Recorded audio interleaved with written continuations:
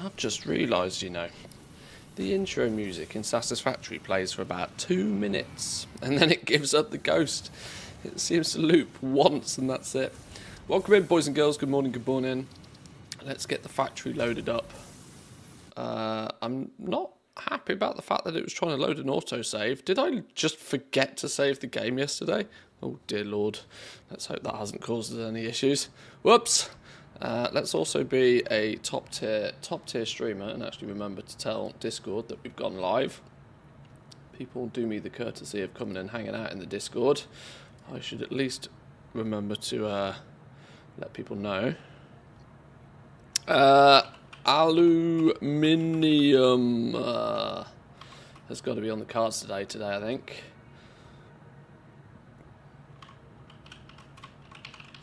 Aluminium must grow is the plan for today. How have I spelled aluminium wrong? So we're getting places. We're slowly getting places. Turbo fuel was up and running yesterday.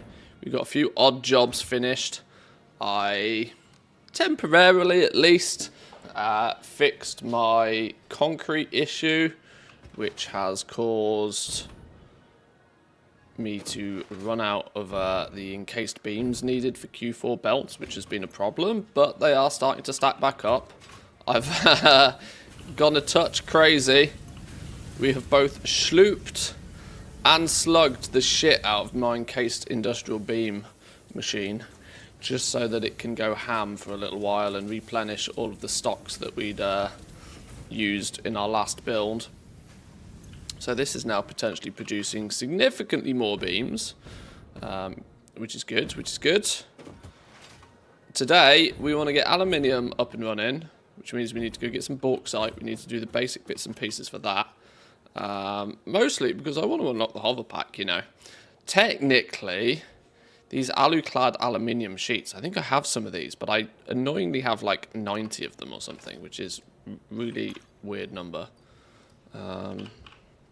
Yeah, I've got 92 of these. These are just ones I've randomly found by getting hard drives. So, we could definitely do with some more of those, but we need to get the process going. We need to get the process rocking and rolling. We need to figure out where I'm going to do it. We got water here. We got bauxite here of pure quantity.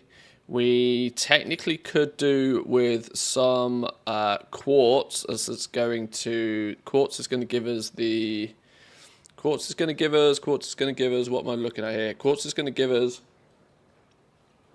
the silica we need to back up the production. So, in either... I'm thinking probably one of the best places for my aluminium factory is around here somewhere, because we can... we've got good access to water, plenty of coal. There's a copper node here. This is where the tunnel exit is for the quartz. So I think aluminium makes sense down here. The only issue is that we got to get the bauxite to it. That will be the challenge for now. This might be, yes, the first train. There's a possibility that we'll get the first train on the go, doing something along those lines. I need to figure out just where these actually are. I'm going to assume these are like way up high. It's kind of a little bit difficult to tell on the map. These could be... I know this one is absolutely a billion miles in the air. There's not a lot I can do about that. So it's either we get a little factory on the go just near our base without the assistance of quartz for now. Without the assistance of quartz, although we do have quartz crystals running to the base. Ooh, I don't have the coal. I don't have the coal in the main base. Everywhere I try and think about setting this up in this first little area, I stumble across a solution that makes it problematic. I'm still thinking that over here is probably the play. It's just going to have to get the bauxite in. But once the bauxite's in, everything else just works. The coal that's needed. I haven't figured out ratios, though. This is the problem. Let me do a little test plan. Let me try and figure stuff out. And then we can, in more detail, try and figure out where we put it. So, how does aluminium work? How we doing, Pagby? Lady Daisy, welcome in. Good morning, good morning. Welcome to you both. We need to take bauxite and we need to add water to it to get a luminous solution, and that gives us a little bit of silica. It doesn't give us enough silica to keep the whole thing running because it gives us 5 silica. We end up needing, I think, 15 silica. So we need to supplement it with some quartz to get it to run properly. But let's assume that we can try and get like a refinery up and running at the moment. 120 a minute. So let's just plan this out. Let's plan this out then. So if we have... might make this into a little test zone.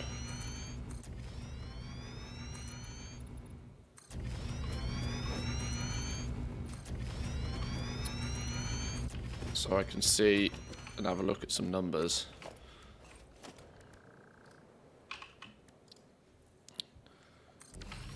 So we got to take bauxite in, water in, a lot of water actually. A luminous solution is produced and silica is produced. One single factory, 120 per minute, is good to go. So we don't need many, we really don't need much for this to process all the bauxite, do we? It can chunk through 120 a minute. This pure node is 120, 240, 480. Just one of these nodes with a tier 3, that node with a tier 3 miner on it is huge. That with a tier 3 miner on it is huge. So we're not going to need too many of these producing the alumina solution. Once we've got the alumina solution, I guess it then runs in, and I vaguely remember this from last time, you almost pretty much direct insert at the end of the day. So you almost go straight out of this with your alumina solution. You then take the alumina solution and turn it into aluminum scrap. Now, it's a 2-to-1 by the looks of things. 2-to-1 here. So you run 2 of these. Whoops. Is that looking right? Is that how we say? 120 alumina solution out. This can take up to 240 a minute. So a 2-to-1 on those. This side is where it's going to need coal. We're going to start needing a lot of coal. Or half as much coal as we need bauxite. Half as much coal as we need bauxite. That's going to produce some scrap. It's going to produce some water. We need to probably feed the water back in to supplement it here.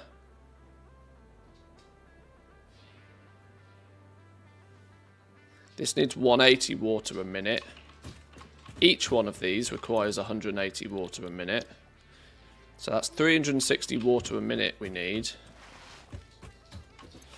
And this thing's only going to produce 120. So this is a nice supplement of the water. But we need to configure something to where that water gets fed in here first and topped up with water from outside. So we need to limit the water pipes that go to this so that there's always room for the water from this to go into them. Otherwise the whole system bottlenecks. Because you can pump water in, but you can't easily dispose of water, can you? Which is really weird. You can't just pump water in back into the sea.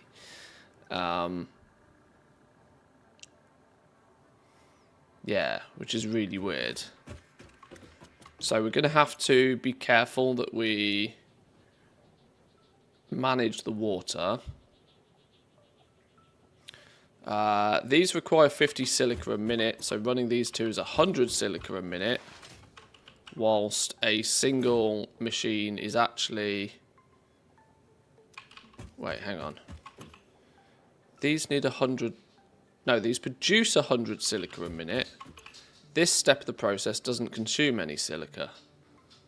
So the silica must be on the next stage where we take the aluminum scrap and convert it into something.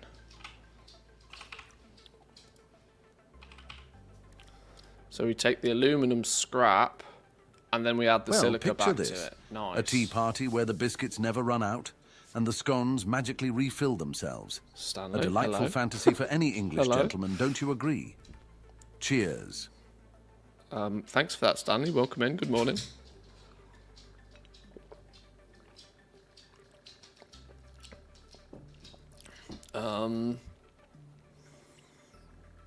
So this is then done in a foundry.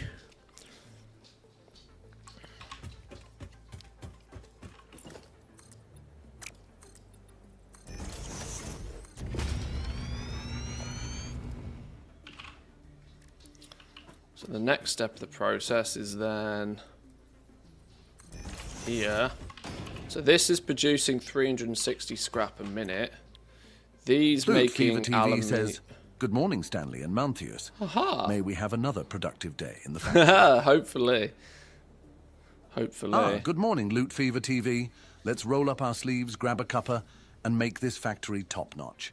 Remember, the factory must grow, so let's crack on with it, shall we? Cheers.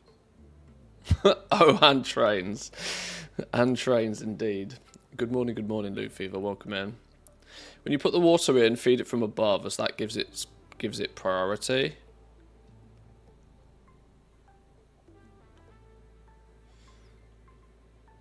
Is that not gonna still... That's still gonna run the risk... Would that not still run the risk of the pipes backing up, though? You don't want that water pipe backing up. So the easiest way is to limit the flow of water from the outside in. So say, for example, where you have... What was the water consumption for these two combined? 180, 360 a minute. You've got 600 per minute capacity in the pipes.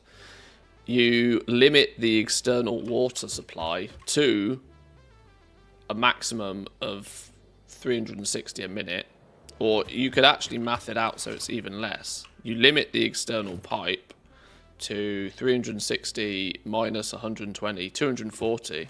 You limit the external pipe to 240 a minute, so then it has to use the water that's produced here, and will consume that first, and will be then topped up with fresh water from outside. You can do all of that with one single valve, I think. It just requires you to do the math.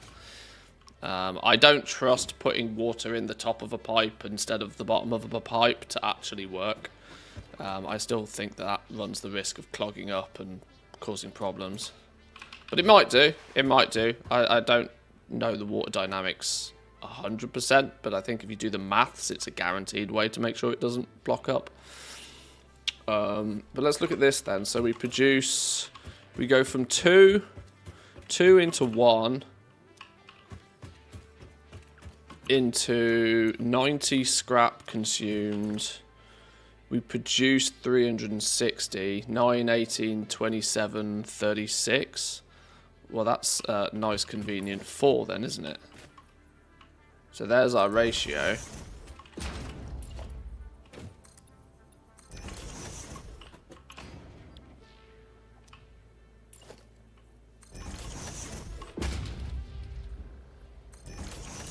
So that's the ratio. For every 2 refineries chunking through bauxite, you will also then need 1 refinery converting it into scrap, and then 4 refineries turning it into ingots. So that's our basic ratio. That doesn't account for the fact that we also need some bonus silica in this whole process, since the silica consumption to do all of this is 75, 150, 300 silica a minute is required for just this little setup. 300 silica a minute is required, yet we only actually produce 100. So we're 200 silica a minute short just to have this running. So you're going to need an external supply of silica then for that to operate, and you can get that up and running. And this is taking how much bauxite? 120, 240. So 240 bauxite in for this build. That means one pure node of bauxite is actually gonna like provide us with fucking shit tons, loads of stuff. How many aluminium ingots is this lot producing? 60 per minute, 240 aluminum ingots a minute.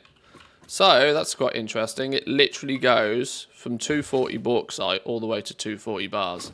It's a 1-to-1 ratio by the time you've processed it all, as long as the ratio is right in between. 240 in, 240 out. That'll make it easy to keep track of how much you're producing. Every single piece of bauxite that goes in eventually gets converted into a bar. You're going to need a little bit of a boost of some bonus silica, and you're going to need a bunch of coal. 120 coal, half as much coal as bauxite, and then just more silica. Okay. So now we need to figure out where we go. Well, that's only to get the ingots mined. Once you've got the ingots, I think I'm probably. Part of me thinks that I would stop there, honestly. Part of me thinks I'd stop there, and I'd just make ingots and I'd distribute ingots where needed, much like I've done with like steel bars. For example, I don't make steel beams and then distribute steel beams. If I need steel beams, I make them on site out of the steel bars. The alu-clad sheets are going to require copper. This is the only thing that makes me try and hunt down some copper. For every 3 ingots you make, you add a copper ingot and you get the alu-clad sheets. Or ironclad, sorry. Ironclad aluminum sheets. This is probably something that if we can get set up here as well. Maybe we do go as far as to make both of these, considering that's all that the bars actually go into. But then we've got 2 things to ship about where needed, instead of just the one. But wherever we need these, what do we need these for right now? See, this is the difficulty. You don't know what you need these for yet. You're kind of guessing to what you're going to need it all for. Right, I've got my coffee in game. Let me grab my coffee out game.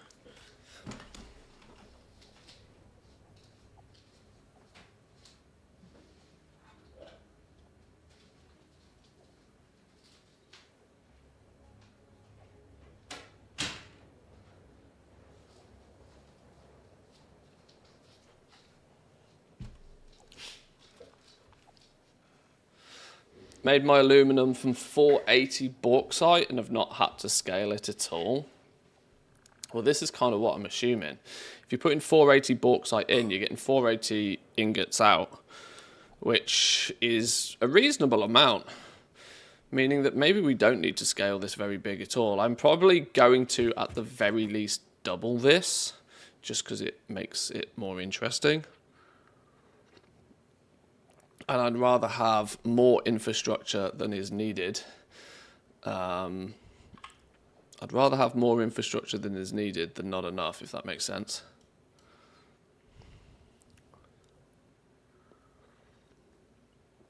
I don't think I'm going to have any issue with the bonus quartz as long as I build it around this sort of area. If we build it down here somewhere, we get the coal in that we need. We get the copper in that we need. There's another copper right here. This little area is screaming for that little. Oh, those icons are really small, aren't they? This little area is absolutely screaming for my aluminium. I think just got to figure getting the bauxite there. Let's go. Let me go and investigate the area. Let me go see what it looks like.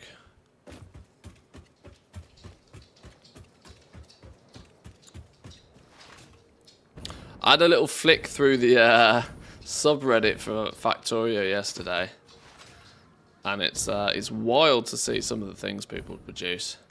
It goes to show just how not creative I am. My brain is clearly very maths focused, very logistics focused, whereas some people get vast enjoyment from this game and are clearly absolute wizards when it comes to creative stuff. I mean, look, I've made a big whacking great big orange box, and I'm really proud of that. Yeah, some people build that as their template for, like, to build some Taj Mahal off the back of it, and I'm like, what in the world? I can't even comprehend doing that. Oh, locals.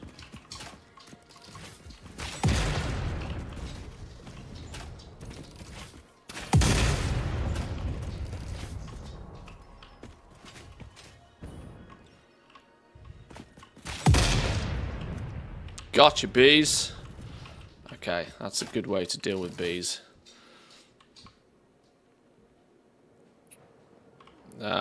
Right, so down here to the right somewhere. This little area.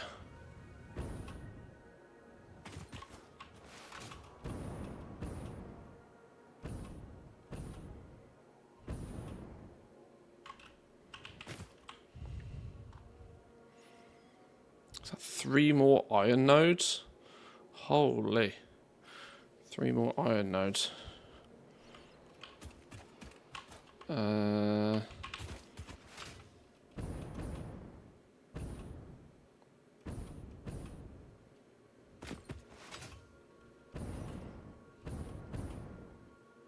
So here's one of the coppers, or here's a copper that we can use. Alternatively, if we're doing it down here, we've kind of got most things a little bit more localized, so we probably won't need this one.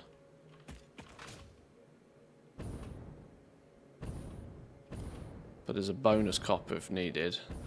I don't think we need really that much copper, though. I think it's just like the copper's being used as like a catalyst. No, not catalyst. What's the word I'm looking for? An alloy. An alloy in making the bars, in the sheets. Is that a way in?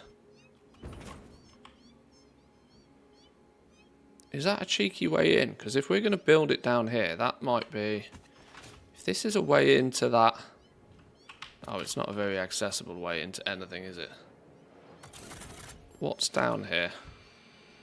No spheres, no sloops, no slugs, no hard drives, no care.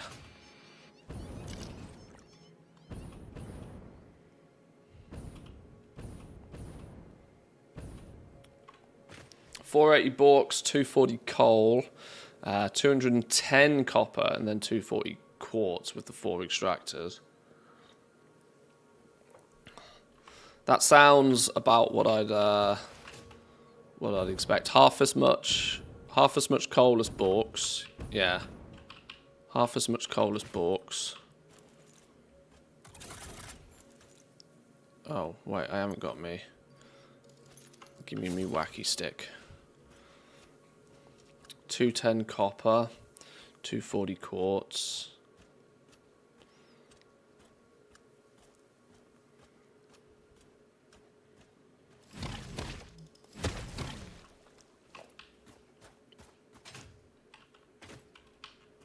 Oh shit, they've seen me.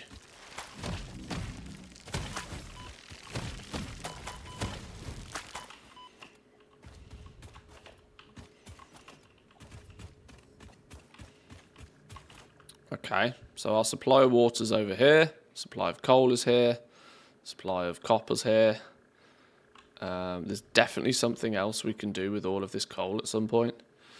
With the bonus iron, maybe we turn it in. That's a big old iron ore as well. Normal, normal, normal, 4 normal coal patches. More coal than I know what to do here. Maybe we localize the power for this and run it off coal or something cool or interesting. I don't know. Whatever. Or is moving it a little bit further down here where we've got more access to water going to be better. This is quite a nice area to build in. This could be quite nice to build in.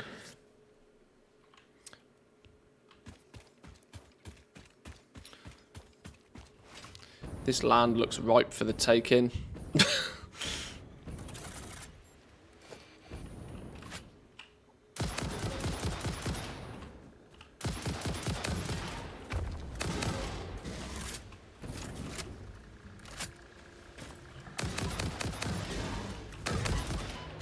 Jesus, you're a tank.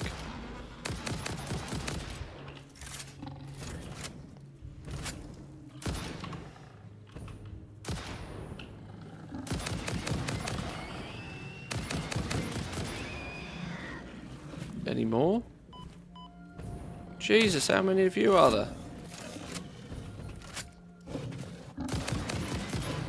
They just keep coming. Flipping hundreds of them.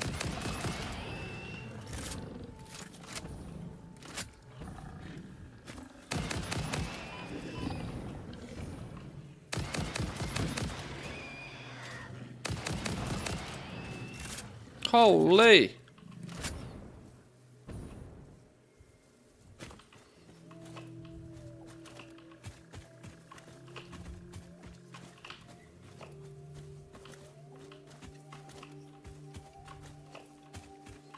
I swear I picked up like 50 hog remains from that. Oh, is that a sloop up there? That's a sloop up there. Hello. Maybe that's why there were so many flipping things around here. Yoink.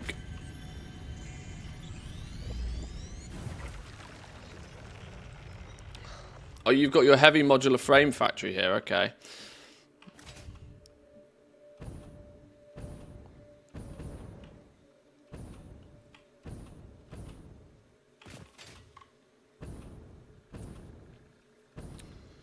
Yeah, looking at it from this way, this looks like a nice area for me to have aluminum, I think. We could do some work with this. We pull the quartz out. Bauxite's going to come from somewhere over there. Flipping no idea yet.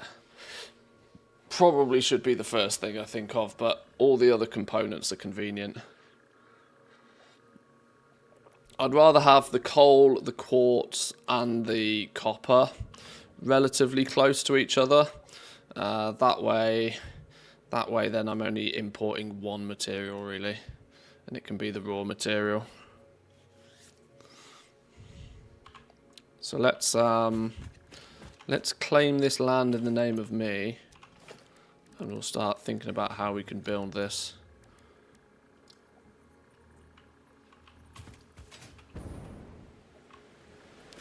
What's the highest point? That's not level at all, is it? How's that level? Game, hello? How does it think that's level in any way, shape or form? Oh, it's because it's a ramp. There's me thinking that looks like a funny flat surface. It's funny because it's not flat.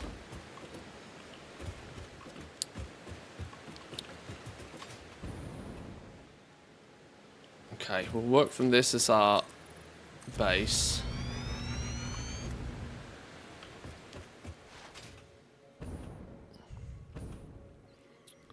And we can start production out here.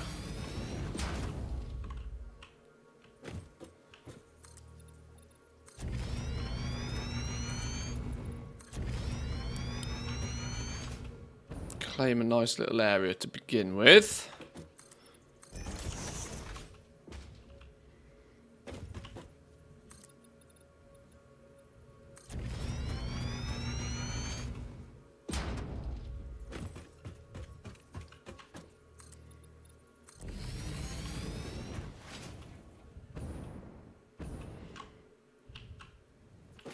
Oh, I tell you what, turbo fuel makes life so much easier.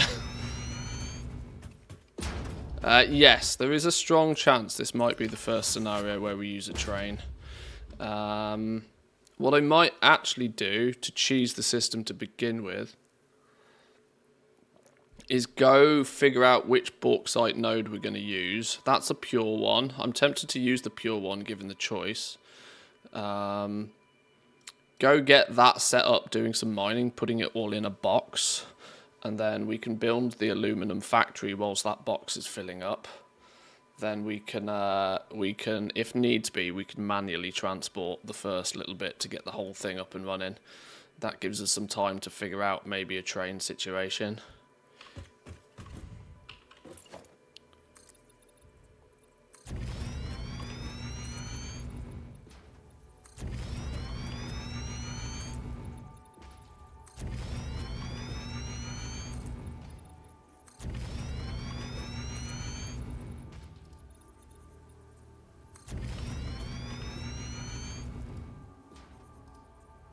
Missing concrete? Are you shitting me? Flipping Nora. Alright.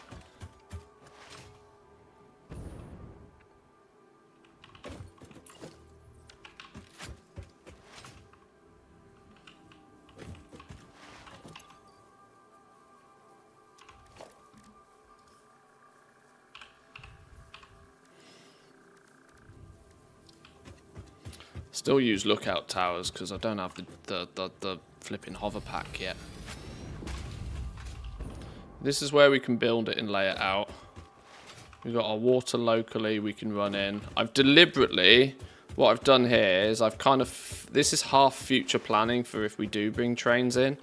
I've took the highest point of elevation around here to be the base, or the highest point of elevation I think we're going to use.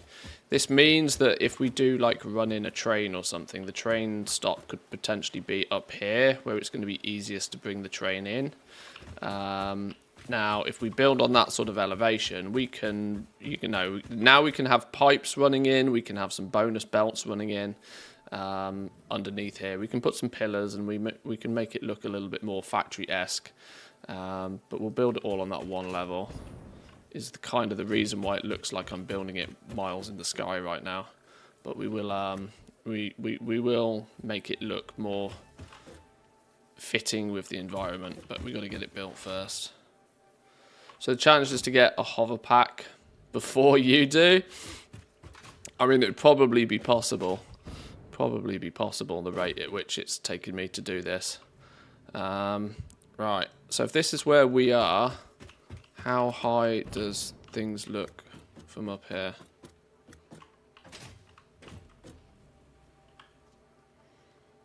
Bauxite is directly over the SAM node in that direction. So we need to get in that direction and go and figure out where it is and see how that relates to getting back here. We've already got power over there. We've got a radar tower over there anyway. So we might even have some infrastructure here, sort of, nearly, possibly. A radar tower up there already. So yeah, getting power here shouldn't be easy. It shouldn't be too difficult, sorry. Let's go find that bauxite node and see what the damage is going to be getting it to here.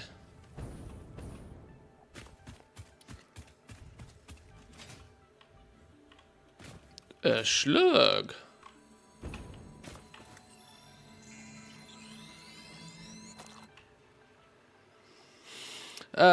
We were down here once upon a time, weren't we? We came down here once to get the, there was a sphere down here at some point.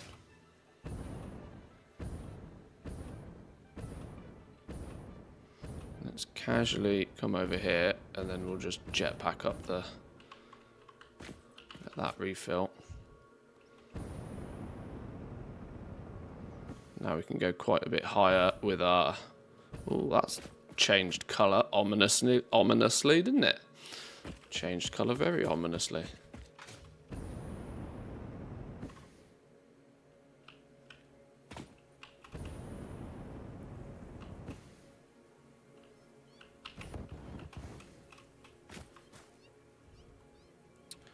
I hear pussycats. When you say it's possible, keep in mind it took me 20 minutes to figure out how the chainsaw works. Oh, okay. Well, everybody has their way of learning things.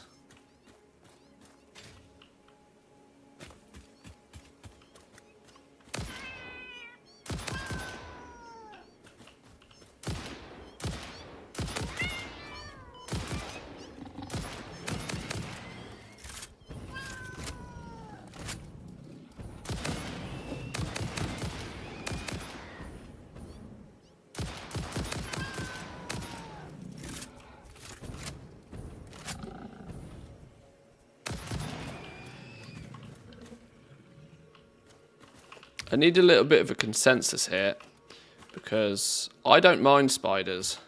There's an arachnophobia mode in the game for a reason, but shooting pussycats is almost more traumatic than shooting spiders. If you've got arachnophobia, I kind of suspect that shooting spiders is kind of quite high on your list of things you'd want to see happen.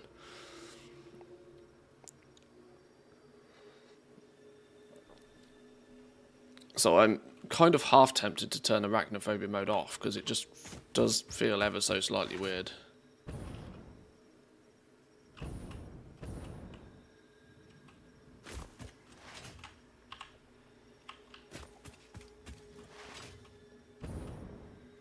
Right, so this is where the Samor is.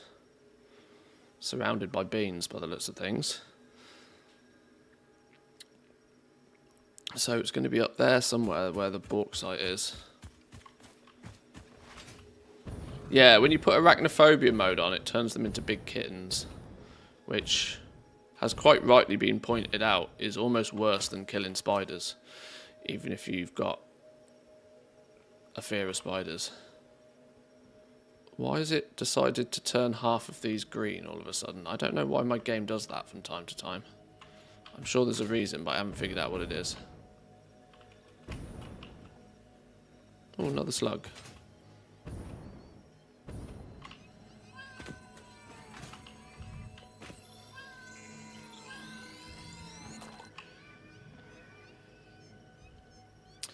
The bugs and the spiders seem not to like it. The pigs and the spiders seem to not like each other either.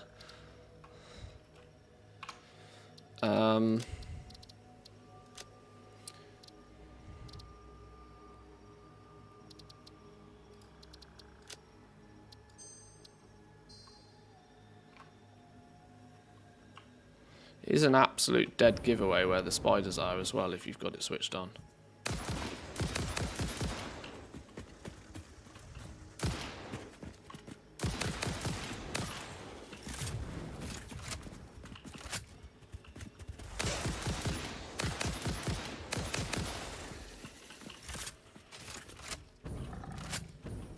Chris49 says, "Good morning, Stanley. How's the factory going?"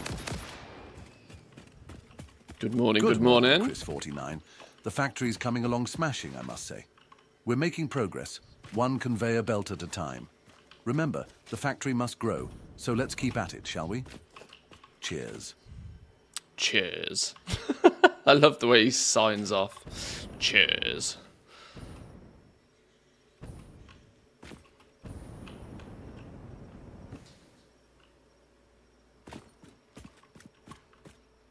Cool looking area. Is that a sloop? It's a sloop. And a sphere. Oh my god.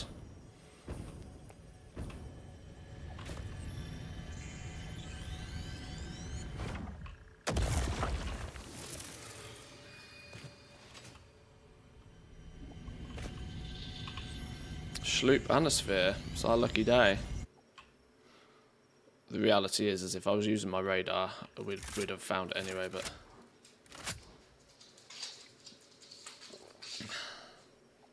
Mine does the green thing on occasion too. I think it's got something to do with the fact that you can highlight map markers or something. Because obviously you can click on these and then highlight just claimed ones or just unclaimed ones. But I don't know what it is that turns them green. And I don't know why that happens, but...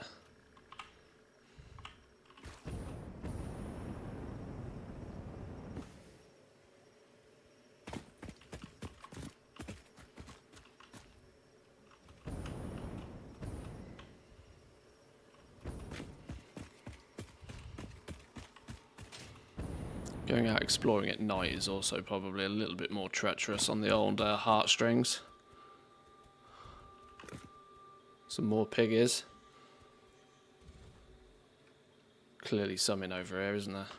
Right, well, the bauxite's over here somewhere.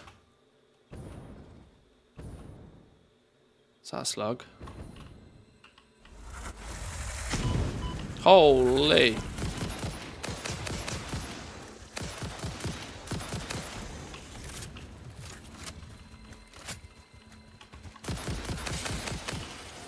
Should have assumed they'd be unfriendly, shouldn't I?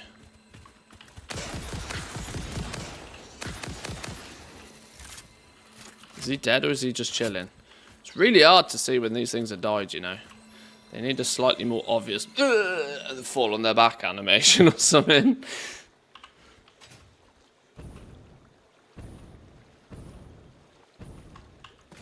Where the hell is this bauxite?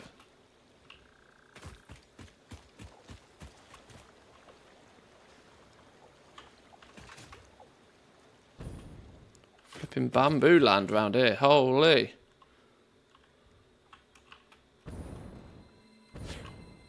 Oh, hello. I'll blow that up in a minute. Oh, more clear friendlies.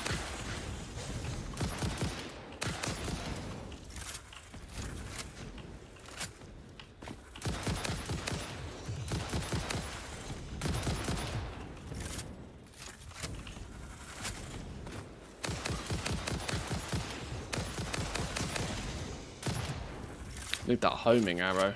Homing ammo.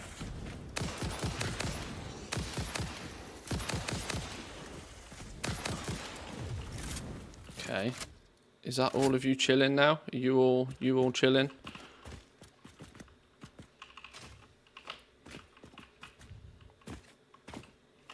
Right, bauxite located.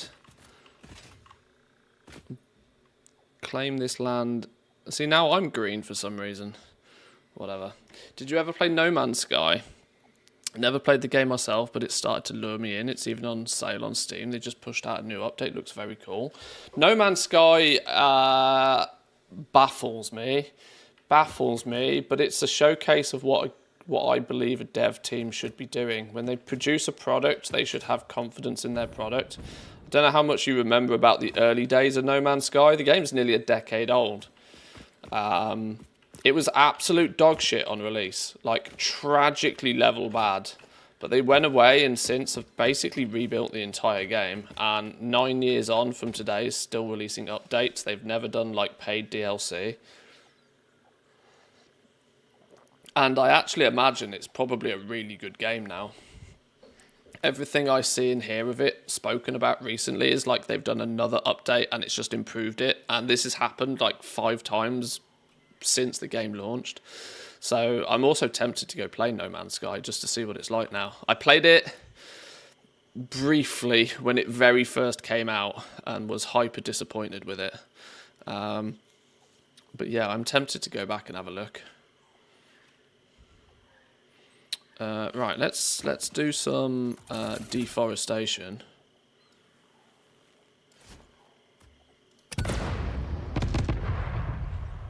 There we go. Deforestation in the humane way. There we go. Cleared those trees.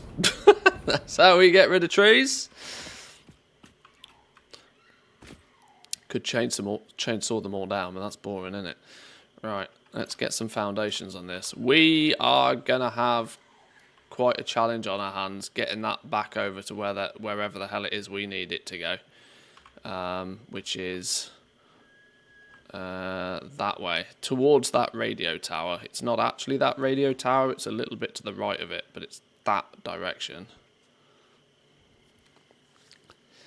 Morica! Yeah, that's how we do stuff.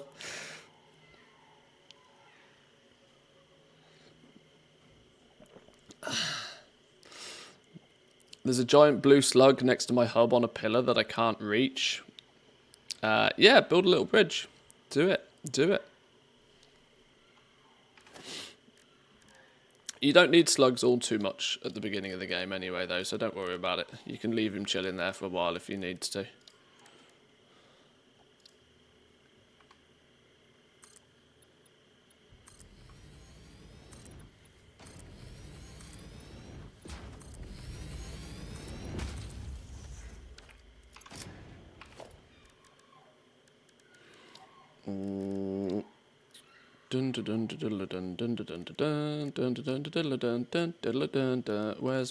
Where's me box?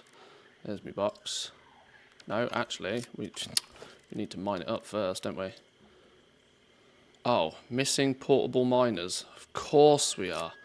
Every time, those damn portable miners.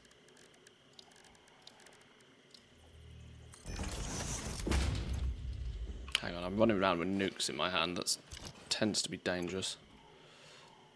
Oh no, portable miners aren't even made with this one, are they?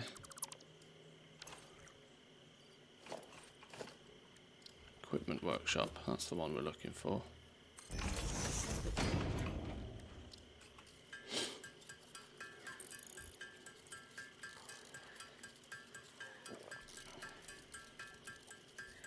It's huge though, that slug. Yeah, they are pretty big. What's the stack size on these things? I'm tempted to just make as many of these as I can.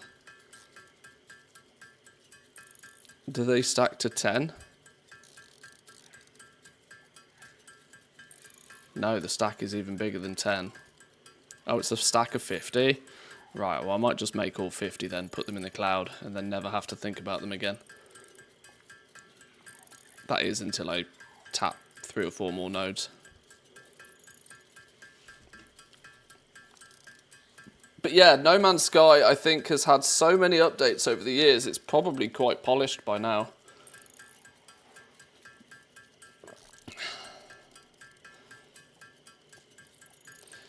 And the laughable thing is it's kind of what was it called? Starfield? Was it Starfield? Was kind of based on, you know, with all of the procedurally generated, infinitely scaling sort of planet system thing. But No Man's Sky did it, did it better, and is now probably much better as well. It's polished, but the game loop is the same. If it didn't grab you then, it won't now. My perspective on it is slightly broken because I did play it when it very first came out, and it was borderline unplayable because shit just didn't work, which caused a problem.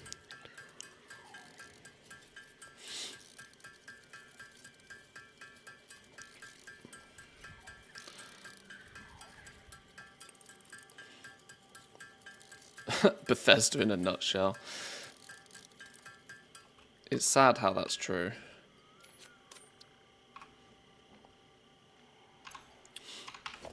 AAA dev companies are really struggling at the moment, aren't they?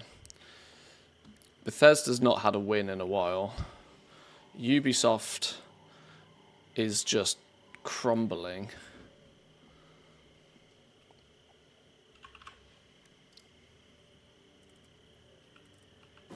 How are we going to put this in order to be able to do... If I spin it round that way,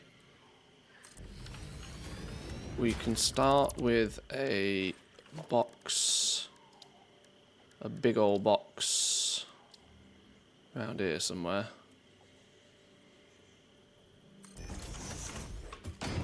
So that we can at least get some of it in and on the go. So we can let that box start... Oh, I say we can let that box slowly start to fill up. I did kind of forget the power situation again, didn't I? Where would I imagine to be my nearest location of power?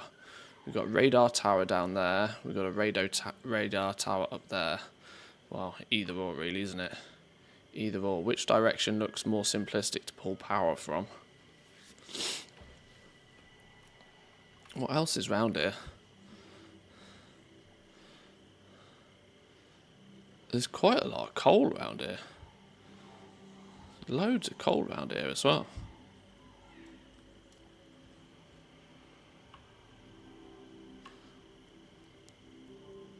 This big tower is home. That's home all the way in the distance. It's just big. That's actually the closest. Oh, you mean an actual power tower? Have I already been out here somewhere?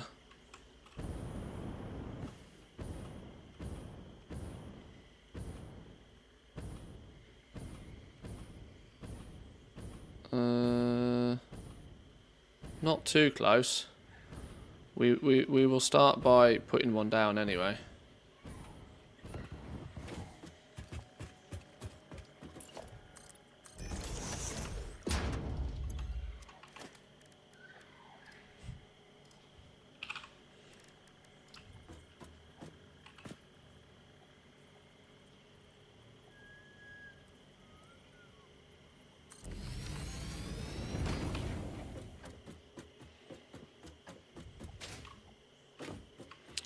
Right, so, yeah, somewhere along there is where we actually need to go.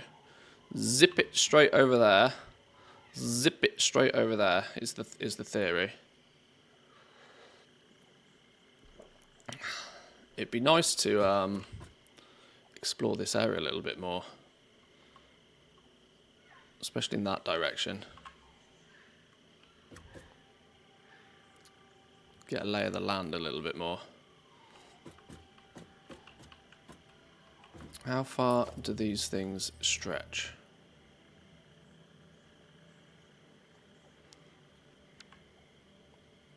Let's see if we can get one like on that rock up there whilst connecting.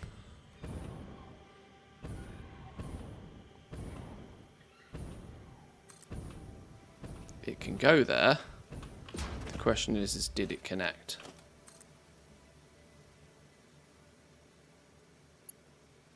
Boom, beautiful. That connected. That's a nice little power line set up. I like having these on the big high areas. Just like gives the power grid good feel. So maybe one on the far end over there somewhere, or one over there. If we put one over there, we might actually be able to join it straight up to that one.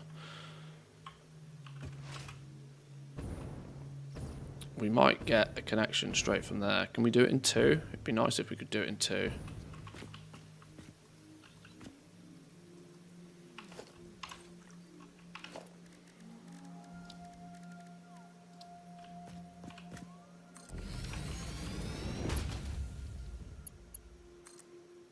From you to you. No, might need one more up there, say, to bridge that gap.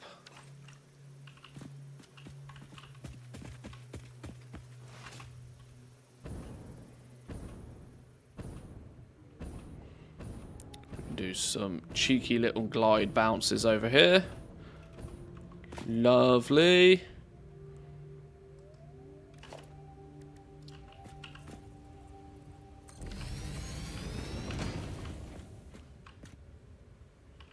That looks a bit weird there, doesn't it? Maybe we need to make that look a little bit more aesthetically pleasing.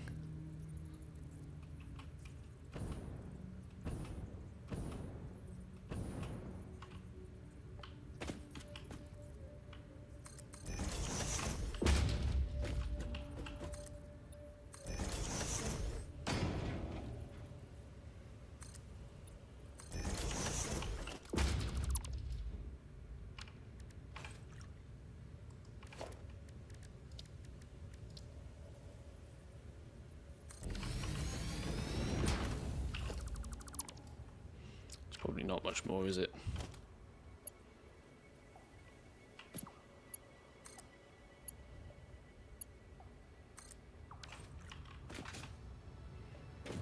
Oh, there's a slug over there anyway. Can't quite reach all the way over there, so let's go. Whoop! God, I wouldn't have dared do this with my last fuel. Turbo fuel, we can kind of casually glide most way across the map, it feels. Didn't even spill the coffee. I know.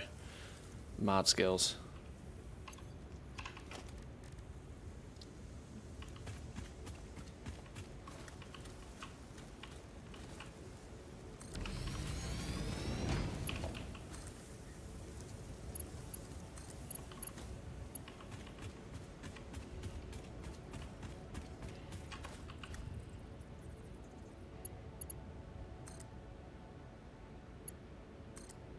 Boom. Bingo was his name-o. That goes all the way down there. I couldn't tell you where that goes next. That must have power, though. Where's that been getting its power from then before? Because where the flippity-doo-dah does that lead on to? Oh, that one. I just can't see the wire. The wire's not rendering. It's too far away. Okay. Well, that should, in theory, be power over here. And if everything has gone to plan, it should actually be doing its thing.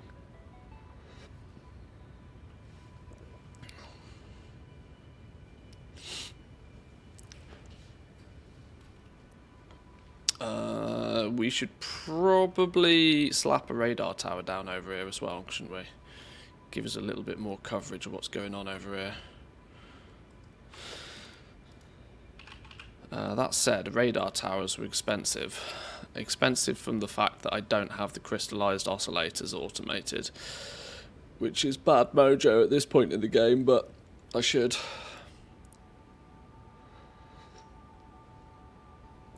Once I get those automated, we'll have more advantages.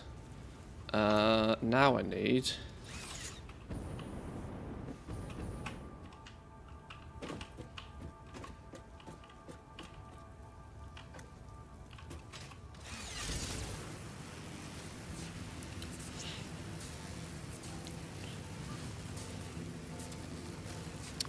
Now we can see the world and get there relatively quickly. Whee! Whee! So many little things like this that they've thought of in the game, which is really nice.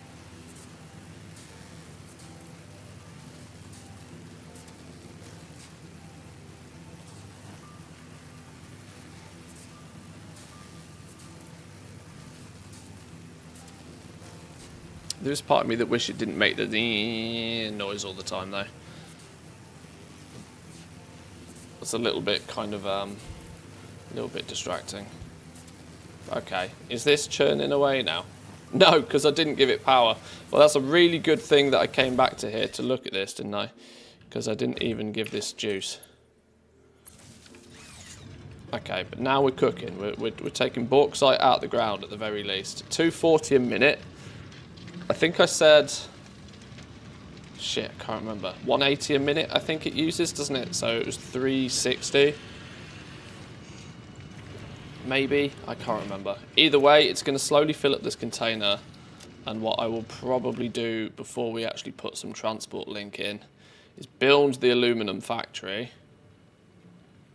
Don't know why these are green again. Build the aluminum factory, and then we'll just hand deliver a shitload to get it up and running. Once this box is full, we'll just empty our inventory, fill it up, fly over. That's probably the way. I was going to try and put a radio tower down here as well, wasn't I? Because I feel that that could be useful for some further exploration.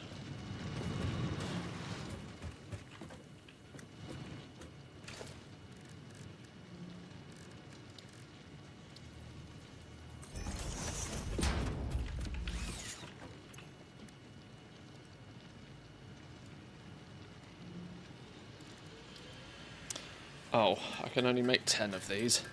I need 25 of these per radio tower. Well, that doesn't work then, does it?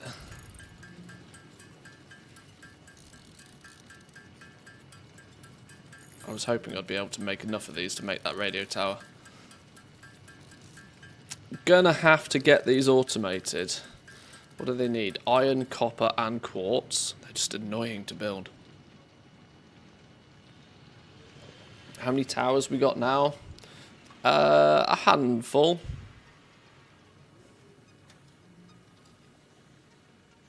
1, 2, 3, 4, 5, 6. 6 radar towers. We turn those off, you can see them. Kind of got this area of the map well tracked now. I was going to put another one here, or we could put it over here or down here or something. I don't really know. Just kind of getting as much coverage in total as possible.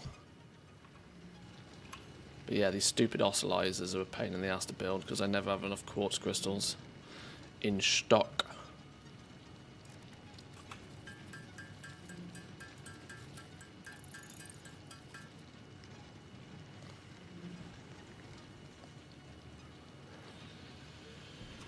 Right, well maybe we don't have a radar over here for now. Let's get back to okay,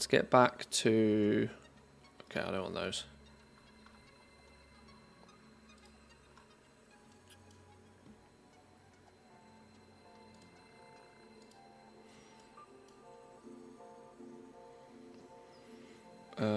Let's get back to that radio tower and then go back up that way.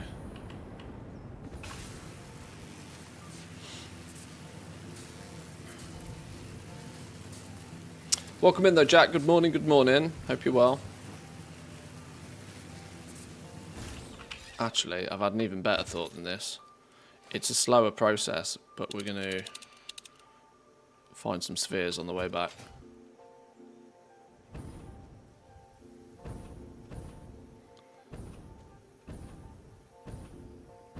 Jack's presence has reminded me that we could do with more.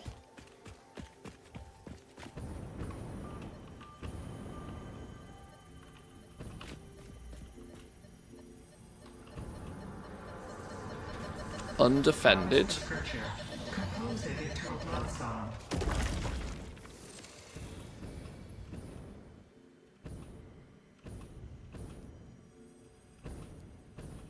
It's going to be in the poo cloud, isn't it?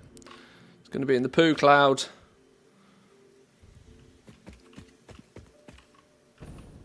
It's in the poo cloud. We ain't scared, no poo cloud.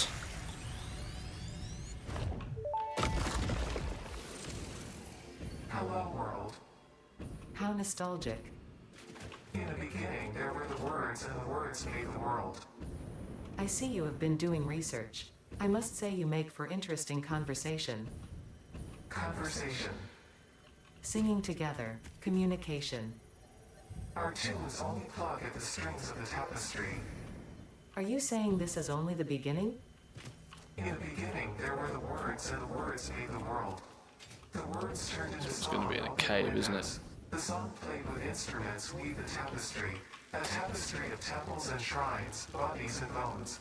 Orchestral harmony. Us. We. Ours.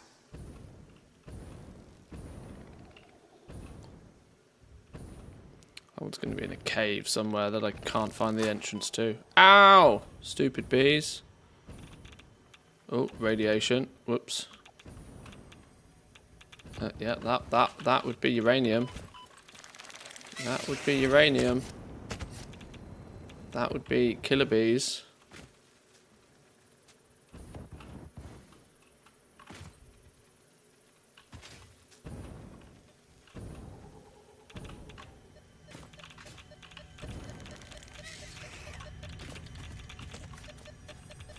Where is it?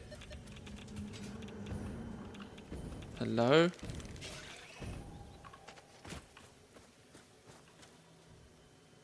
It's got to be around that way somewhere.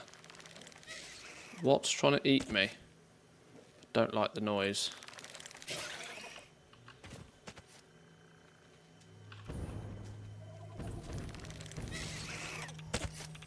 Ow! Stupid spider.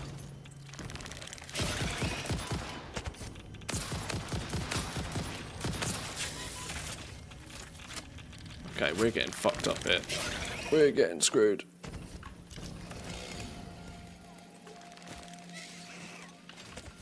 Still after my ass.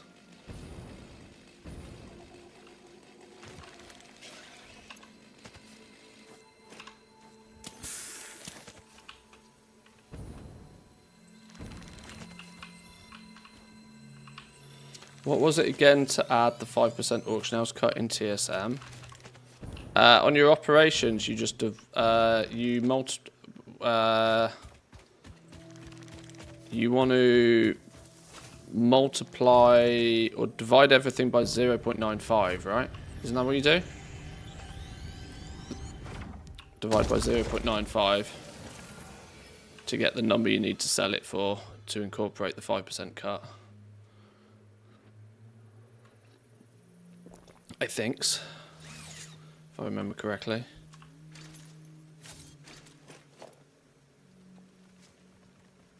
Right, I can't find that one that's over there.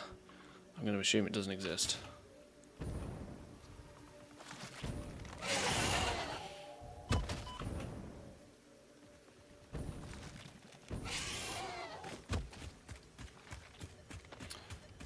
No, multiplying by 1.05 doesn't work. You got to divide by 0.95. I do the maths to show you why. If you're going to go the multiply route, at least multiply by 1.06. It's the inaccurate way of doing it, and so if you're going to do it, you might as well do it the accurate way, which is divide by 0.95.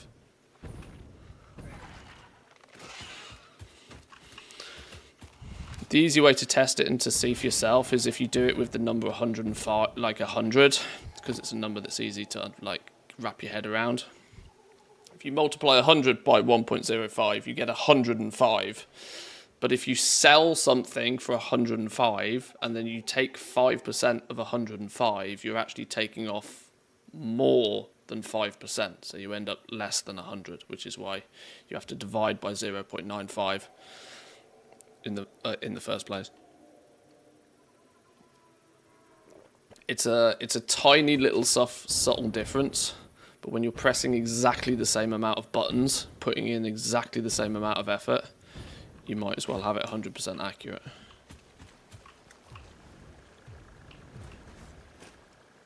Right, that dude is hiding a sloop, and that dude is going to get his ass handed to him. You ready for this? Let's make sure that we're fully restocked, fully loaded.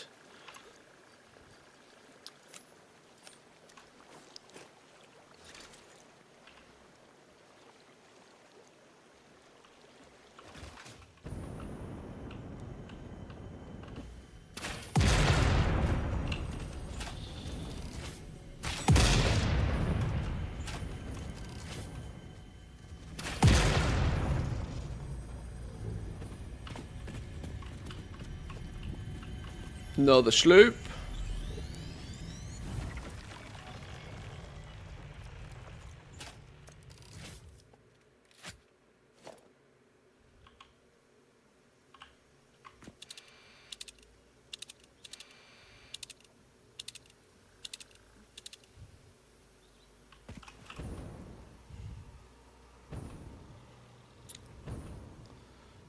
Bonus slug, we might as well have that while we're here.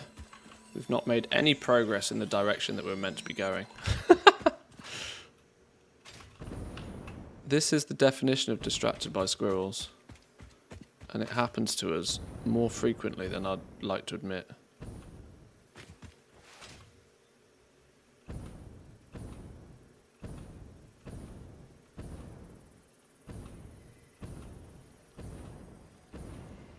This is the one that I believe is in a cave somewhere. No, there's one there, look. Yoink. No, I don't have the power augmenter yet, which is another reason why getting a bunch of these now, whilst we're casually flying around the place anyway. Is this a crude oil geyser? We stumbled across a crude oil geyser. That's handy to know.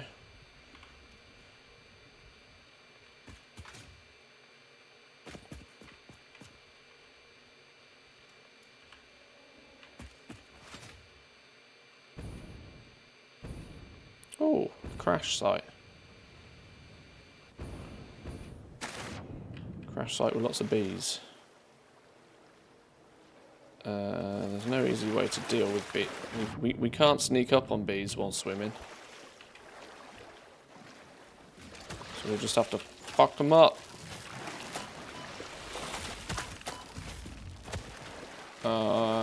And by fuck them up, I mean run away because I've not got the right tools equipped.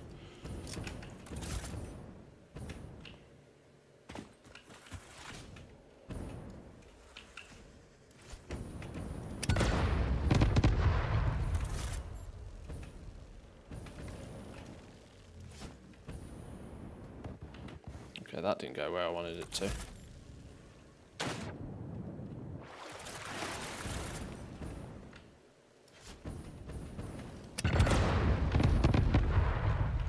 Okay. Those bees are indestructible. Absolutely indestructible bees.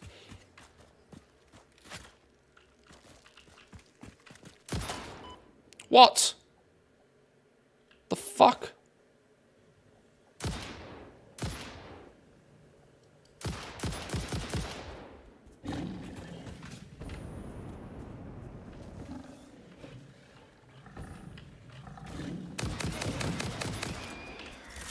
Son of a...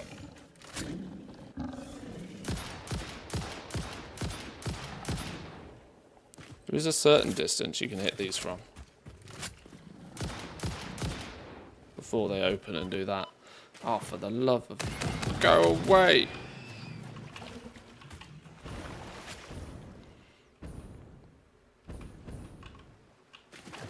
How you doing, Rose? Welcome in.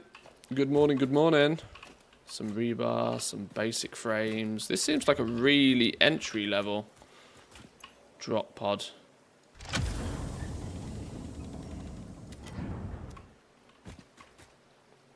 Oh yeah, I meant to be marking on the maps the ones I've done, haven't I? Boop.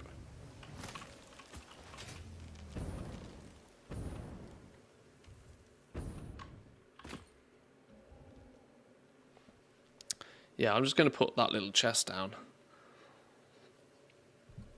on ones I've already picked up.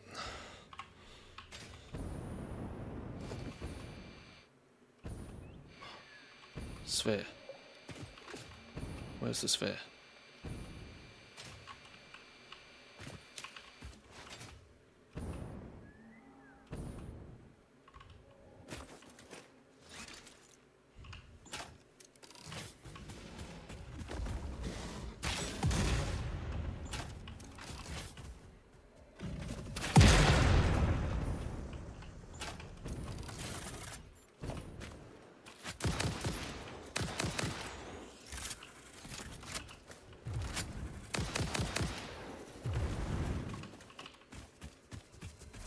Oh, you've got another friend. I didn't see.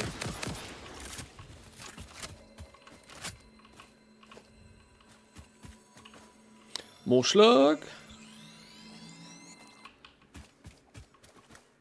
I was actually attracted here by a sphere, though.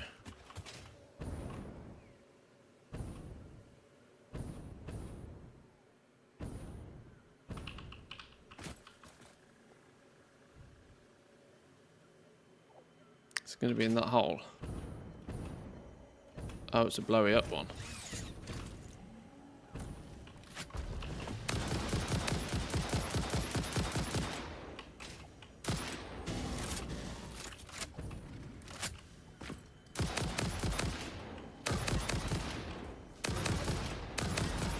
I guess they've deliberately got a very... Ow! Ow! Don't randomly press enter.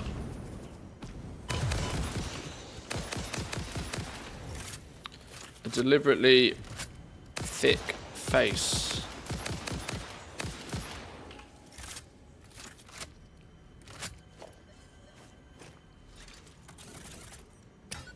Oh shit. That's what I've got to be careful of.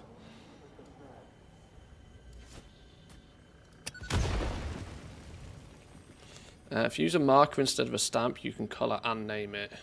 Because the crate stamp confused you last time on the map. I just need to come up with a system and use it. That's my biggest problem.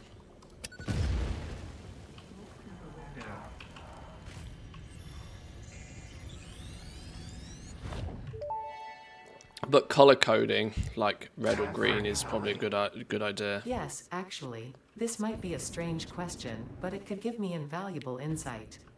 What, according to you, is the shape of our universe? It is a donut within a void within a donut within a void within a donut within the shallows, which is a ball of string wrapped around itself to contain the infinite deep within Ada's lost that it. string with windows Ada's absolutely lost it. to alarm resonance. I should have Absolutely waited with lost it. this question.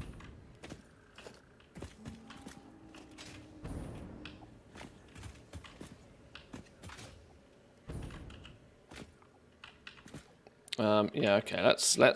Yeah, I think you're probably right. Actually, let's reconfigure that. If we take you off, if we just do add marker, the thing is I have my markers switched off by default. It just means every time I have to set this up. Stamp that one. Select icon. Color. Green if I've. What do I want? Green if I've picked it up. Or red if I've picked it up. Red if I've picked it up. I don't know.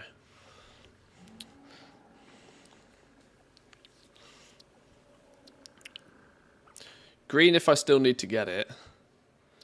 Maybe a neutral colour. If I've got it. I don't know. We'll decide later. Use the explosive ones on those too. Yeah, I just didn't want to use an explosive one. I use those for creatures. That's my theory anyway. Another sphere. Can't move for spheres right now. Hello? What are you?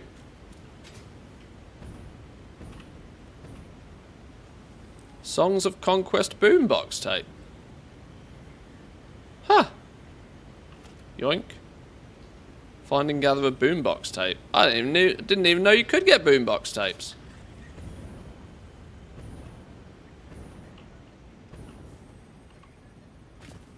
Also claims there's a sphere around here somewhere. Another one that must clearly be underneath us somehow. So how do we get underneath us? There's probably a cave opening on the other side, isn't there? If they're clear and obviously caves, I'm probably just not going to bother.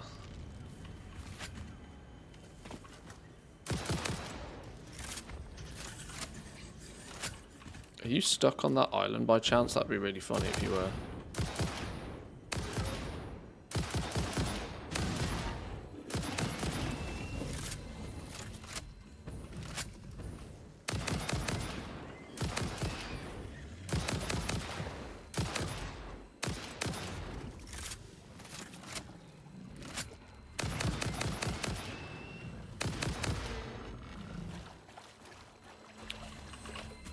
Really don't need to destroy quite so many of these locals like this, but you know, sometimes needs must.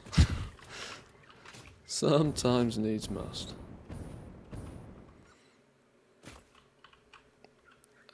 Made another batch of meat sauce. Giggity. To mix them together so that the first one wasn't overpowering with cream that I added so much of. Now it's fixed, but now you have 7 to 10 litres of food. Holy. Okay, that's already quite a lot.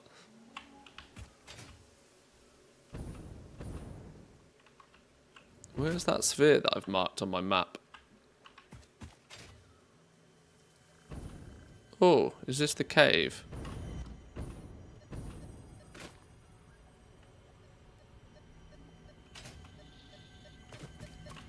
I can hear it. Is it for some reason like behind this limestone?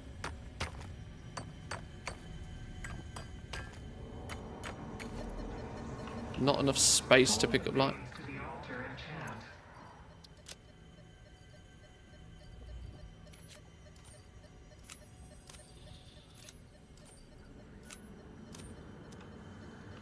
Listen to the rhythm.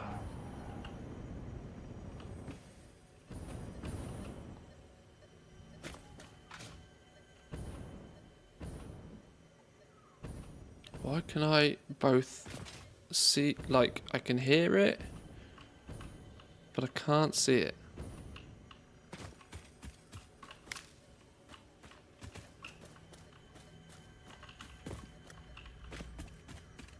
Could be a cave entrance or something to blow up somewhere.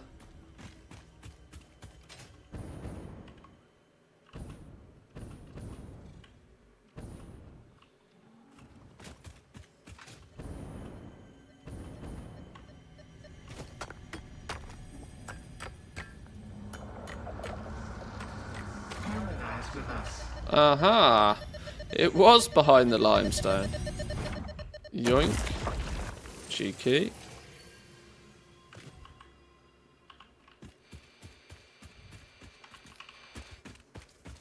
Oh, hello. Hello, local.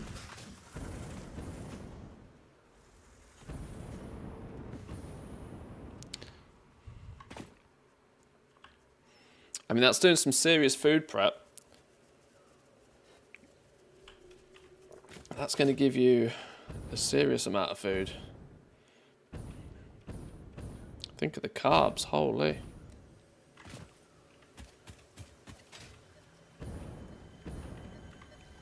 Not guarded.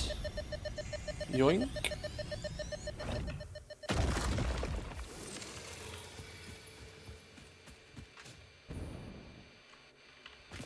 Aha.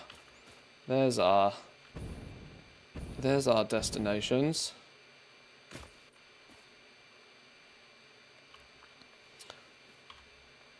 What it didn't do is get any power over in this direction, did we? But I think if we've got power on that radar tower, we can bring power down here quite easily.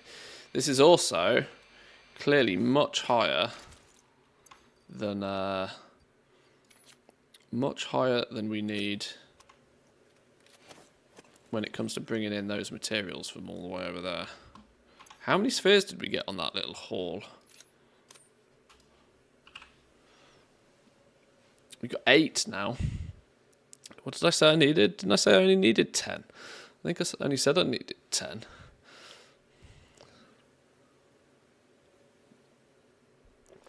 That is for the upload increase and the stack increase.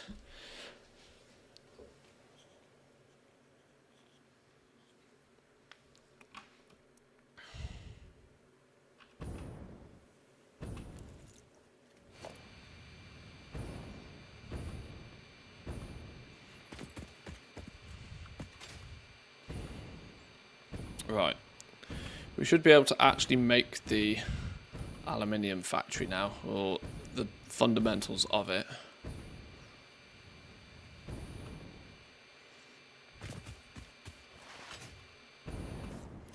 So we can put that away for now. Get coffee cup out. Got to do our construction with coffee in hand.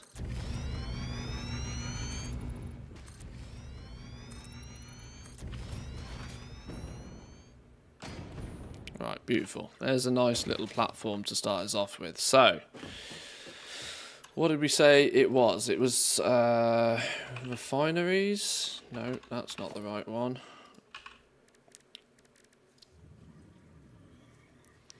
I said I was going to double it. I said I was going to double it to start with, didn't I? So we want to have an area that's doing... an area that's responsible for taking the bauxite in, smushing it into solution. We then going to need, it was a 2-to-1 ratio on these. So we need, the 2-to-1 ratio means if I'm going to double it, we need 4 of these to begin with.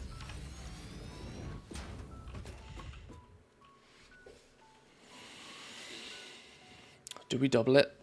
Oh, I love doubling it. I'm thinking, I mean, we'll never provide it with enough materials, but if we overbuild the shit out of it now, then it's done, right? If we overbuild the shit out of it now, it's done. Yeah, fuck it. Why not? Let's go.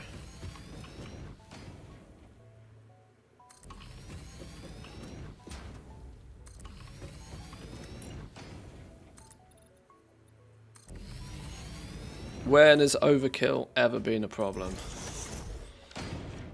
1, 2, 3, 4, 5, 6, 7, 8. Uneven surface.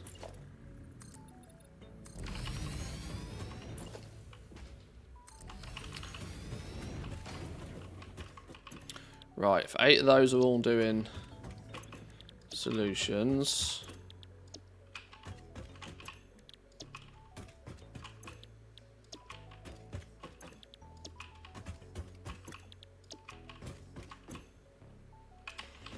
You're all doing the solution. You're going to need what? You're going to need bauxite. You're going to need water coming in. Water's going to come from over that direction. We can do that in a big old pipe. But we need to belt in the bauxite. Let's think about this from a quantity. 120 a minute. 120 a minute. 8 of these is a lot. A lot. We can do that with tier 6 belt eventually. But for now, it means it's still less than 1 max tier belt. So I don't need to worry about double belting it. We're not going to be able to fully utilize all of this anyway right now. So all it's going to require is an upgrade of belts later in the day. Which is fine.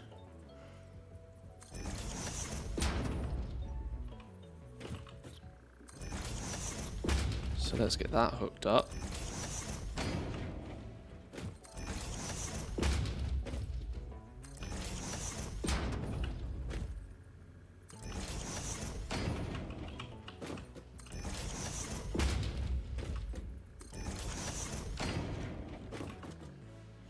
So we'll have top tier belt in here. Come in from wherever the bauxite comes from.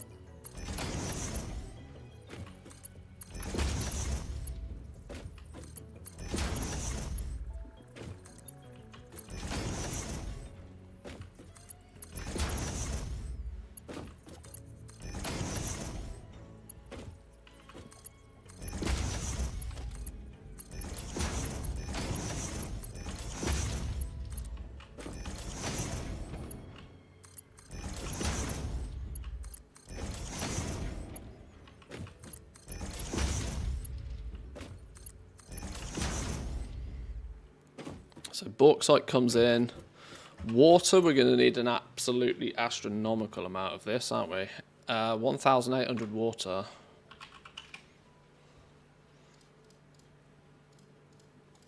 $1,440 water.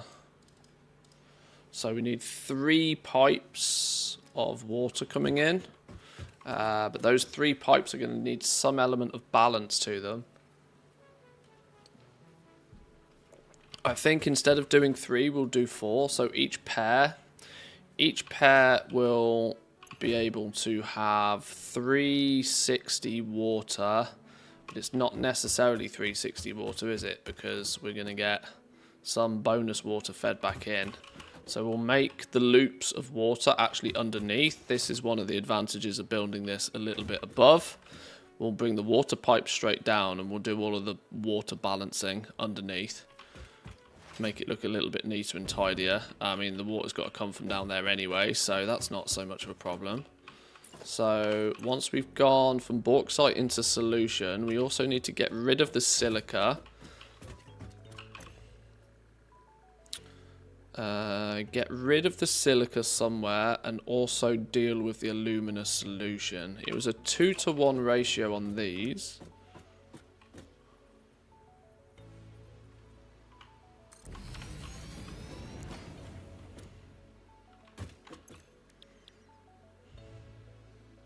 This is also where we bring the coal in.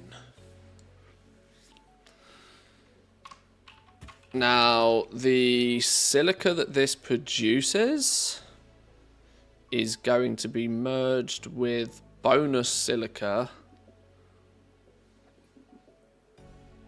before it goes into the next step of the process. Which when we've got the scrap, it's then foundry business, right? Was it done in foundries?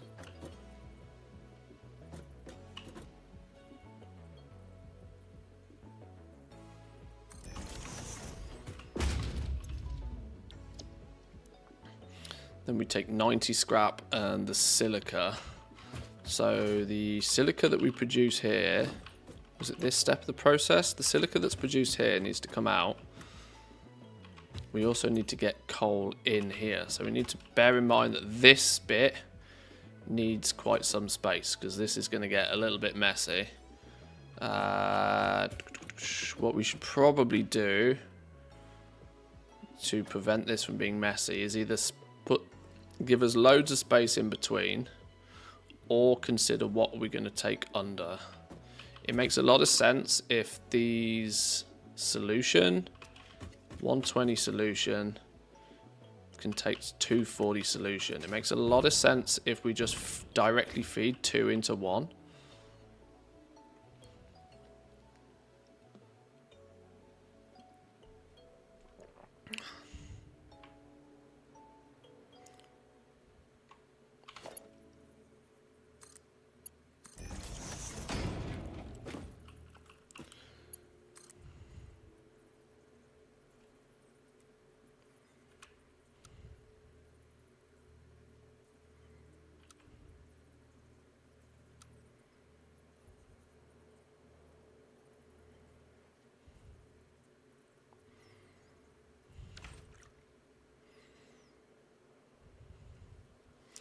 I'm going to cause myself more problems here because I also need to consider pipe throughput.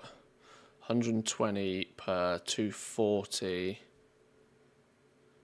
Yeah, it feels safe to do it.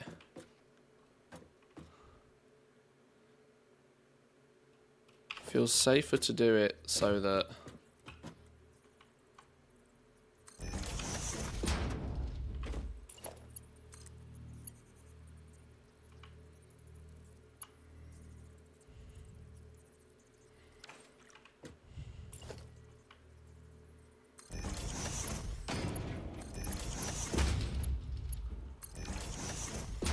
two pipes go straight in. We've got to remember that the silica is coming somewhere. We're bringing the silica out. Maybe this is where we put the silica through the floor to get it out of the way. I also need to remember that coal is coming in here.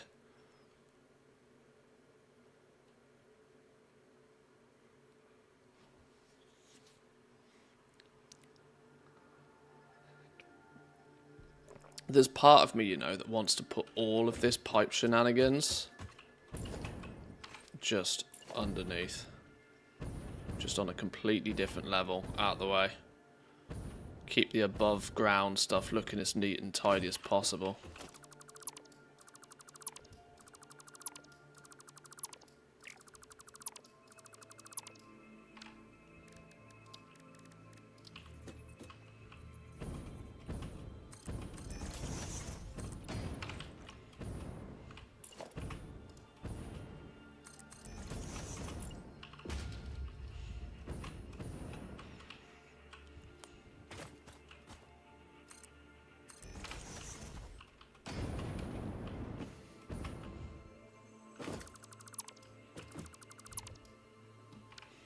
Because we could have a second layer that does a bunch of pipe work, and we can spread it out a little bit, and we can keep above ground just looking neat, you know, keep it looking tidy.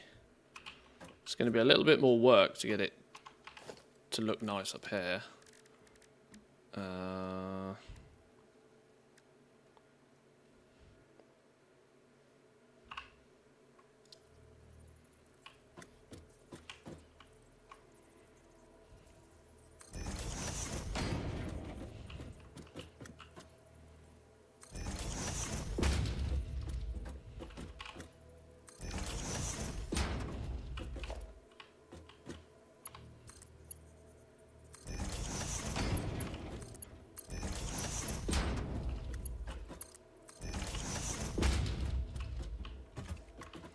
So whilst that's there like that, for example, all we then need to do is we connect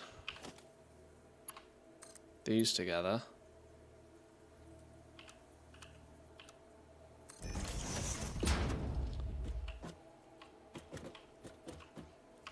put a split in there.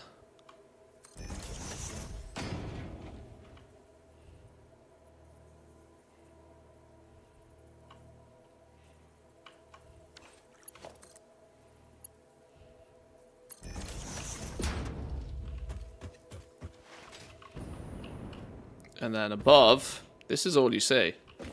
This is all you see. So then you can have coal coming in. You can then have your silica going out. You can have your coal coming in. And all the pipe work is done underneath.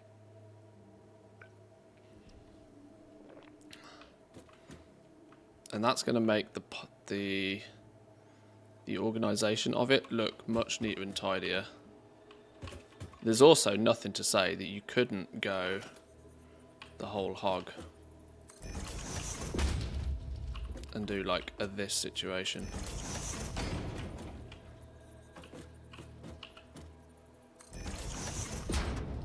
So whereas you just straight up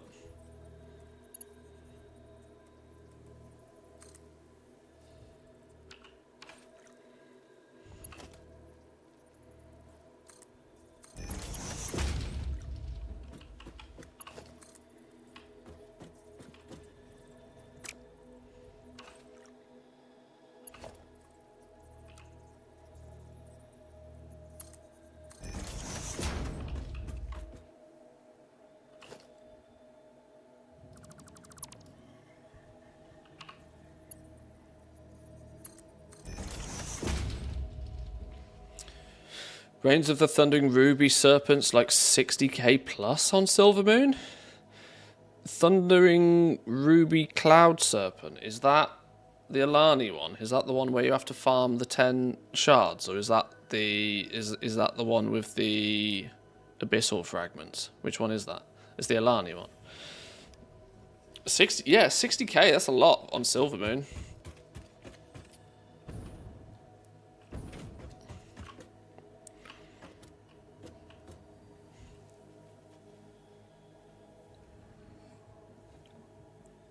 Especially since, like, pretty much anybody with a max level character can just, like, farm the shit out of that one. There's not really any restrictions in place for that.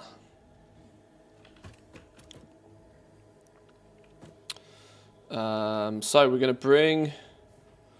This is going to bring all of the...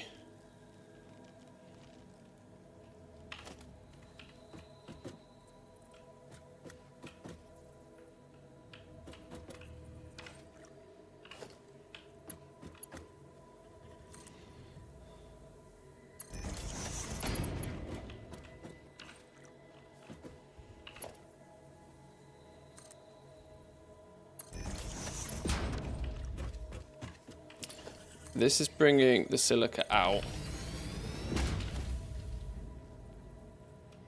And we'll send it this way.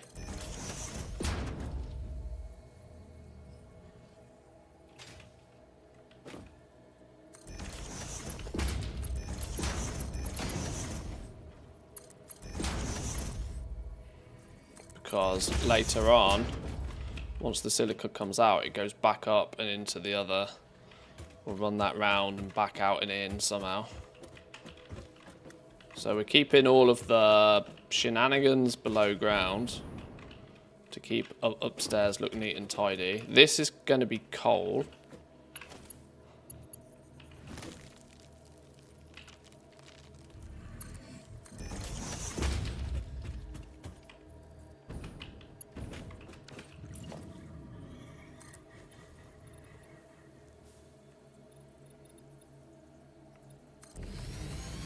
So we have a similar situation on the go here for coal,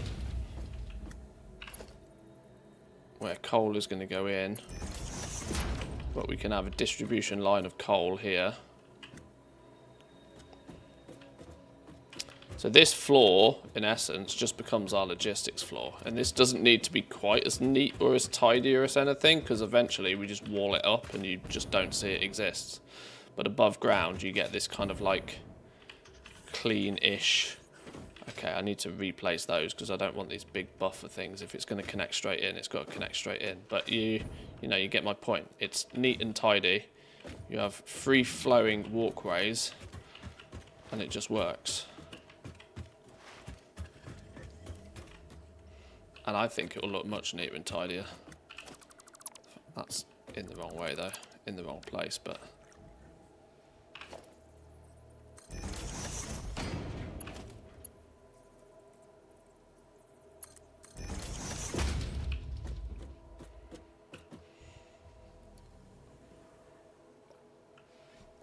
been both buying and reselling those since BFA.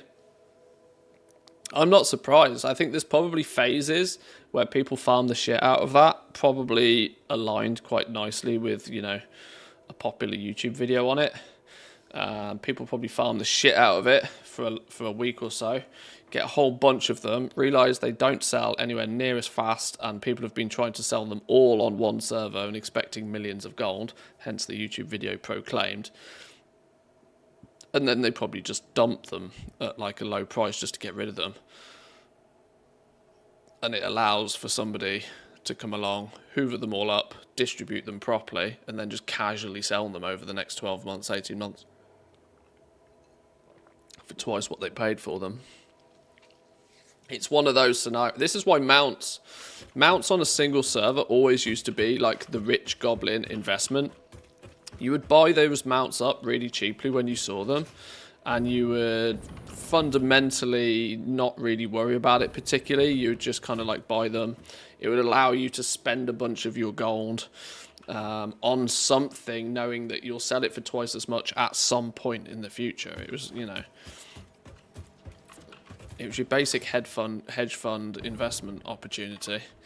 Mounts. Now it's a little bit different, and the fact that you can now do it at scale because of the region-wide auction house is pretty wild.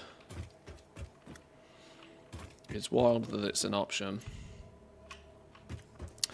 What I don't want to do particularly down here, I did this for proof of concept more than anything else. What I don't want to do is start doing all the splitters and the belts and stuff, because what I want to actually make sure is I know where my materials are coming from, which side of the factory the materials are coming in from first.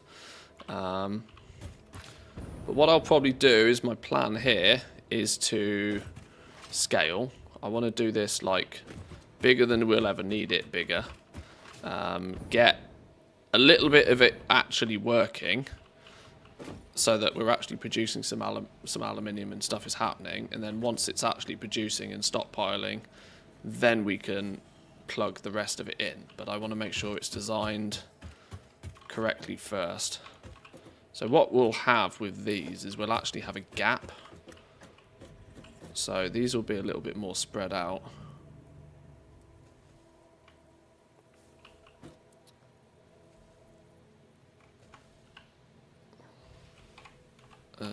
Where's the... So like there, and more over this way.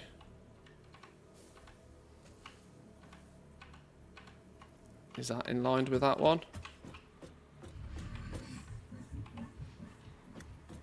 God, it's so hard to tell with these huge, great big buildings if they're aligned. It looks aligned, but I can't tell. That or that could be aligned. I haven't flipping know. You know what the easy solution is? The easy solution is we put one in that we're not using, and then we put the one in that we are using, and delete the one we're not using. Ta-da! Now that one's aligned. Put the one in we're not using. Just delete every second one.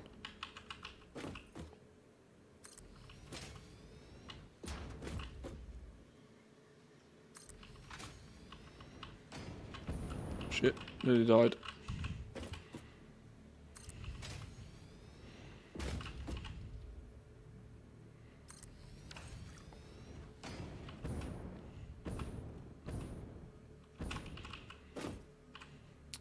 For long-term flipping, stuff at the end of the expansion is the shit to be buying and selling.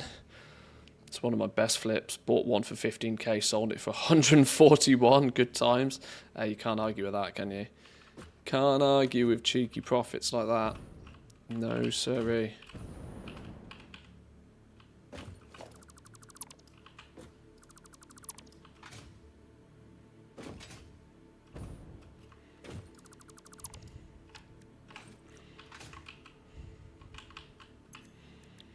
Right, these are all doing scrap. Or at least they will be once they're hooked in. Right, so we said there was 2 of these to 1 of these to what I then vaguely remember being 4 refineries, I think.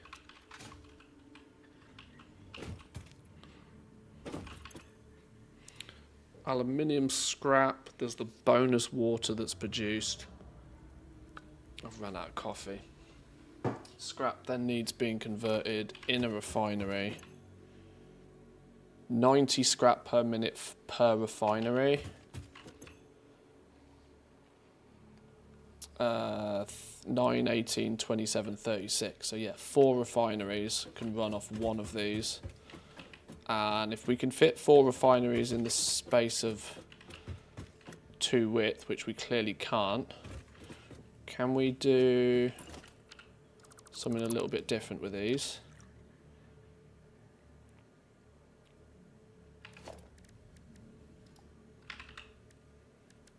They're not refineries, are they? What are they done in?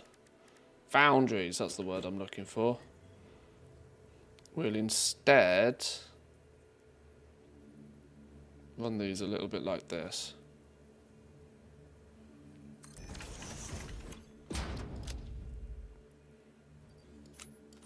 Why have I got so much limestone in my bags?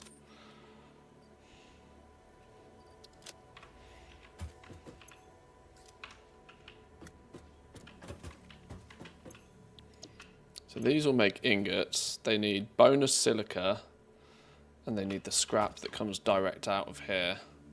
So actually, if we're going to bring the scrap straight out of this, straight out in that direction,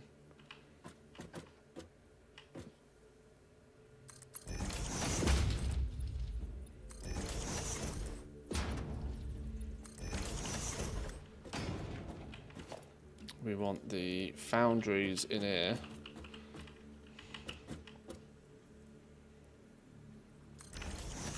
Sort of like there, so it doesn't encroach. So that's all within sort of one line. Is that all these need? These need the scrap and the silica, so we need 2 belts coming in of these. If we... The silica's going to be downstairs. Silica's going to be downstairs. We should, in theory, do the same with these, to be honest. But aligning it right upstairs will make it easier to fix downstairs. But what we can then have is 4 of these next to each other in a nice row.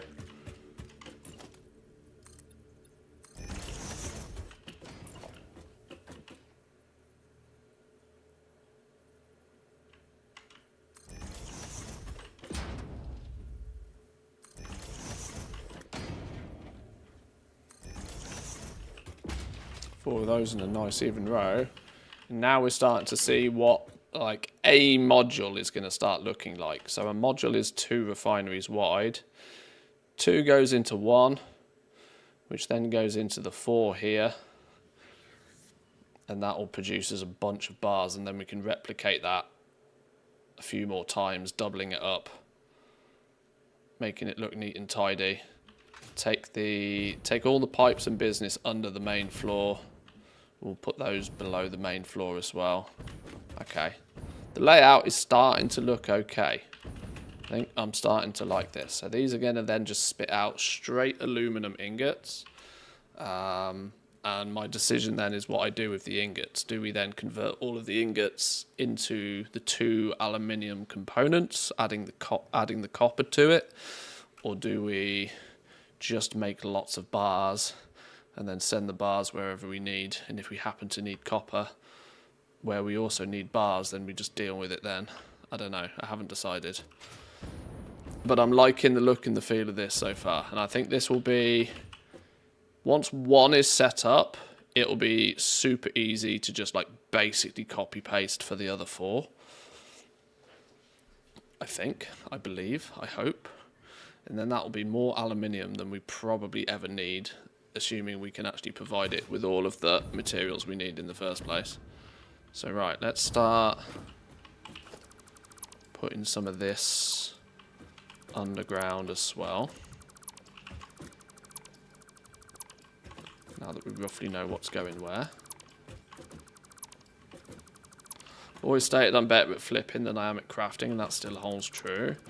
Well, it's, you know, flipping is more of a skill, without question. I tend to consider, like, the hierarchy. You got to do... Everybody has to start farming, because you can't do shit without any gold at all. You can't even do crafting if you don't have gold to buy the materials.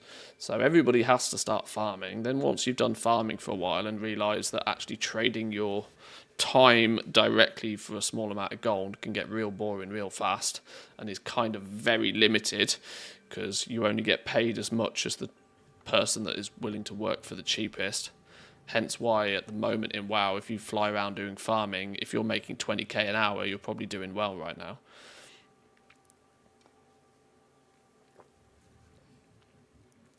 So farming's always got that kind of artificial ceiling on it. You can sure try and find weird and wacky things that are overvalued right now to try and farm. This is what the long-term farmers do. They're just constantly looking around for what's high in value and quick and easy to farm and undersupplied, which is its own game in its own, you know. But very quickly, people will start looking at crafting, because then when you're crafting things, it's all about, well, what do I buy my materials for and sell them for? The theory with crafting for many years was that the process that you do in the middle shouldn't take you very long. You spend the gold that you've already made. Let's say you spend 500,000 gold on materials. You very quickly should be able to put them together into things that people want, and then sell that 500,000 for 600,000, and the busy work in the middle is your 100k profit. Now the theory is you want to do all of that within less than an hour. You want to spend 500k, convert everything, and get everything sold within less than about an hour, really, so that it actually makes you more gold in the same duration of time than just going out and farming in the first place. But farming, even crafting's margins, now that things are on the region-wide auction house, are so ridiculously low. Crafting and farming feel very much the same. People are still looking at crafting in terms of how much gold per hour can I make. Look at all of the like thaumaturgy videos out there, for example, right now. All of the thaumaturgy videos are telling you that you can make X amount of gold per hour doing this, and that's the farmer's mindset. This is why a lot of people have even stopped doing much crafting, because it's basically the same as farming now. And farming's the same as crafting, crafting's the same as farming. The only way to actually really amplify your gold is to do some sort of flipping. Buying stuff, selling stuff. I had a guildie reach out to me and was like, how can I make gold with? I responded with, farming is a good way to start making gold. Nah, that's too much effort. Well, gold making is effort. It's not going to fall into your pockets. He replied with, well, there must be some low effort way to make gold. Finally replied with, buy tokens then. Yeah. The thing is, there's many low effort ways to make gold, but the problem is they come with low amounts of gold as well.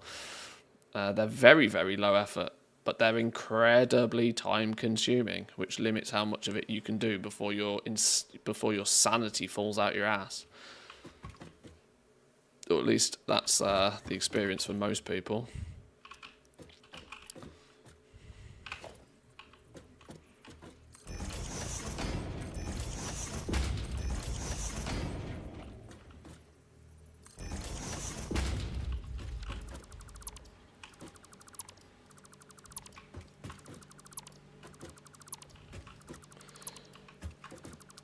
low effort ways to acquire gold still require effort. Well, yeah. I mean, nobody in their right mind considers like flying around picking up herbs like any movie high suggestion effort. for tonight? It's just kind of like Good it's day, just busy Adrestia. work, isn't it? How about a classic British comedy like Monty Python and the Holy Grail?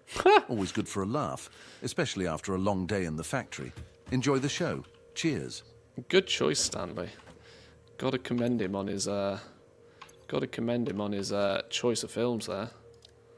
Bit of Monty Python. Touch controversial, some would say these days, but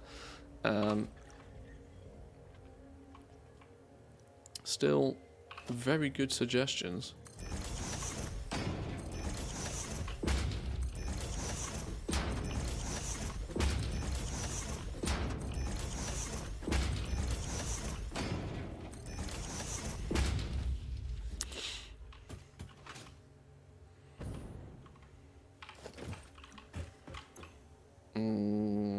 Bauxite, we know bauxite is coming from this direction in some way, shape or form because it's over there. Even if we bring it in via train, it's going to Adrestia says, filter in any this horror way. or sci-fi movies you recommend? Good choice, Adrestia. How about the sci-fi thriller Ex Machina? It's a riveting watch that'll keep you on the edge of your seat. Enjoy the movie night and don't forget to check for a Twitch Prime. Cheers. Good suggestion, Stanley. Not seen it myself, but so bauxite's coming in.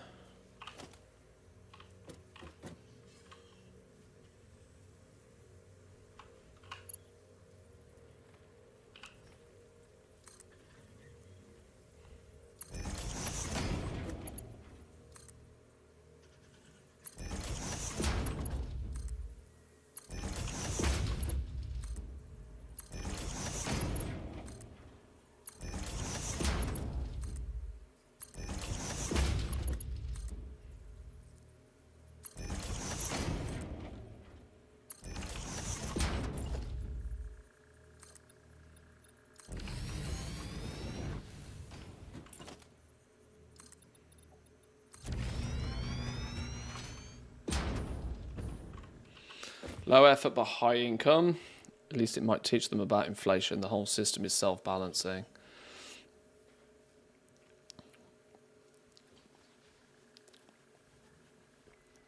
It's yeah, the landscape has changed really dramatically since the region-wide auction house.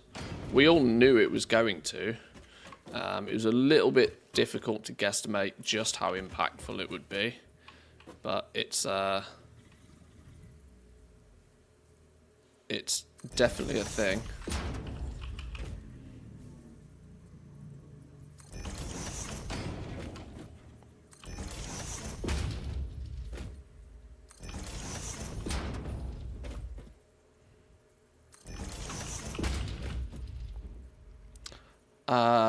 These are not mergers, are they? These need to be splitters. Well, it doesn't... flipping now.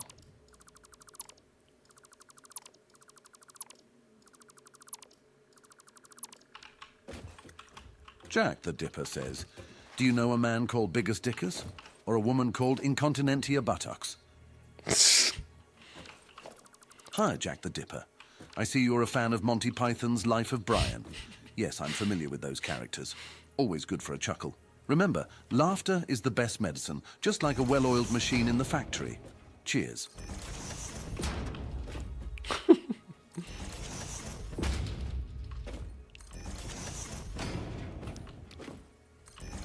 This parrot's dead.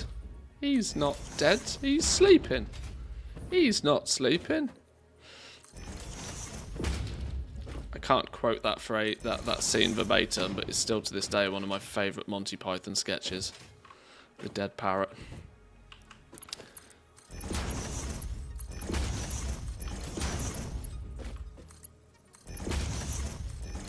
Right, I'm not going to actually belt all of this up because we're not going to have all of this running right now, but we'll get the basics in.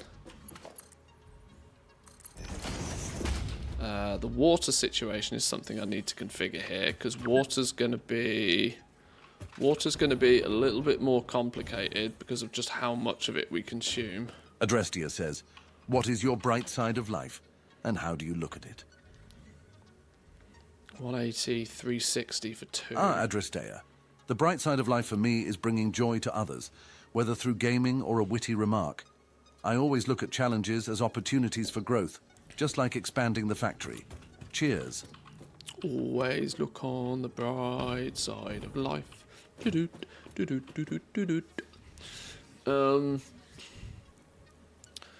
Am I going to need... How much do the water pumps use? Water extractors.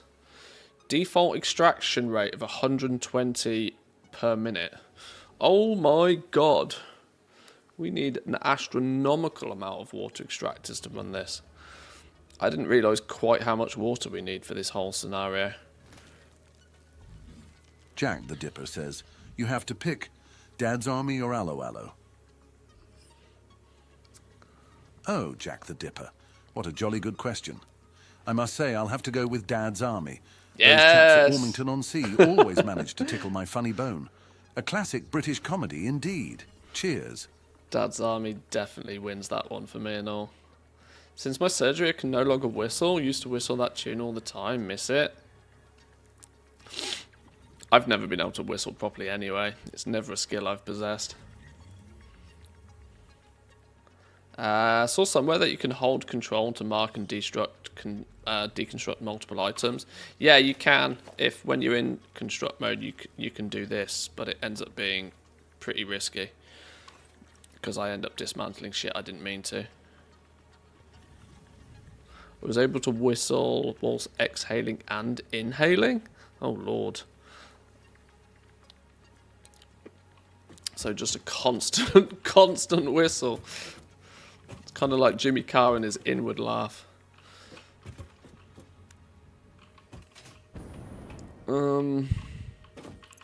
Each one requires 180 water a minute. That's 180 times 8.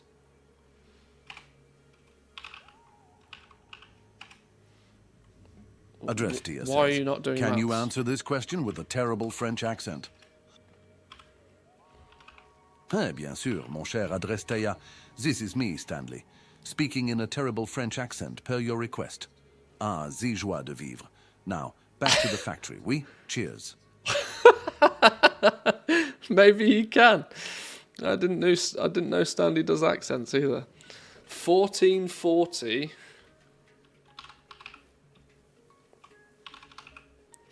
1440 divided by 120. We need 12 flipping water scooper upper doodahs. Not to mention we need like 4 pipes. 12 is a bare minimum. This is going to end up being just a flipping water harvesting farm. Holy. What I might do, 360 is exactly... It's exactly 3 machines per 2. I might Jack the localize Dipper them says, so I don't have pipe here is another one. problems. Dad's Army or Faulty Towers? Ho, Jack the Dipper. You're really testing my British comedy loyalty. As much as I adore Dad's Army, I have to tip my hat to the antics of Basil Fawlty in Faulty Towers. Absolute classic. Absolute Cheers. classic.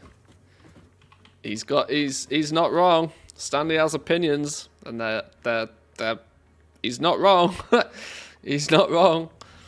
Faulty Towers is literally one of my favourite TV programmes of all time. Hysterical even to this day, even if slightly politically incorrect. Absolutely hysterical. Right, we might need a bit of a... Let's see if I can figure out how I want to do this, because I also need to bear in mind that there's a good chance that we're going to have multiple manifolds of water coming in this way.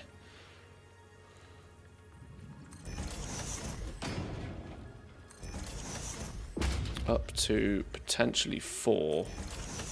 Up to potentially 4 inputs of water running down here.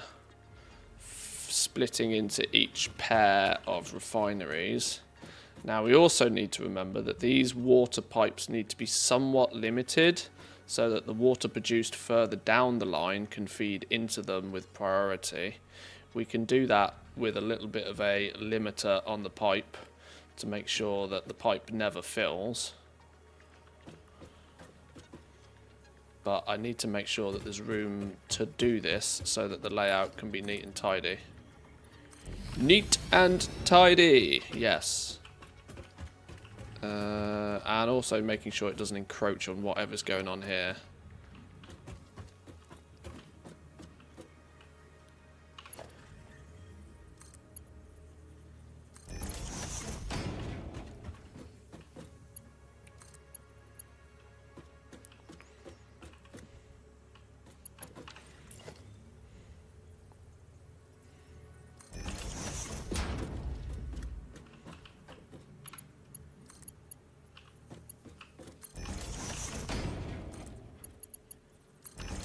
So that is like one example of the water pipe.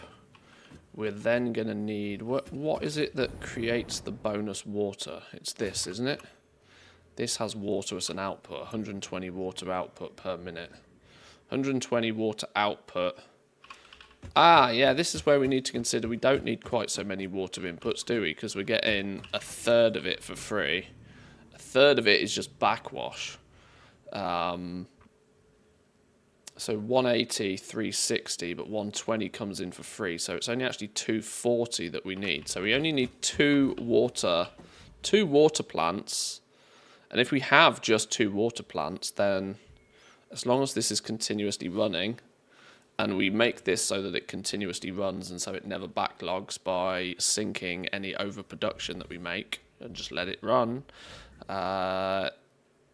then we should be fine to take the bonus water. Yes, there we go. So 2 for 2, or 8 in total.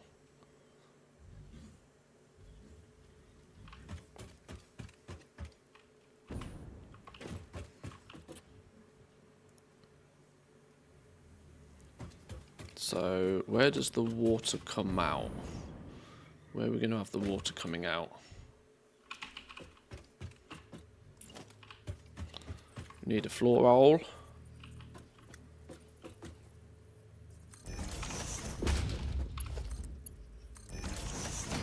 So the water falls out there. And we need that to be input.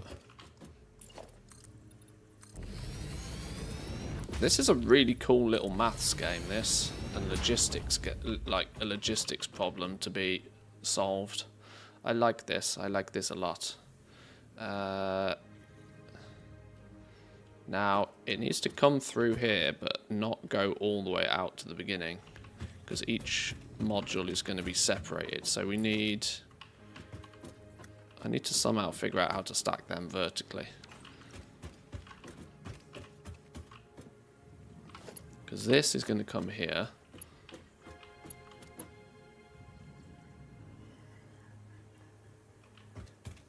If we do...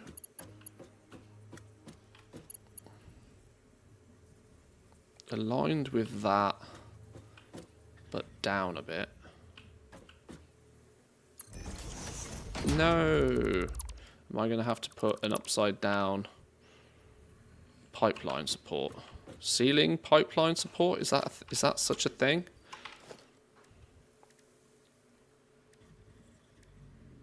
Wall support. Okay, that is a thing.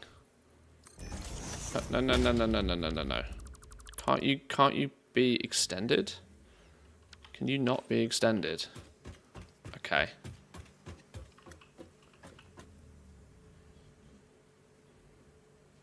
Maybe then you just need to go along there so that you just miss this.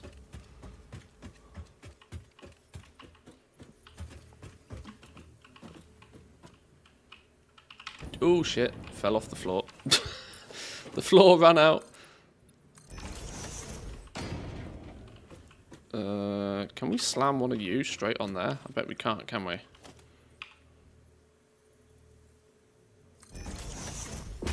Can we do that? Have that going straight in. Bish bash bosh. And then can you fit there? I mean, it would be better if it was aligned, wouldn't it? It would make more sense if it was aligned.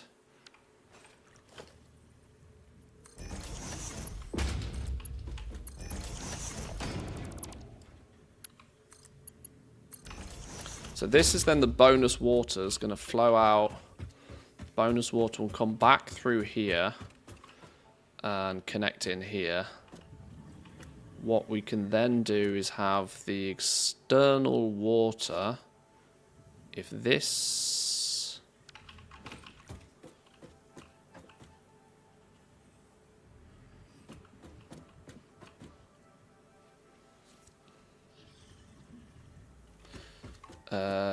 that's going to cause a problem for all of the other water pipes that run down this way. So the initial water coming in is going to have to be one level lower.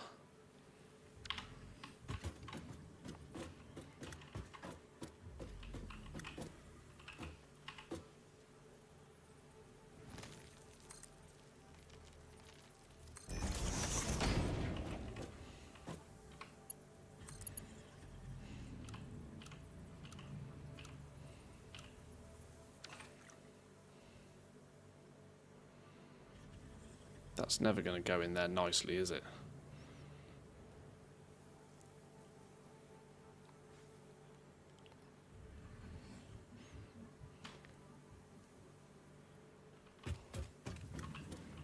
I need to make sure this is repeatable. Can if you do it right. Yeah, I need this to come a right angle straight down into another split and then just straight. So I guess the way that we do this is have that there as well. We put the pipe in so that, oh no, that's not the right height, that's too high.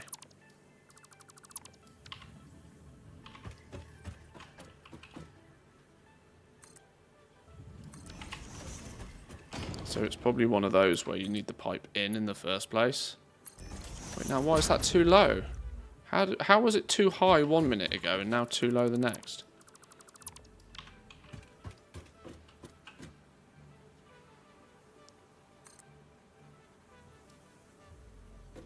Is that the same height? Okay. So now what we actually need to do is put one of those there. Delete that bit. And then...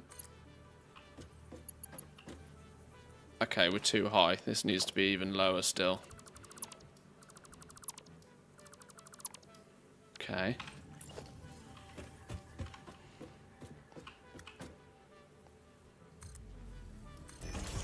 So only 2 up.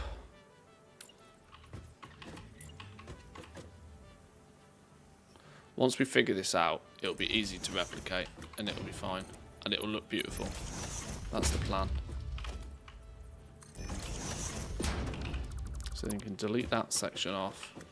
And then that then runs into the top. Like that. There we go. So this can then be the main water input for this bay. I really hope the game's inner water dynamics don't fuck me over with this. Because fluid dynamics be a bitch, but it should mean that the external water comes in here and will feed up into this subsection. But, like what was mentioned to me earlier, because the overflow water from the refinery above here has higher elevation, it should take priority over new water coming in. We might do something like limit the flow here just to ensure that the pipe doesn't fill. but we'll see how that plays out logistically.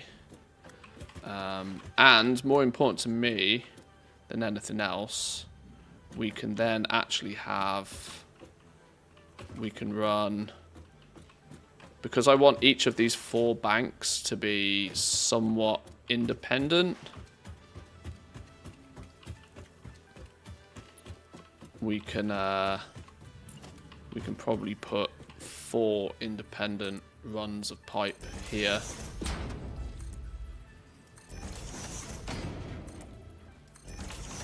That all run that way, and it shouldn't, famous last words, shouldn't clash with anything else too aggressively. I mean, it gets close, mind, but it shouldn't be too bad. If that's like there. And there's 4 pipes running through here. This level of the, you know, this level is going to be deliberately confusing and clusterfucky, but the reason is because this level above wants to be clean AF.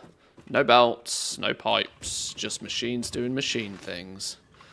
That's the theory with this. And then the water connects like such. And it looks beautiful. Like so on and so on.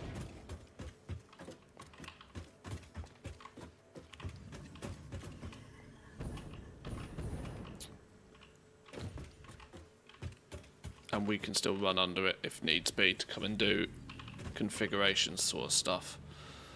So that's going to be, it's a little bit twisty, a little bit weird and wacky, but it should be fine. My only thoughts is if it clashes with what goes on next to it. This is why I probably want to pipe up 2 modules just to check that nothing actually overlaps or goes chaotic. This little bend we can straighten up. For obvious reasons, that needs to straighten up.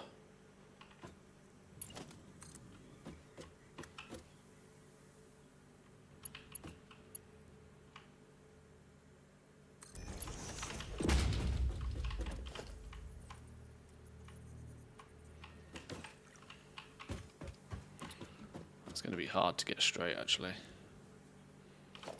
because it isn't gonna want to snap to that very nicely. That's going to be a bit of a guess job.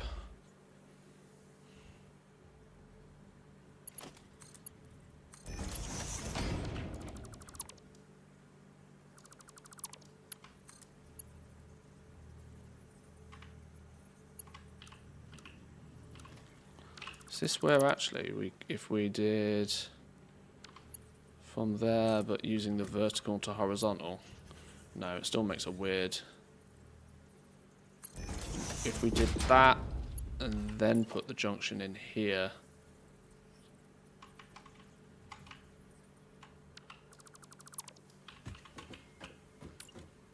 so it snaps to align with that one.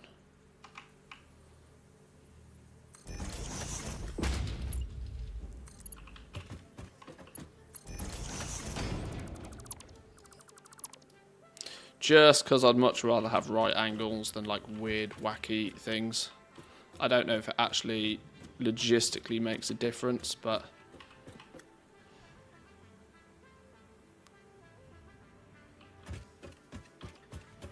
build the junctions before the pipes. Yeah, that's slowly making it easier to do.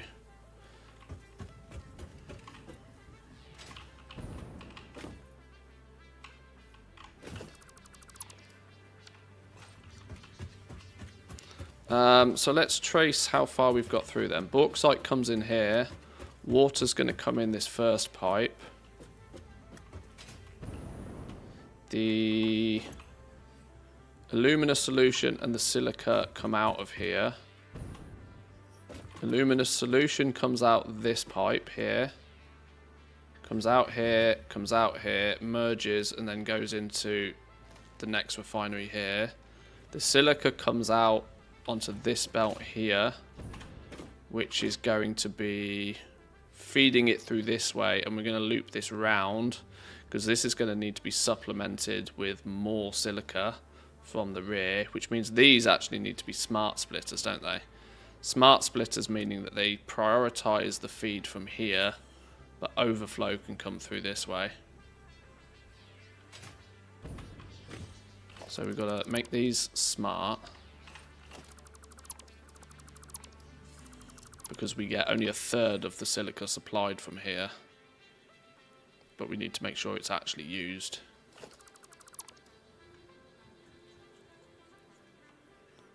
Six merger from this. No. Smart splitter. Smart splitter. Oh no, hang on. Smart splitters. We don't have smart mergers, do we?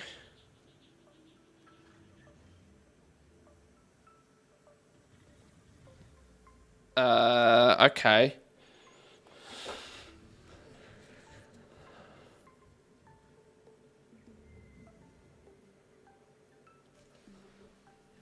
I'm gonna need to then inject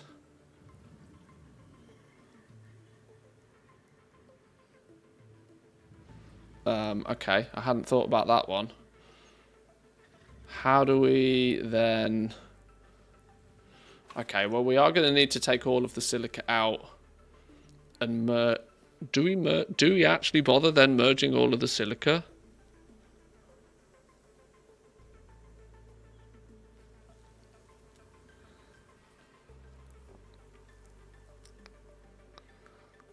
How do I make it so the silica doesn't back up here?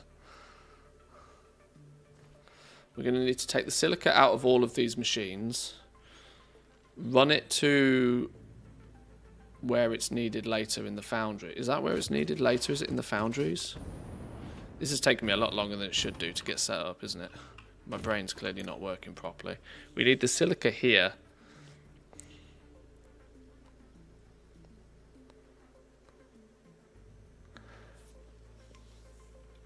But we need the silica that's big.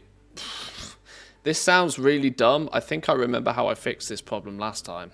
I think I fixed this problem last time by just sinking the silica that was produced and ran 75 new silica into these each to not worry about it. I think that's how I did it in my last playthrough. And I think I probably stumbled on that decision because it was just easier than trying to merge or to prioritize the silica that we produce over new silica without it backing up. Because because you only have smart splitters, not smart mergers.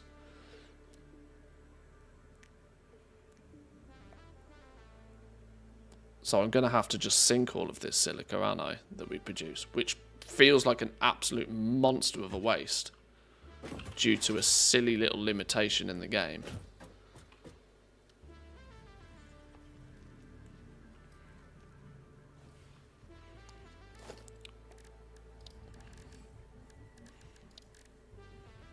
Is this maybe where programmable splitters come in? I haven't unlocked those yet, but maybe that is the... Maybe that's what we actually need from these. Yeah, you only get to control the outputs. You don't get to control the inputs. So you can't say take from this belt first. You can only control in which direction you send it out.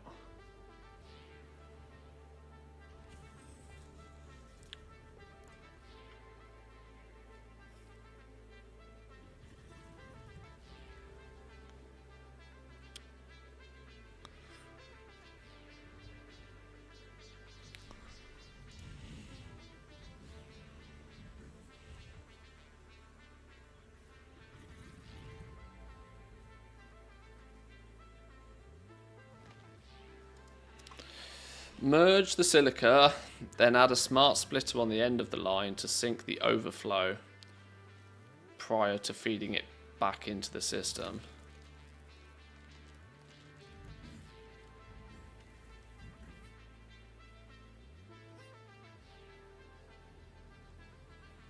Okay, so it's kind of a little bit of both, isn't it, really? We're going to have to kind of like, we're going to have to sink some of it. Some of it will accident. The main concern is I just absolutely 100% don't want it to get clogged up because it pumps so much new silica in, the old silica's got nowhere to go. So we are going to have to basically overflow occasionally. Once it's actually all up and running, and once it's permanently running, it might get into a flow state where it does. You can probably you can do this with belt speed limitations, can't you? If the new silica, if you limit the input via belt speed of the new silica, and make the old the bonus silica on a faster belt, it should, in theory, take priority over the slower belt. I think the only way to do it is like with some weird belt shenanigans. And once it's all up and running, it'll probably just work. On the basis of that, if we end up syncing, I think what we're probably going to do anyway to make sure that the whole system doesn't deadlock is sync bonus aluminium that's produced anyway. So the entire system is just on all the time.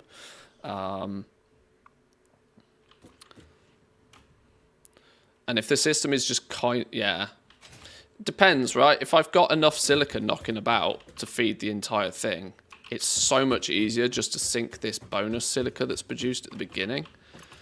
Sync all of this and just run the entire foundries off just new silica. But then that puts like, assuming you've got enough silica lying around to do that, because these are like quite monstrous, aren't they? These are 75 silica a minute. Just this, yeah, actually that's pretty crazy. That's a lot of silica. Yeah, I might just sink all of this. It feels wasteful, but oh, that's not aligned. I've just noticed those are not aligned. That's annoying. That could have been a kink in my system before we even began.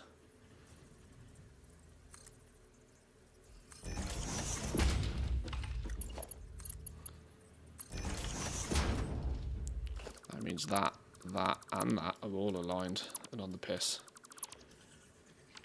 If you don't sync the excess, it will clog the system.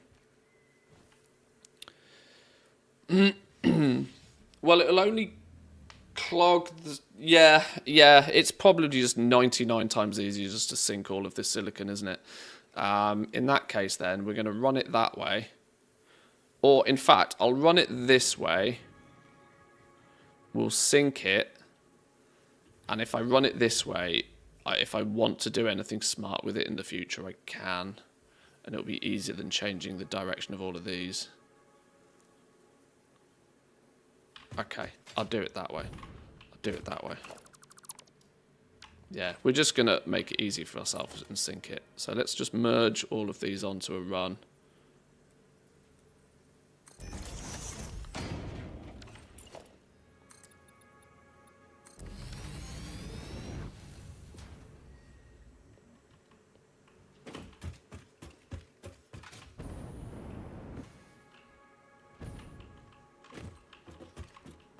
Wait, hang on.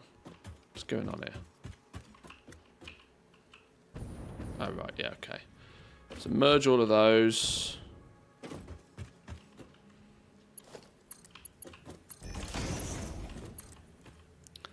And we'll, like, sync that somewhere over here. I bet the awesome sync is going to be too flipping big to put down here, isn't it? Of course the awesome sync's too flipping big to put down here. Well, we'll bring this down on another level and sync it somewhere, that's fine. I said I wanted to pipe 2 sets in, but let me get one fully implemented first, maybe. No, let's get the second one piped in, just because I want to see how it plays out when we make sure that nothing clashes. And that we can get 4 separate rows in here.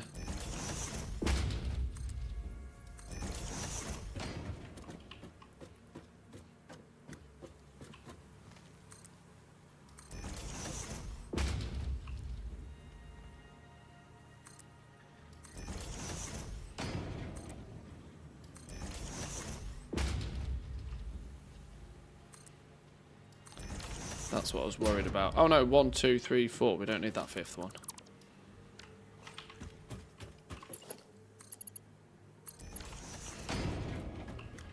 So that should run along there. We should have the same system going on here, where it comes down.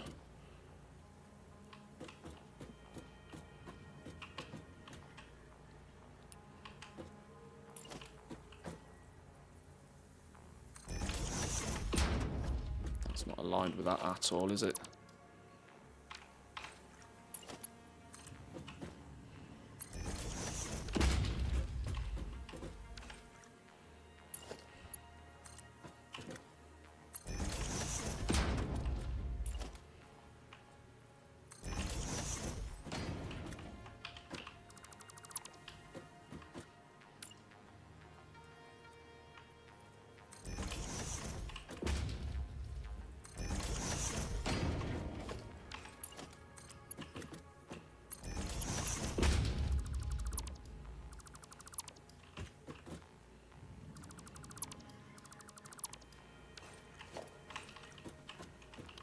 And then it's this feed that comes in and does this business. So that needs to come in along this route.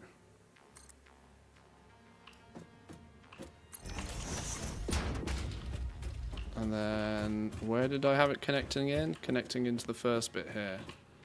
So then it's a split in line with this, but going up, and then in there like that. Wait, why is that looking completely different to how we did it over there?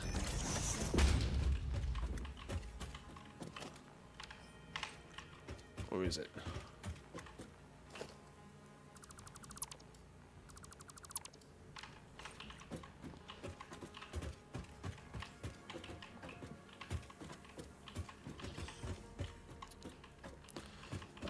Yeah, then we need the overflow water from down here. The overflow water goes into that section there, along here.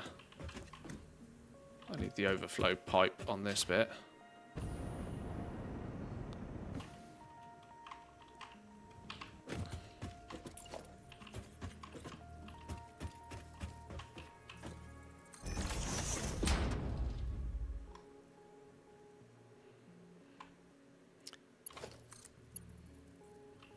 So you go in there, then underneath, whoops, underneath we could do with some floor. Ah, I tell you what, I'm starting to wish I never bothered to flip in, try and make this look neat and tidy. I know why people do these, like, should we call them logistics floors? But boy, oh boy.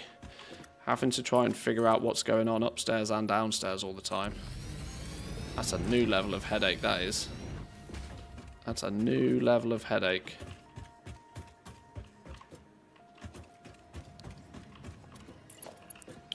So that needs to come out of here. Not noodle. Horizontal, vertical. Along this way, some way.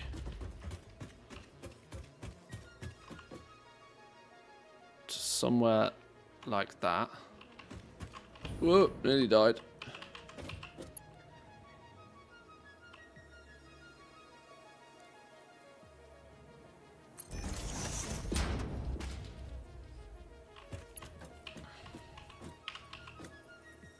Then we need the junction in there. Not that weird ass angle. Junction there, and then that goes in there. Why is that? See now, that's not right in the right position, is it?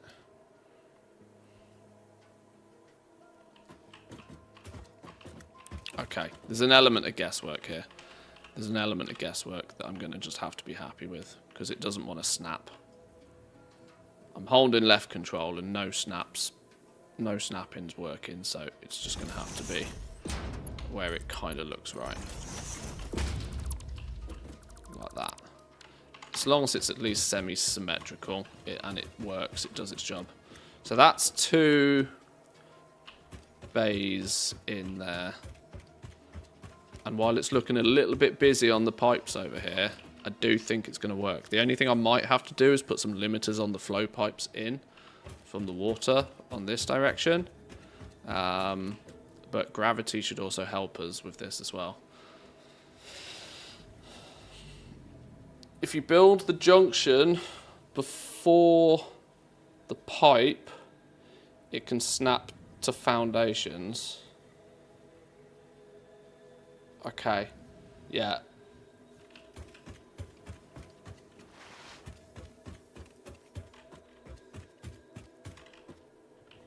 Oh, it can snap to foundation positions. Okay, I see, I'm with you.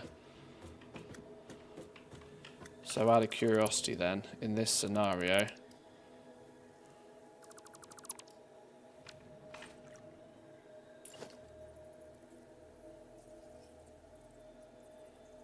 yeah, okay. Yeah, I see.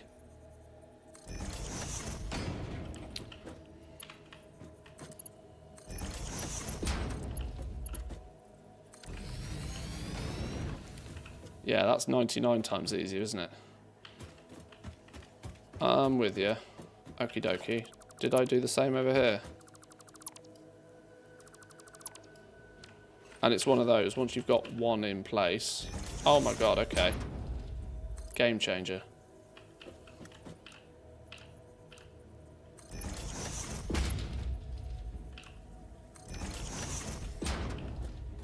Alright, yeah, that works much better. Even though those angles look different. I've probably screwed something up somewhere. I don't know. Okay, that's cool. Righty. What's next then? We need to look a little bit further down the road now then. So we've got scrap coming out here, 360 a minute. We need more water coming out here as well, which we've rerouted already. Did I reroute the water on both of those? Yes, that's literally just what I've done. Rerouted the water in there, which should take priority over new water coming in theory. We might need some pumps, we might need some bit of shenanigans on that. That will take some testing. But the output of this is then 360 alumina scrap, which we're going to do the same. We're going to take it down. We're going to take it down and then bring it back up and run it through each of these. These are going to need their run of silica as well, which we've kind of already decided is just going to be a new run of silica.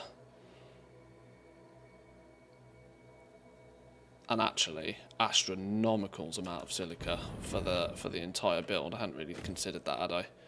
4, 8, 12, 16 times 75. 1,200 silica. Doesn't silica produce like 20 at a go or something though?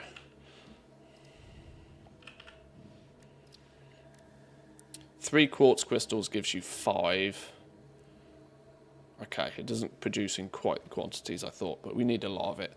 But we can get shitloads of that, no problem. It's just ferrying it in, or belting it in. Okay. Right, before we plumb all of this in, the question needs to now be, is this the final position of these?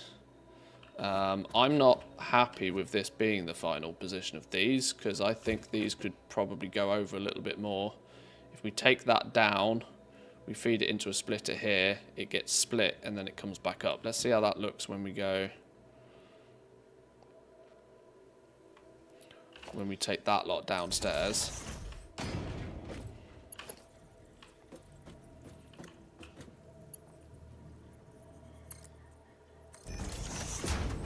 If we take that downstairs... if we bring it out,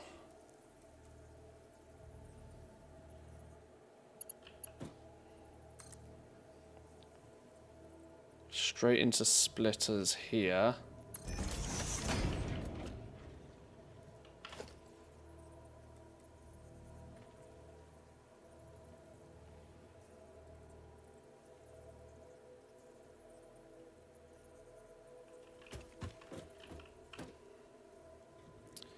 needs to split and go back up roughly.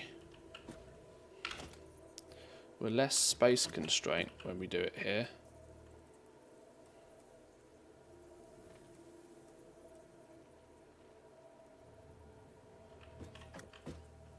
What's that snapping with? Is that snapping with that up there? Why won't that work straight? Oh, just built this the wrong way around.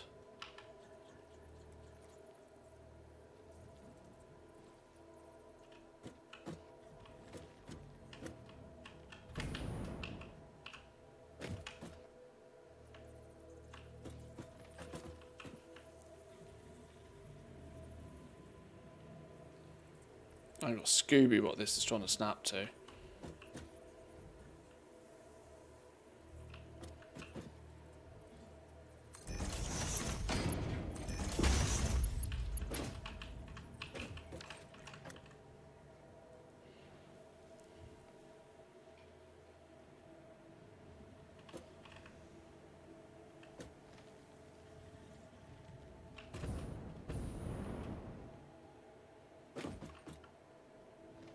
Okay, maybe they are going to need to... Then it comes back up here and straight in here. I know it seems really weird taking it down to bring it back up, but I guess it's kind of what we need to do. I'm just thinking, can we bring the whole thing... Okay, we don't want to encroach too much more because the same process is going to be replicated over there.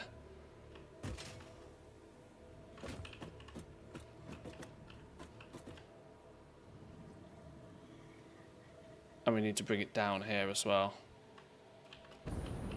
Putting these horizontal or in the opposite orientation has made us have less space for this, because I still want to fit it in the width of 2 of these. So maybe it is going to have to go there. Then we go straight back up here and into the machine there. So we can move these back a touch.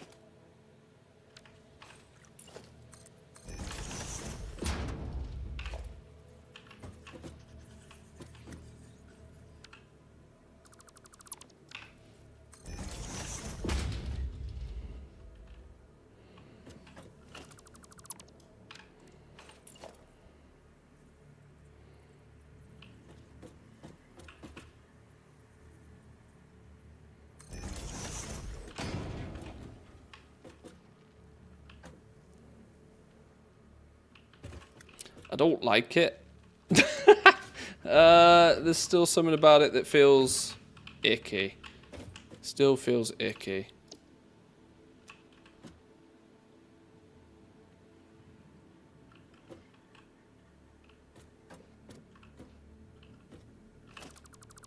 No, I don't like it. I don't like it. It's going to have to be aligned. OCD reasons. It's got to be aligned. It's got to be there. OCD reasons. I think I was probably right the first time.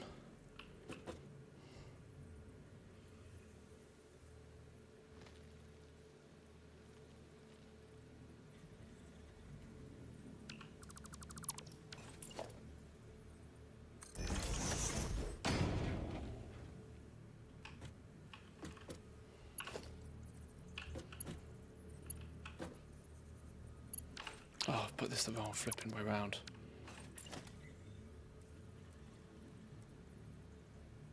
Inputs on this side.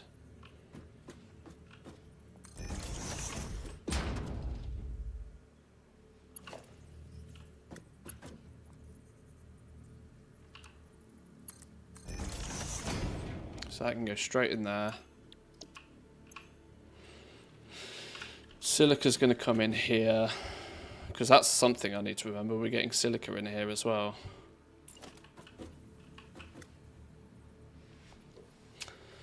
Do not need to hold the spacebar for crafting, just press it once to start the process. Yeah, that's kind of handy. It's a neat little trick, that, but you also want to be very cautious about doing too much handcrafting. It's a trap when you get into it's a bit of a trap when you start doing the handcrafting too aggressively.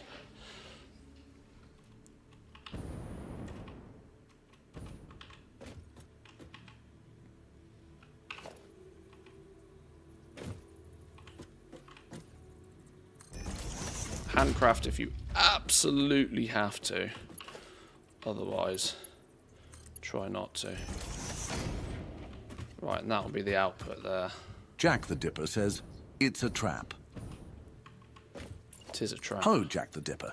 You always know how to keep me on my toes. Don't worry, I'll navigate this trap with the finesse of a seasoned gamer. Remember, the factory must grow. Cheers. The finesse of a seasoned gamer.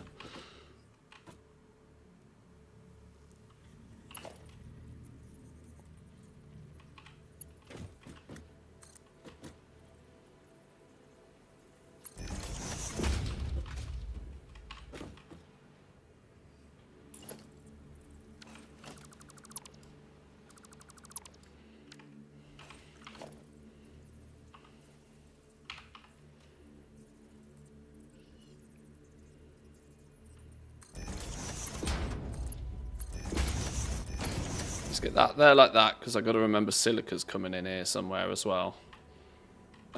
Silica's going to have to be a row above.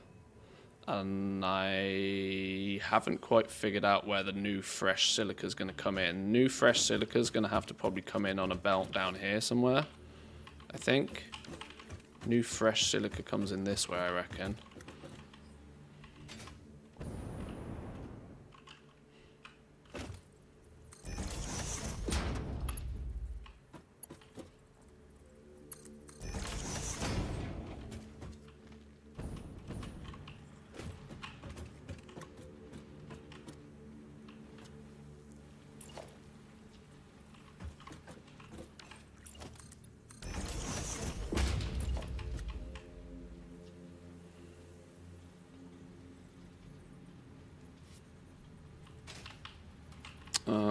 We can probably, actually thinking about it, just elevate it up one, like that. Elevate it one, elevate it two.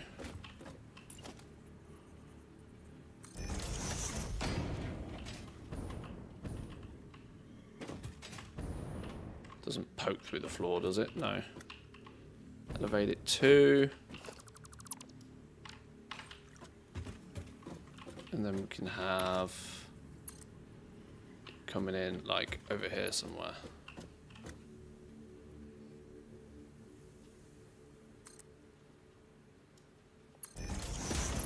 So fresh silica comes in on this run.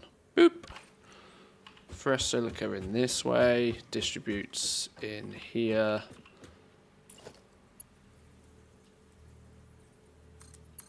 Like such. A little belt there to make sure it goes in. Yeah, that's how we're looking. That's as neat and tidy as I think it needs to be. So the alumina scrap comes through here. We need to replicate this a few times now. Sorry, this is taking me way longer than I expected it to just get this first one up and running. But these little design sessions, once you're designing this, you can it's much easier to replicate it and scale it. And it's quite a fun little challenge.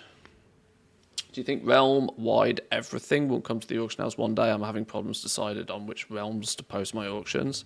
I did think realm-wide everything was going to come one day. Now I'm not so convinced. The reason being is that warbanks kind of shrink the reason to.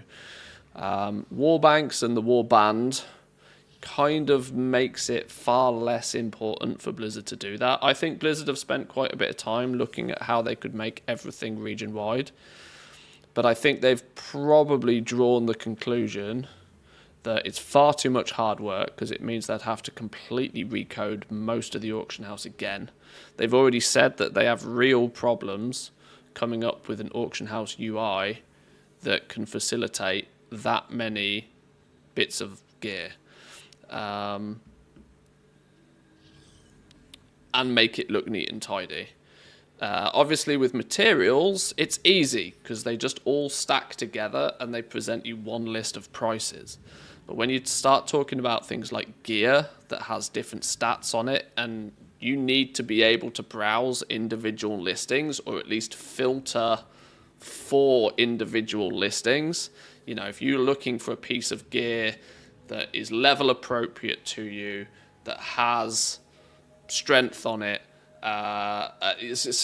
you know, maybe you're looking for something with a socket on it, they'd need to implement some really strong filtering system, also known as completely redesign how the auction house functions and searches, create all of the UI for it. It'd be a complete auction house overhaul again, which I don't think they really feel the need to do anymore.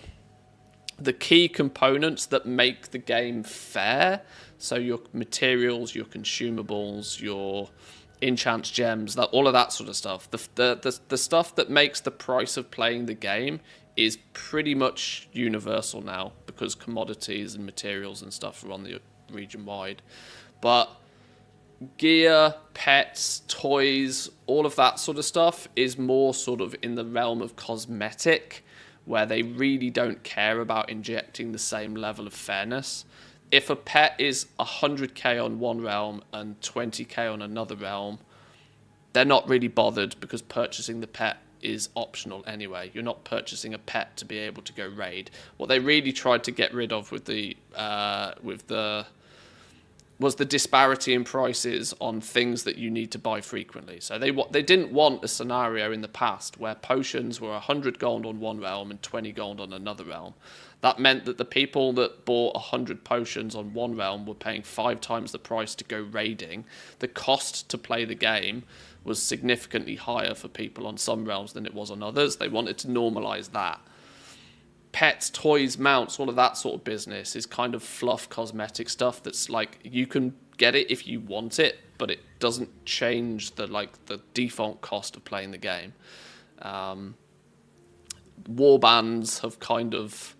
Warbands is the band-aid that I think fixes that. Probably so much so that Blizzard probably doesn't want to do a rebuild of the entire auction house anymore.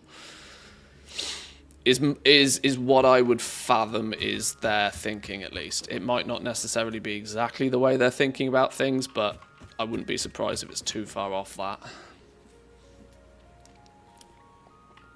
Because they've clearly been looking at trying to rebuild the auction house for a while, but the fact that they had to rebuild a lot of it to make it compatible for materials and commodities, I don't think they're too enthused about doing it again. I think they'd rather the day comes where they just don't have to worry about that anymore. But we'll see. I don't know. The reality is I don't know. It does kind of put an element of risk on this kind of like multi-realm scaling, because if they do turn around and announce, right, in midnight, one auction house, you're going to all of a sudden have people that, instead of just having one pet on every realm selling it, seeing relatively consistent sales on a bunch of different realms, they're all going to get merged into one place, and prices will normalize instantly.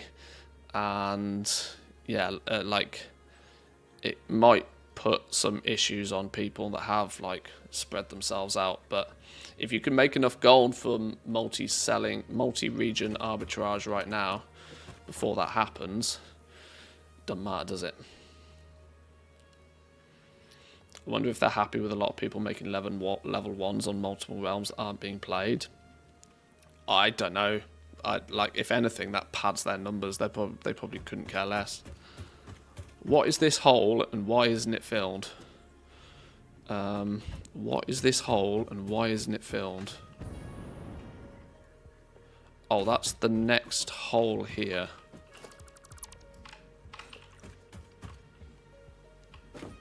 No, that's not the next hole here. Where is it? What's this hole? And why aren't you filled? Oh, you're the coal feed. Okay. So we got ahead of ourselves. We needed to make sure we have a feed of coal coming through. Coal is most likely to come from that direction.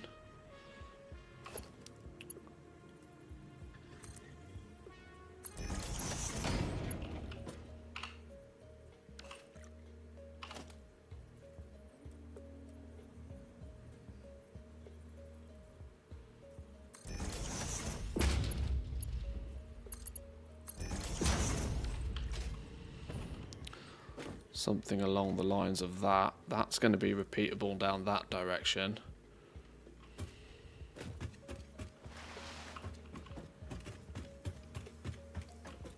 Yes, there's a hole that needs filling. Yes, that is what she said. Get your mind out the gutter, Jack. Oh my god. Get your mind out the gutter. Right. I need to replicate this shenanigans 3 more times for this initial first bay, don't I? Had I figured out where the output is going? The output comes out and down through here. But what do we do with the output once we've output it?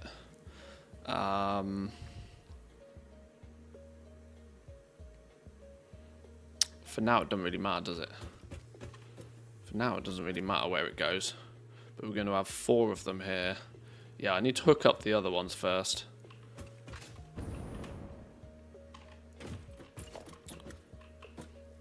So you go... Why won't you snap like a sensible? Oh, because you're the wrong way around. You go there.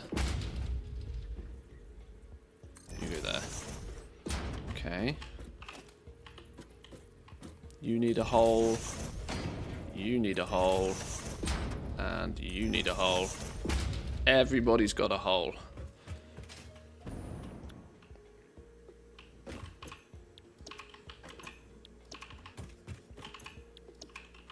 There's nothing to say, actually. We couldn't take the production of all of this and then run this into, like, a second floor for the production of the end items. Maybe. Oh my god, I'm being clipped. What's going on here? I'm being clipped.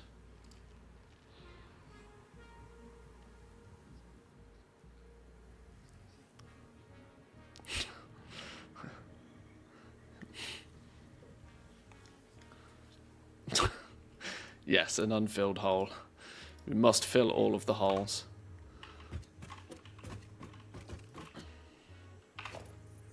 No hole will be spared.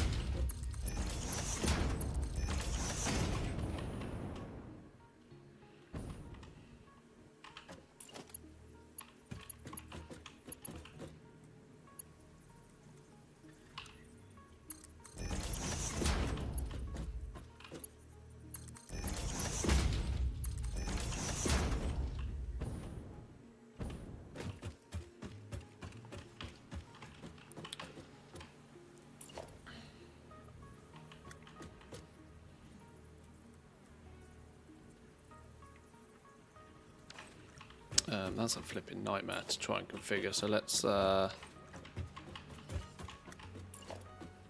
let's put you in here first. Bring you down.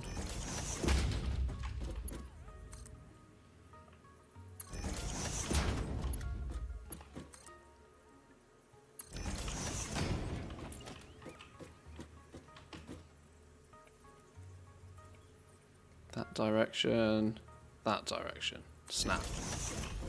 Well, that's not a line at all, is it?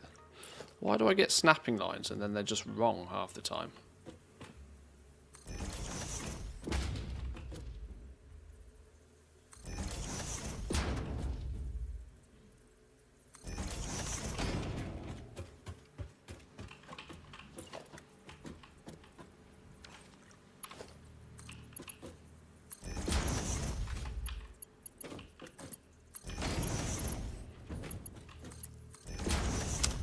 Oh, no, wait, hang on. That's, we're going to need to put those in a minute.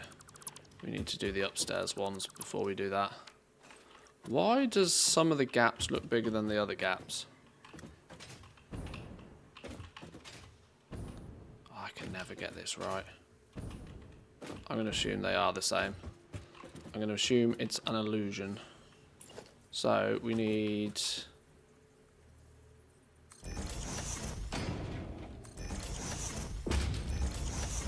Need a 3 there. No, that's...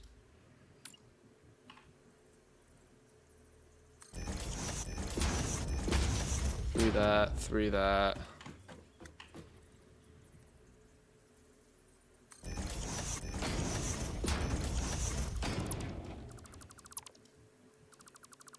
The fact is that once this is fully set up, and that we will hopefully basically never have to return here again. This is why I don't tend to care so much about the aesthetics, because I'm pretty sure that once it's in, it's in.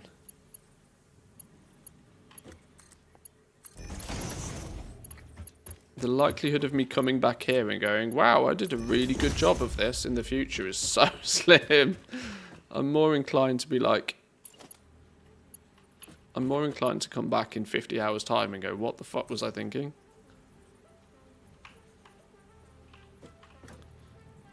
Now, have we got height discrepancy there? How have we managed to get height discrepancy problems there? Have we got height discrepancy problems there? How... What's going on? What's going on?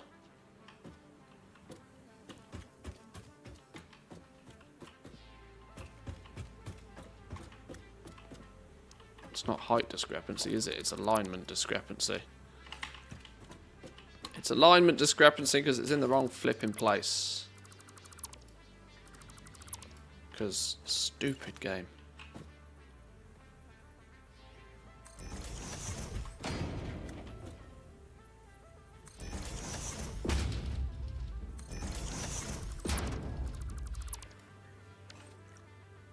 Is this a plan to hide the spaghetti downstairs? Well, kinda. That's the theory, right?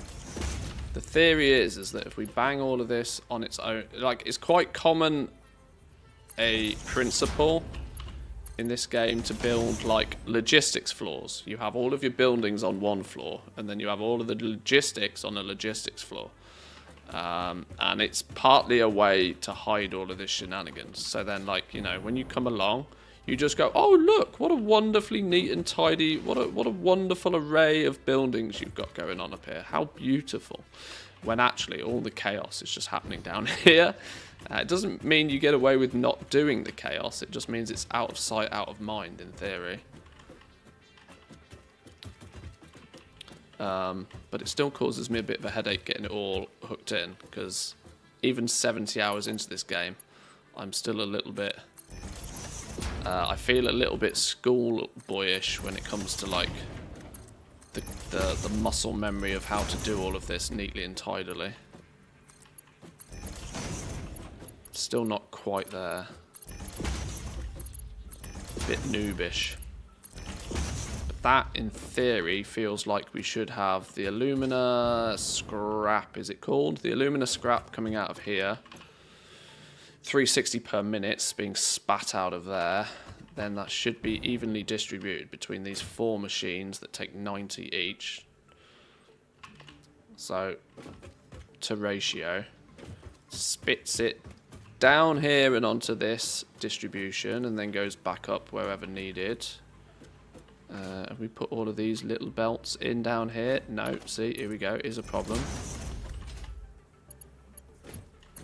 I guess the concept with a lot of this for people is probably hence... the concept is this is where you'd use blueprints properly.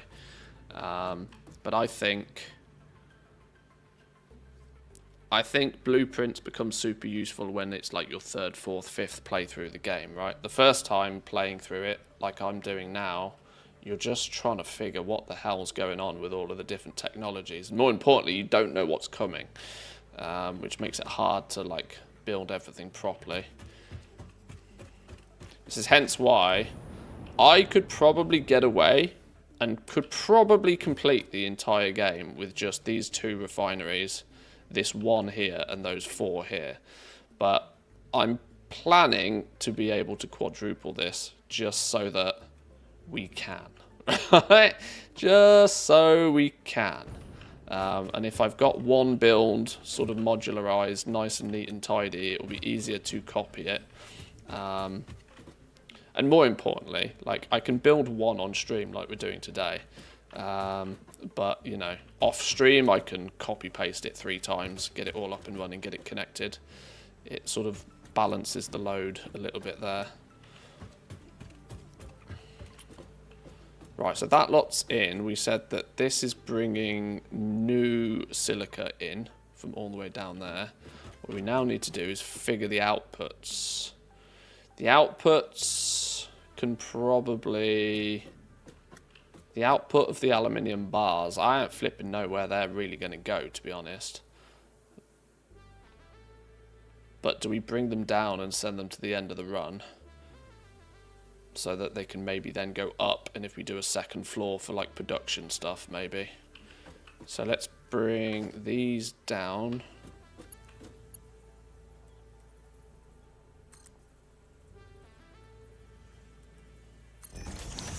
Bring them down and point them in so that they don't encroach on the next area.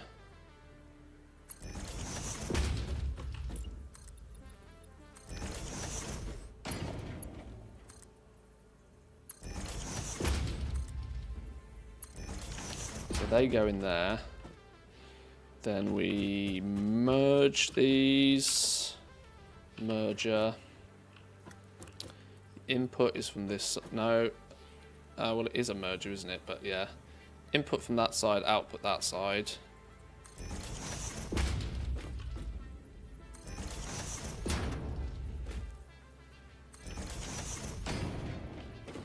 Input there, output there.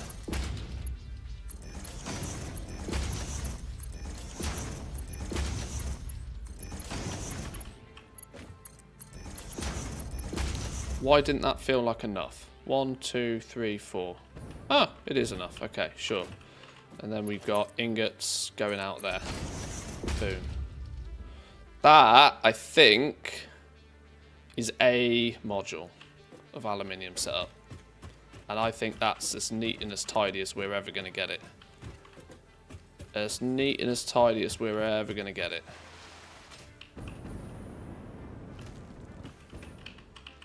Oh, nearly overshot my tower there. But yeah, 2 refineries into 1 refinery into 4. Neat and tidy. Duty calls, thanks for the stream. See you later. Chris, thanks for stopping by. Appreciate it. Enjoy the rest of your day. Oh my god, literally stage 1, we're missing something. What's the stage 1 we're missing here? This is... Well, this has got to be bauxite in, right? This has got to be bauxite in.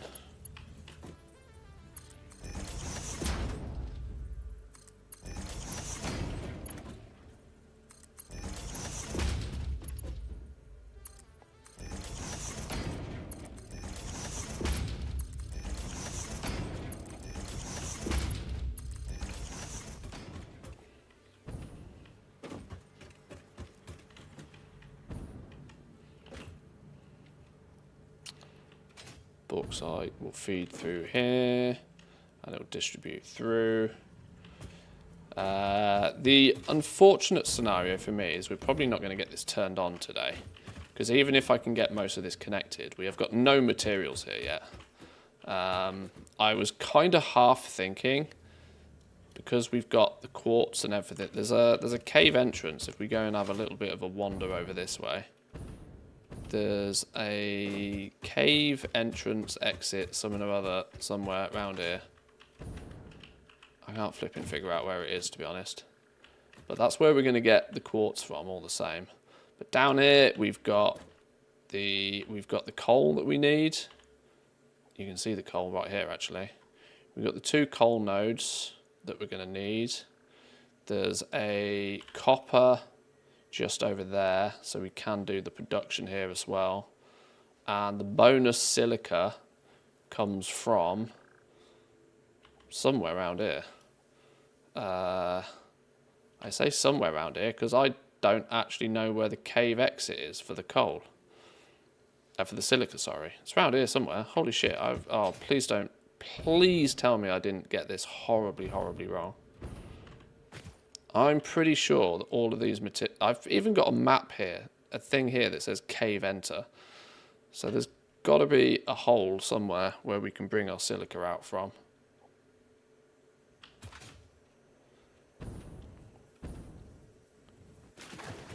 Pick up a bit of bacon. Pick up a bit of bacon, pick up a bit of berries. Oh, here we go, look. So there we go. So there's our cave entrance, which if we run through there, it's a bit weird how it looks on the map, but we end up all the way at these raw quartz, which is where I've actually already got a bunch of silica stockpiled. So we just need to bring it out of here.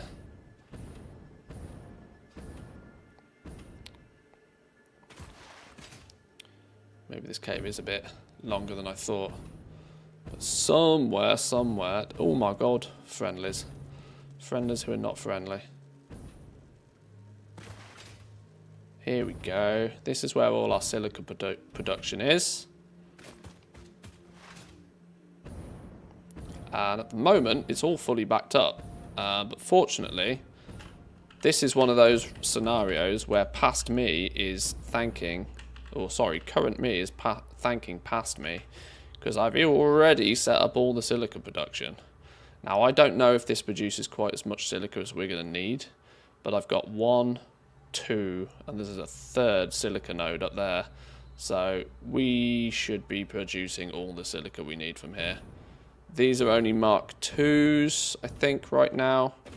This is spitting out 240 quartz.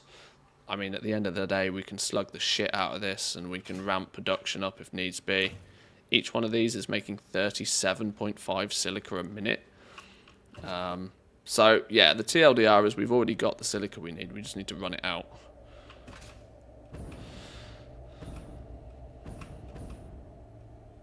So, yeah, past me is kind of... current me is glad that past me was proactive in this regard. As we're here, there's kind of not really any reason to not do this now, is there? Other than me procrastinating.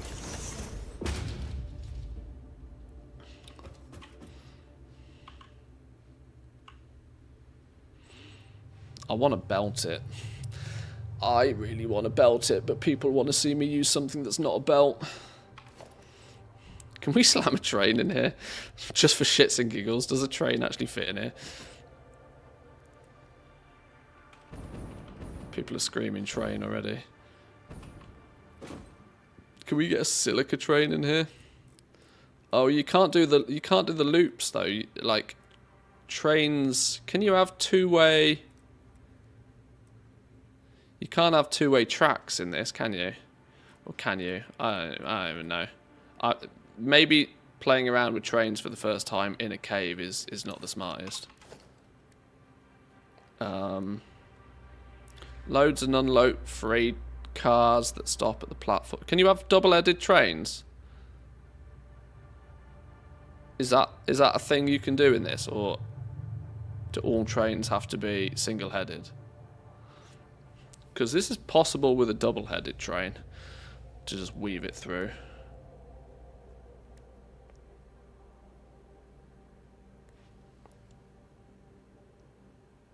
Yeah, put a loco on each end. Oh, okay.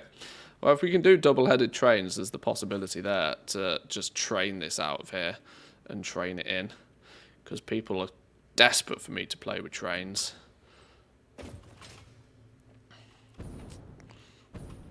Okay, that's a logistic problem all in of itself. Let's make sure that we got the aluminium kind of doing something first.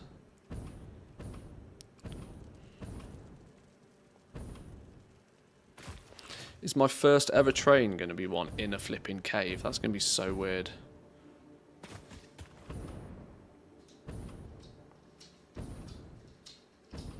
What can I say? I love trains.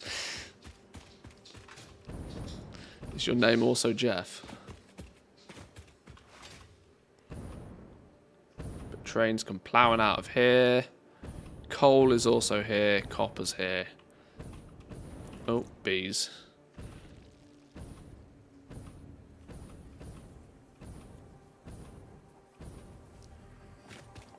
Did I attract those bees? I think I did, look. Are they coming to say hi? Can we pew-pew them from a distance?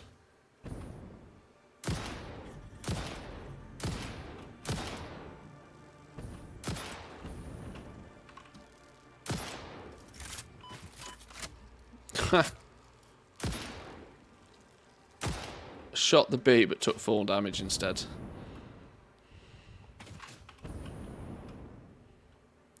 So yeah, this will be our supplementary copper. So yeah, actually maybe we will need to have a production facility. Maybe we just slam that at the end. We'll have like actual ingot production, and then we can have a production facility of the 2 different types of aluminum things that we need. It's starting to come together. I knew this would be a bit of a lofty project, especially if I wanted to do this kind of logistics floor. This is the first time I've done like a logistics floor, but I'm going to be honest, I kind of see the appeal of them now. I kind of see the appeal because it makes the above ground thing look really neat and tidy. And I guess it kind of means then if we wanted to like stylize the factory a little bit more than it just being defaults, it looks cool, doesn't it? It's just nice. Right, let's get a little bit more of this up and running, so that we can maybe, like I said, I'm not sure we're going to be able to switch this on today, but it'd be nice to at least make sure that I've got a bank or 2 fully prepped and ready. Let's look at water, because we're going to need, how much did I say in terms of water? 120 per, no, 120 is what a single extractor can do. We need 360, but we don't need 360, do we? Because we get 120 back. We get 120 back, and so that 120 back we get off the 360 means we only need to supply 240 for it to run adequately. If we set the inflow to like 250, it both shouldn't fill the pipe, and it should also have enough water to continuously run.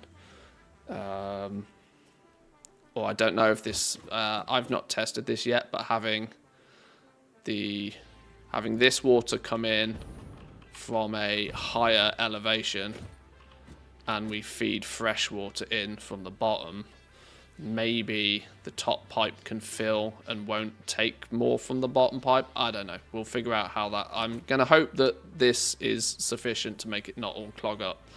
But it means we need 2... We need 2 water extractors for each bank. So in essence 8 water extractors split up into pairs and piped separately. So let's see if we can get that situation accomplished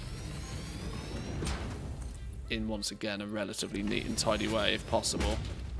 I know you can put the water extractors on foundations, but I've had real issues trying to do it before. Trying to get them to like snap to the grid properly. But I think if we could do it, it'd look neat and tidy. We need 8 in total. If we did 2 rows of 4, 2 rows of 4, then 2 of each could go into a pipe, and then that would have all 4 pipes. Yeah. Yeah, let's do that. Let's do 2 rows of 4 water extractors.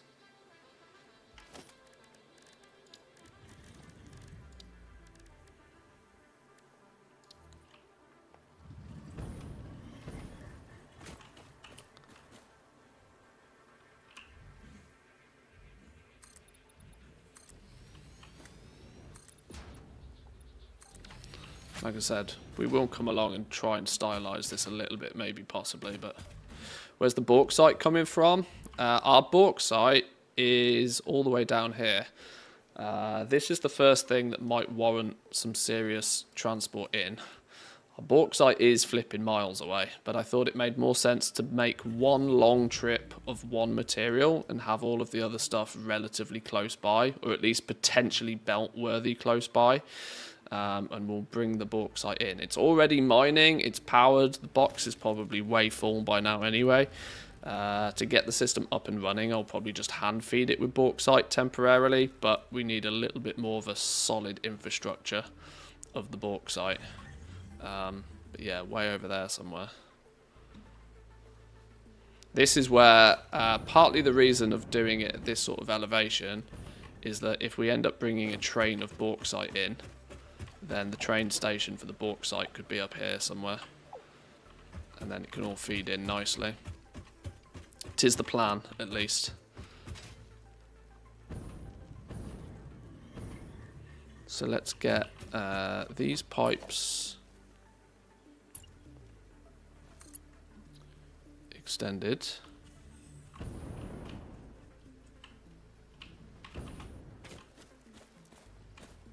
We can do horizontal to vertical there. I would kind of like to keep it straight if possible.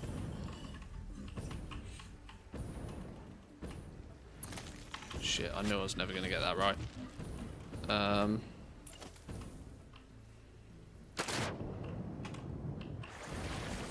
I'm going to say the foundations are going to need to go on this level. I'm going to hope that if they're on that level, that's good enough for the... I think they need to be just under the waterline, don't they, for the extractors to sit on them properly.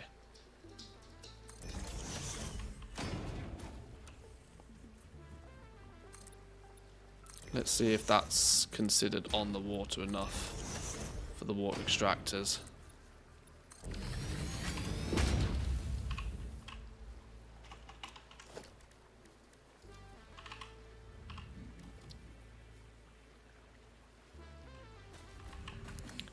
Yeah, these still feel like they're too high. Maybe we need to go one level under this. Which is easier said than done.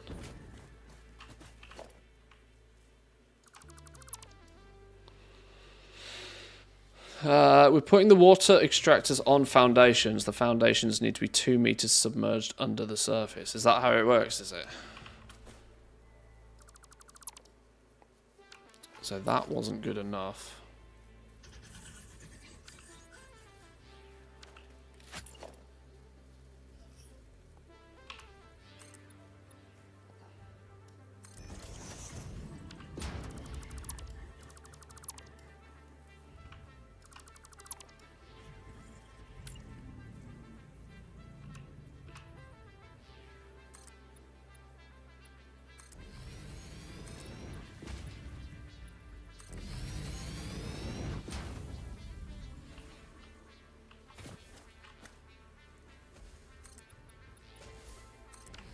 Come on, beans, out the way, fella.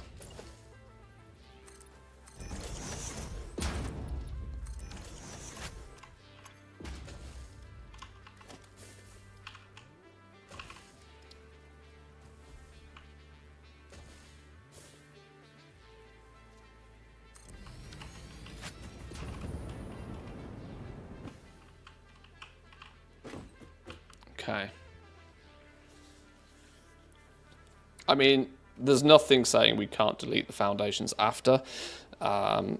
It's just so I get these all square and neat and tidy, really. It's an OCD reason that I want to put them on this. Otherwise, you just slam them down and care less. But, like, the OCD in me wants them to be relatively neat and tidy. We're going to have 2 rows of 8. Sorry, 2 rows of 4. That should be sufficient.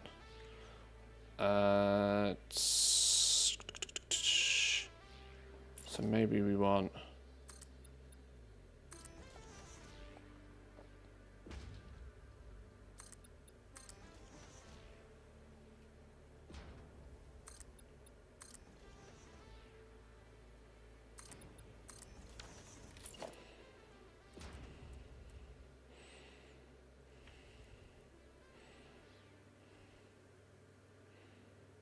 Where are my pipes running?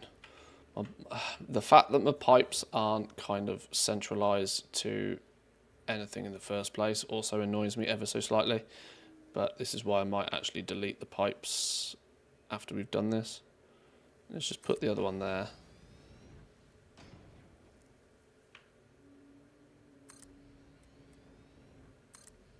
So there's 4.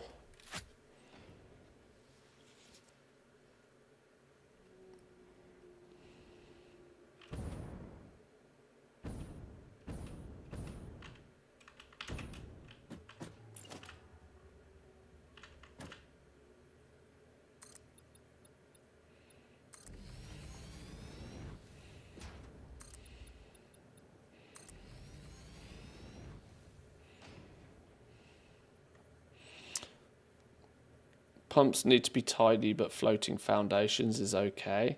Well, I can come along and I can put pillars on this sort of stuff and we can put walls on it. That's the level of decoration we can do.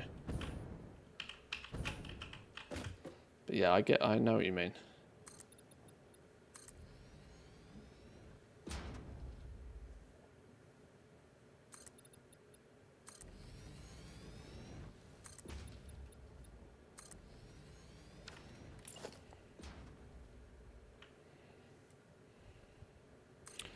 One, two, three, and 4.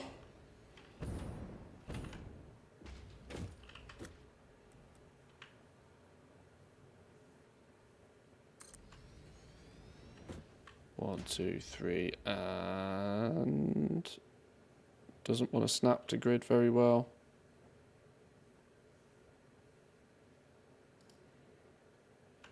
Why does that not want to snap properly? Why are you not snapping?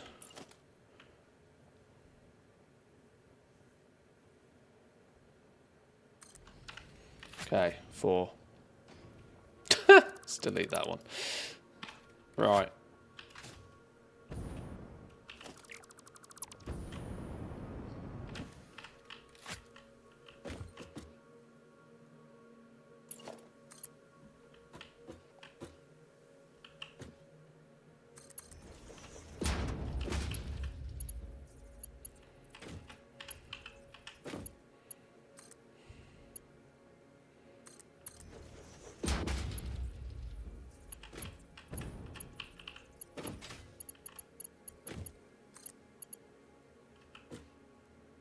Wait, are they dipping down by 1 level? They are, aren't they? Flipping out.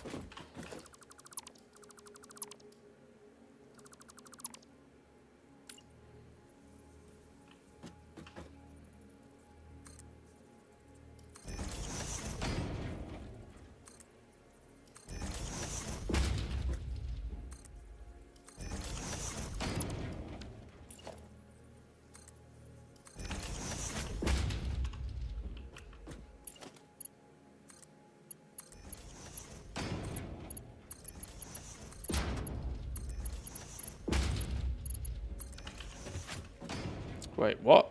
Build 5 kilometers of pipelines. Achievement time. Well, well, well.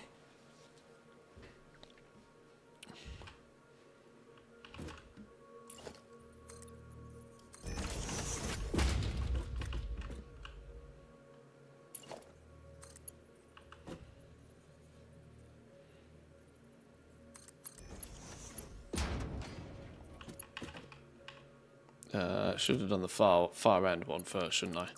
Should have done the far end one first.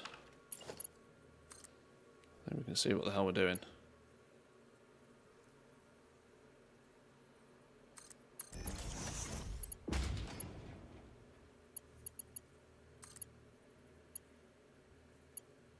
No. No. Control yourself.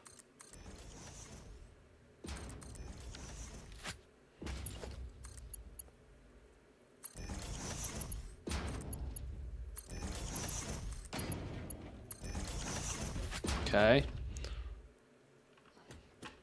It's weird how these render in. They kind of have this like odd thing they do when they render in. Right, let's get we're gonna do, we need 2 per bay, don't we? So the outer 2 come from these 2.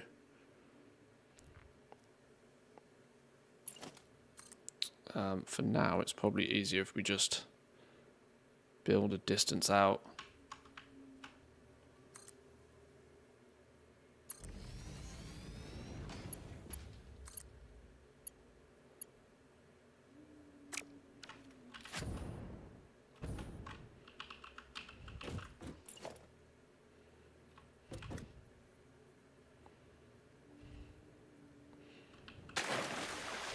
Oh, it's just deep enough that I can't stand on it and build.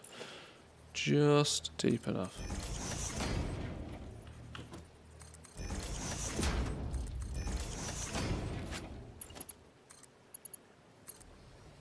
We're going to have semi-submerged pipes as well, which feels kind of weird.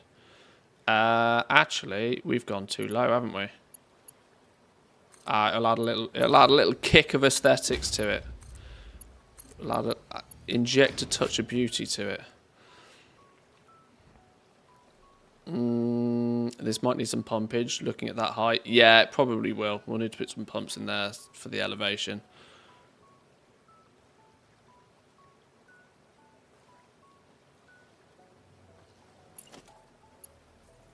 So we can now do this.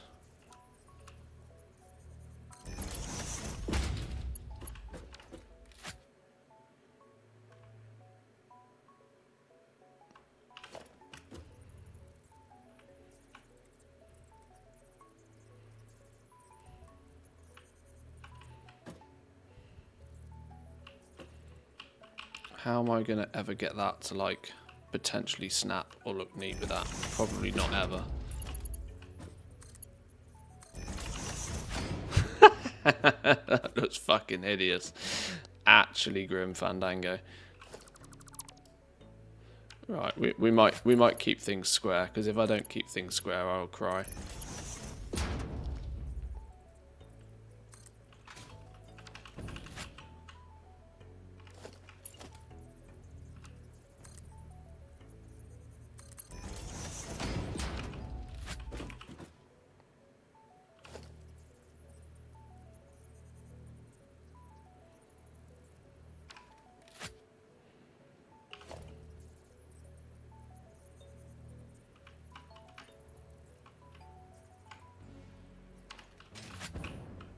How can I make a relatively neat and tidy intersection there?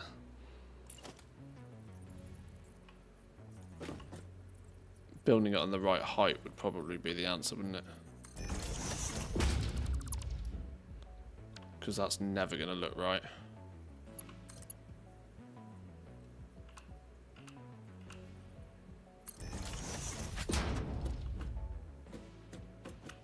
I mean, at least it's symmetrical.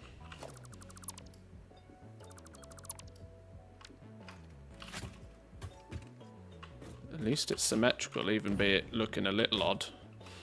It's symmetrical even if it looks a little odd. We can do a little odd. We can do a little odd.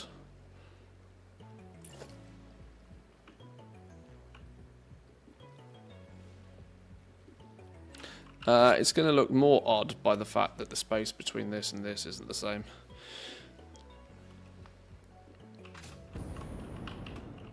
If we're gonna do weird and wacky designs, it needs to be symmetrical either way, doesn't it?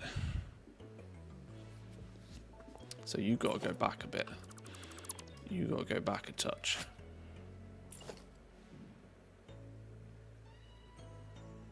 Like there, I'd say. So then we put that in there somewhere.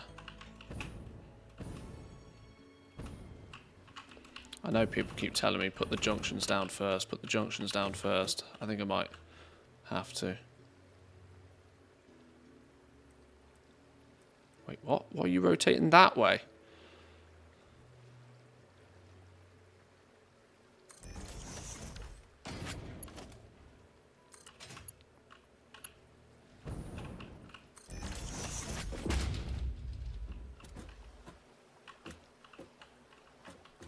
I don't think I dislike it. I don't think I dislike it.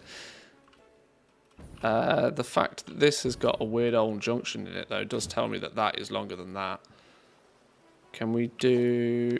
Can't we tell it to not have that weird... Clean pipe Mark II?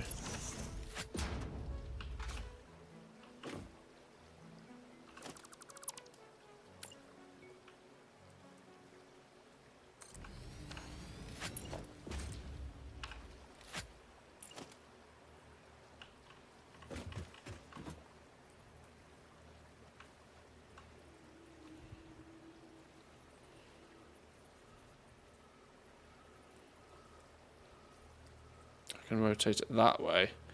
How do I get it to rotate the other way? I don't know.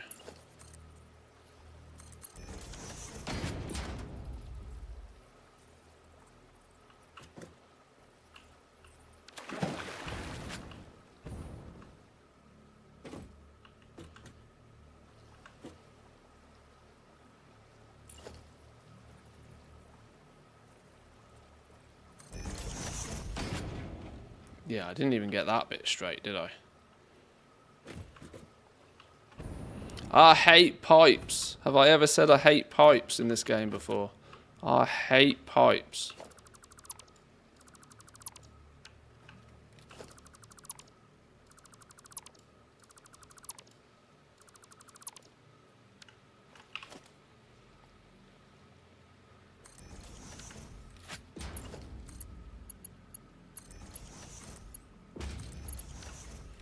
I might just go for Yoldi boring like that, just because it actually works. This little shenanigans, although it adds a little bit of flair, far too much like hard work. Far too much like hard work.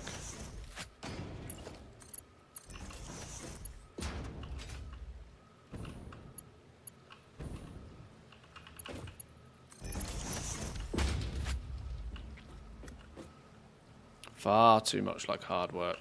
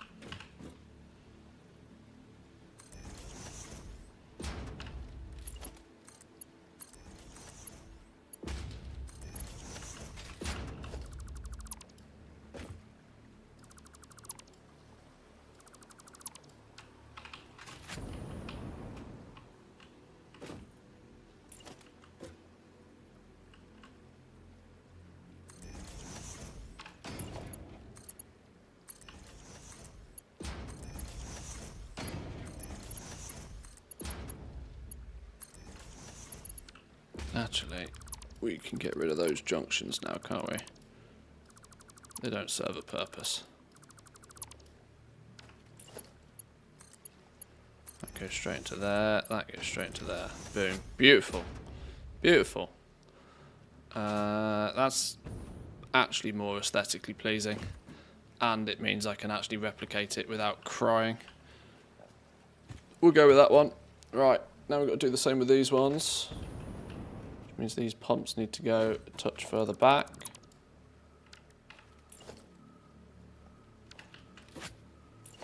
Is it not on foundations?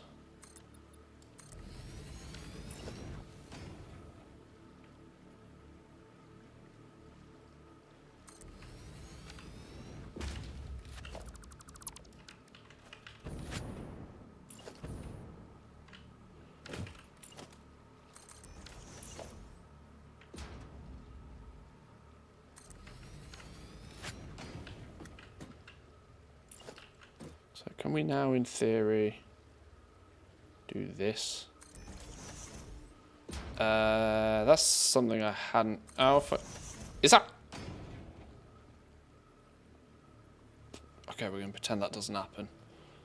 We're going to pretend that doesn't happen, even though I think it does.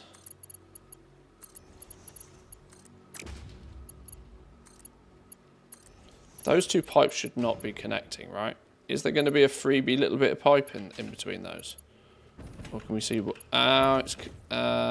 they technically overlap, which makes them weird. Oh well, we'll see how it plays out. If it doesn't do what I expect it to do, we'll change it. I just need to keep an eye on the amount of water in them.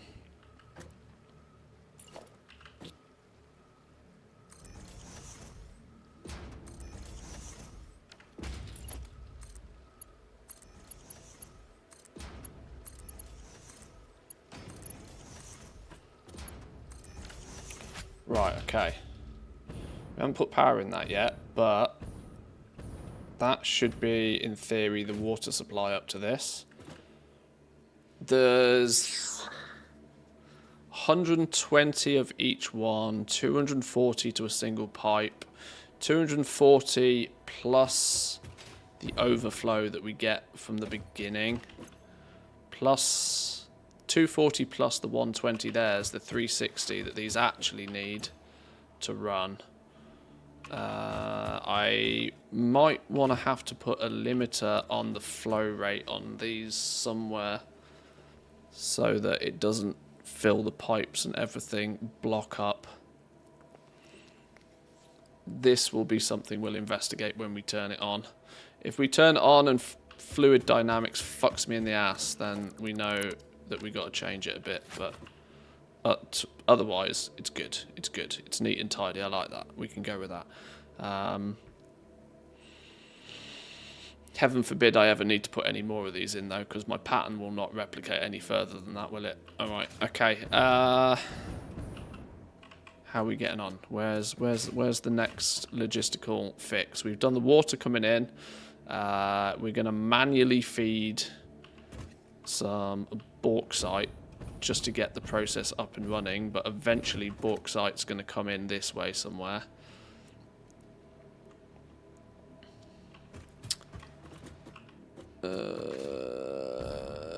Okay, with materials. Oh, this we said we were going to sink, didn't we? We said we're just going to sink off the silicon that's produced.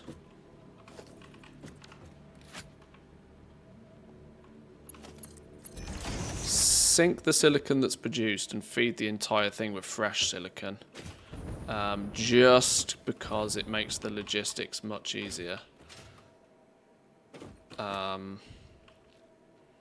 So we need a sink area for that.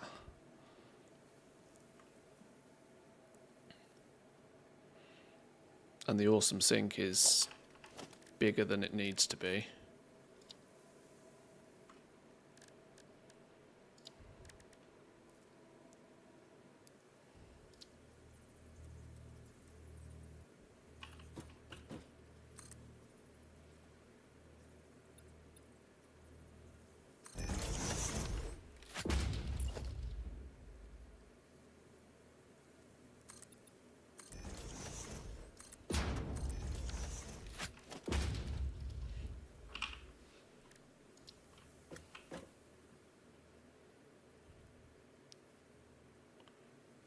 Now this thing might end up being pretty busy because there's oh, that's really fucking tall, isn't it? Okay, that wasn't necessarily the plan in the first place, but alright. Mostly because what I'm also going to do is make it so that this entire thing just works 24 hours a day so that it never ever backs up and stops.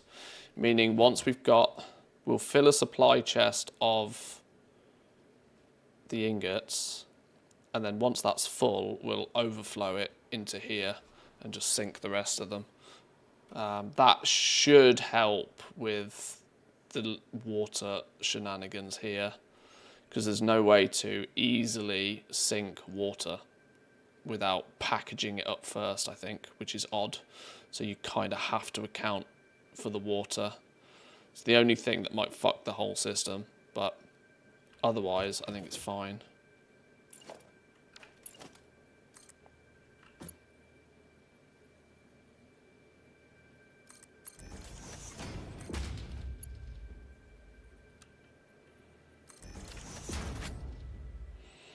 So we're going to sink off the silicon in its entirety. Just get rid of it, get it gone. The first pipe goes in here. Second pipe goes further along. Third pipe, fourth pipe for the 4 different bays. Is this first bay all connected now? Can I then go and configure some materials? These are all looking good. I think the first section is all connected, you know. Minus some power. I haven't got power to any of this yet. Water's good, needs powering.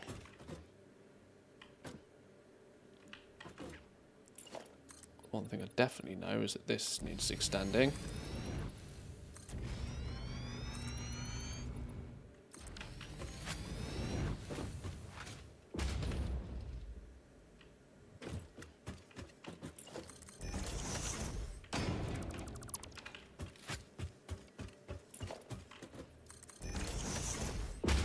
Running around with my gun out. Meant to have me coffee on the go. Running around with a gun swinging.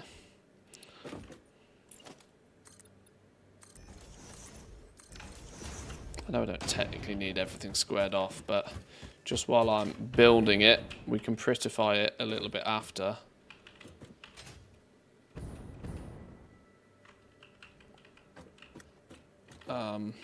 I should probably get the rest of these down now that we know where they go.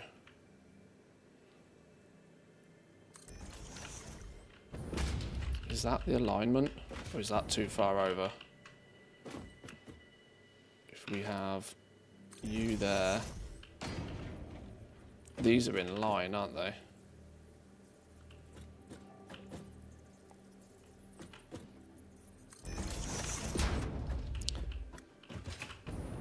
Are they in line? They are in line, which means that's too far back. Right idea, wrong placement.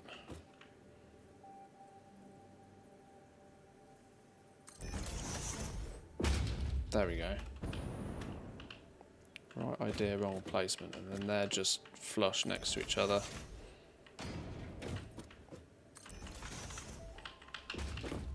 This is going to be so overkill. So overkill, but we're having fun. Overkill is fun.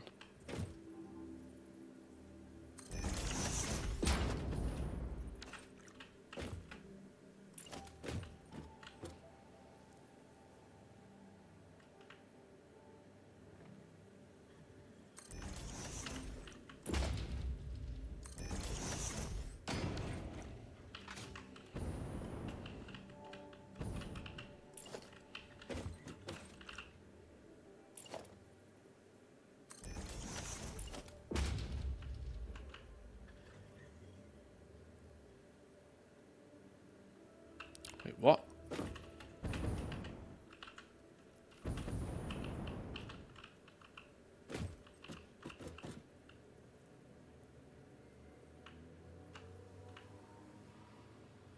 No, stop snapping to either of those.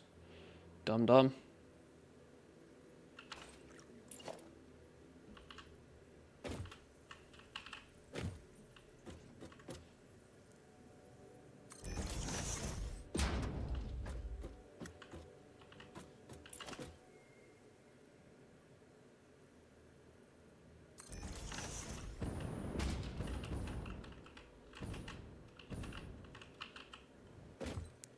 Okay, I think that looks right.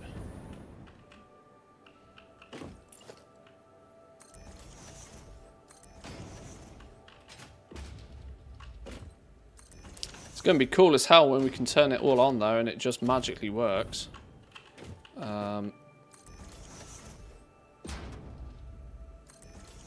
Assuming we have that level of wizard skills. What are we missing? Oh my god, I'm out of modular frames. Oh, only in the cloud. Holy. I got worried then. We're going to have so many materials in our base. Okay, that's all of this upstairs. Right. That's all the buildings. I should go get some materials, really, shouldn't I? I should go get some materials so we can maybe even think about turning this on. A test run. Yeah, before doing it 4 times over, a test run is a very smart move.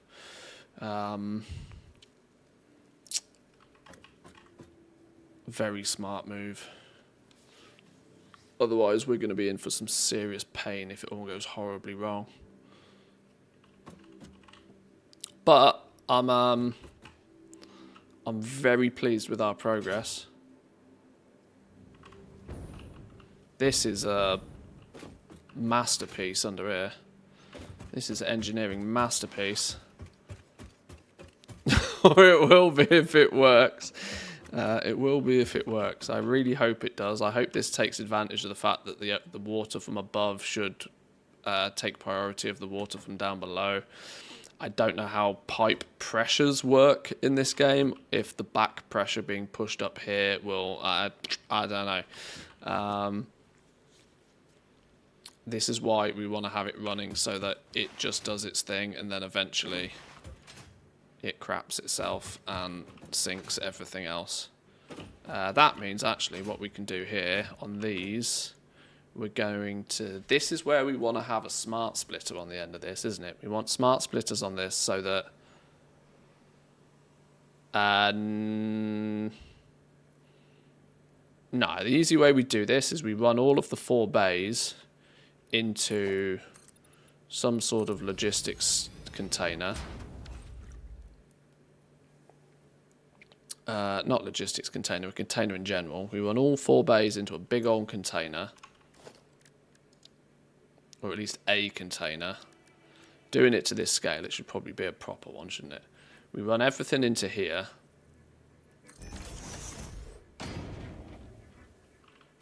Oh, those are flipping as tall as my floors.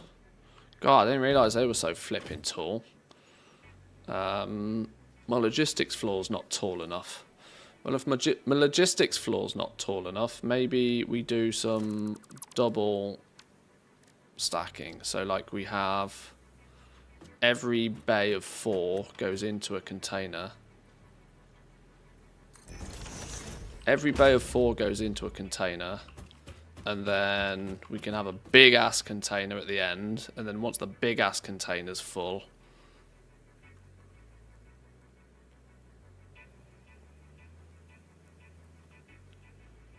that's not going to work, is it? Because once the big ass if the big ass container fills up, then these will never fill up.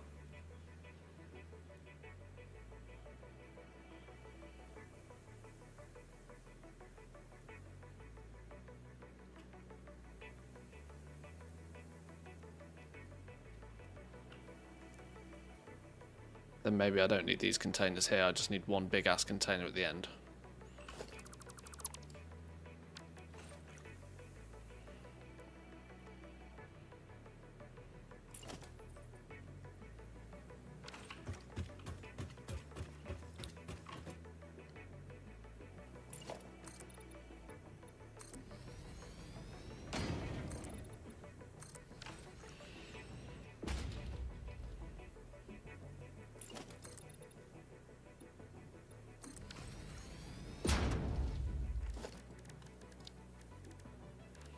So we can have... Where's it gone? Big old storage container down here, which will be the runoff of all of those. But what we can do is we can put a smart splitter on this, as to say when this is full. So if we put a smart splitter here... No. Smart splitter here.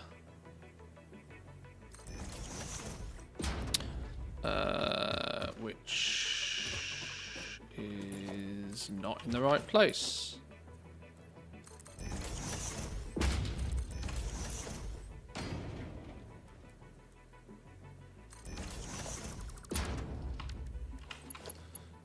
This will run off into our personal storage,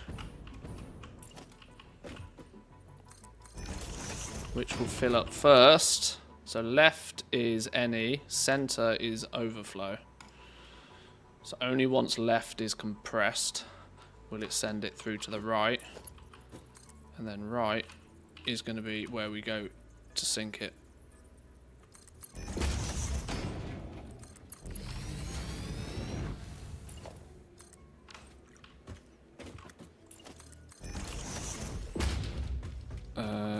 And then it means that we'll just merge these 4 belts into one,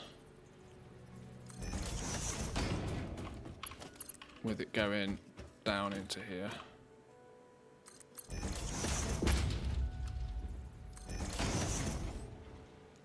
Loik Satch. Wait, what did I get rid of then? I got rid of the floor. Whoops.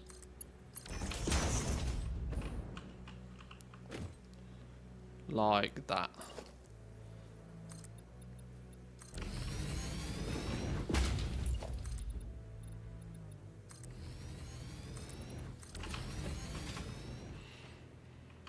Is that on the wonk? That's really on the wonk, isn't it? That's massively on the wonk. Is that because this isn't centered? No, this one is centered. It's that this one isn't. Derp.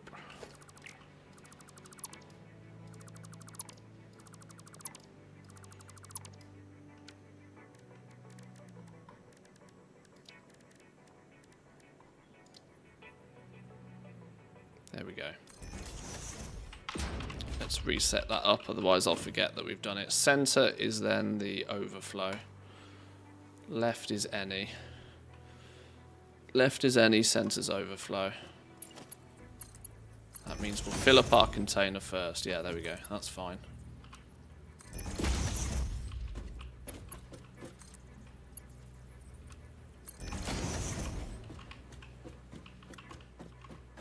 Okay, so that's dealing with allowing the entire thing to just be on.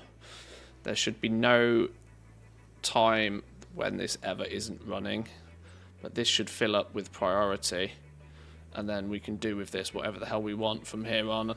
There's a good chance that we might build a little, because there's two more components, isn't there? There's the ironclad sheets, and which needs the copper, and then there's the other stuff. There's no reason we can't then bring this back up, do another production floor maybe. Might be kind of quite cool, because these are big, fat, tall, humongous, great big things. If we have, you know, another floor that's a bit lower, and then we do all of the second tier production just on top of these. And I don't know, depends what we want to do with belts then. I don't know, I haven't decided. We'll figure that we'll figure that out once we've got the first bit sorted. I'm thinking about, you know, there's my brain going into architect mode. Not that I really have much architect mode. We need this sink to be, that can be reconfigured a little bit there, can't it? This needs to both be sinking the silicon. Is it silicon? Or the silica, sorry. Needs to both be sinking the bonus silica plus also all of the extra aluminium ingots once we've got too many. Sink.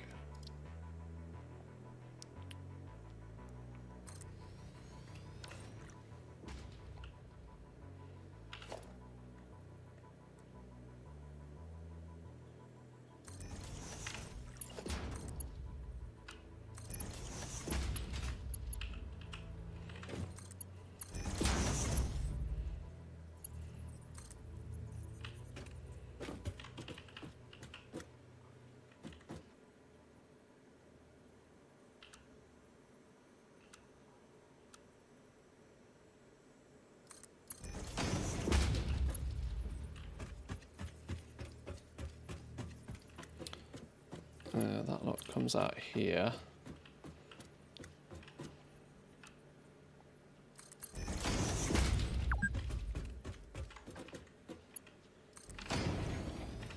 Oh, does that clip with that? No, beautiful. Oh my god, it's like I planned it. It's like I planned it that way. Okay. We're getting there. We're getting there slowly. We're slowly chipping away at each little subsection of snippety doodah, making sure that it all works neat and tidy. So the silica will go in there. The bonus bars, once this is full, will go in there. In theory, we'll make sure that we're using as many of them as we can, but otherwise it can consistently run. The only thing that I haven't really contemplated about this entire scenario is that if I don't feed it enough materials, and these start to starve, and these don't run 100%, then I don't know what's going to happen with a water situation. That's the only thing that might cause the whole flipping thing to clog up. The irony of it clogging up because I don't provide enough materials is odd, but it could happen. I'm very concerned about the water situation.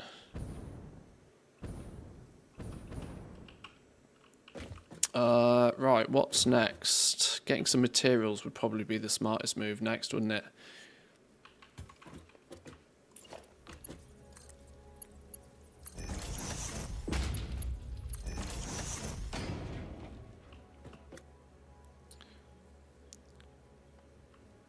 Lower the water pump. I don't have any pumps here. That is something I might need on here, actually. These have only got like 10 meters of head pressure, right? Does it say? It's got flow rates. 120 water a minute.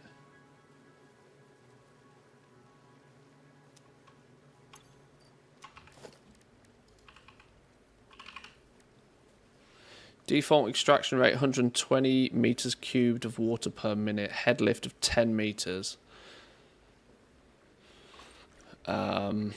These are meant to be 4 meters high, aren't they? 4, 8, 12, 16, 20. We've got 20 meters of head lift there.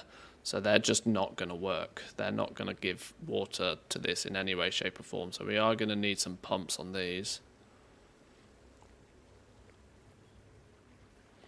We're going to need some pumps on there to get those cooking nicely.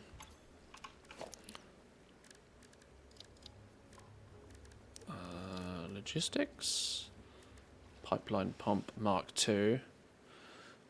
Can be attached to a pipeline to apply head lift, maximum of 50 meters.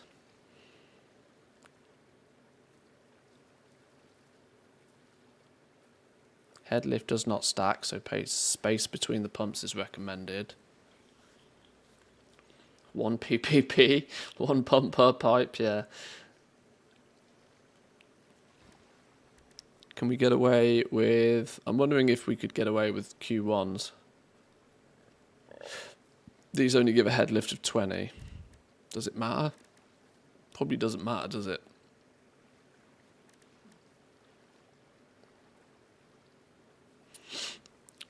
Mark 1s work. Oh, Mark 2s are beefy boys. Oh, they're beefy boys.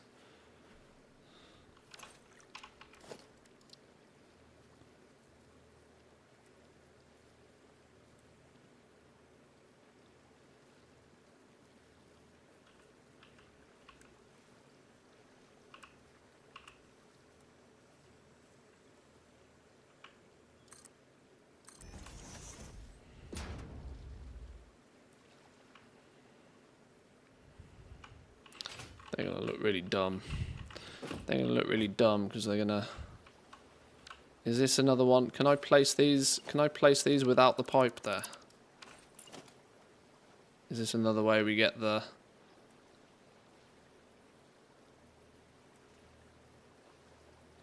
Wait, hang on. Which way is it going?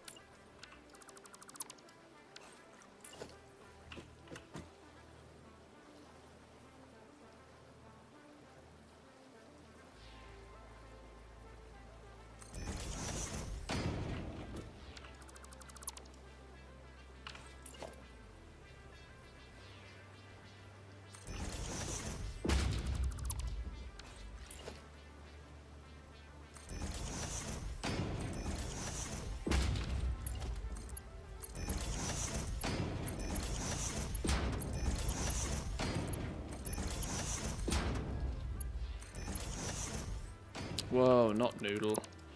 Not noodle.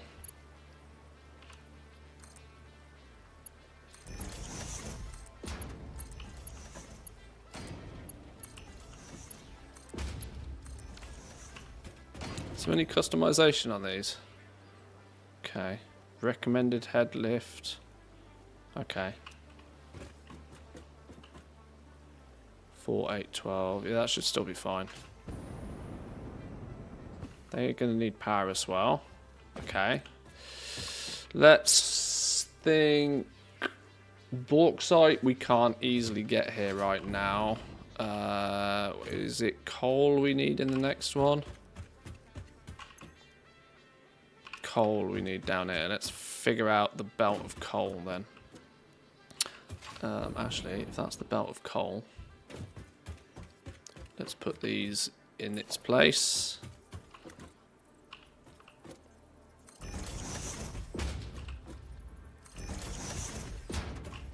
So we know where they're going.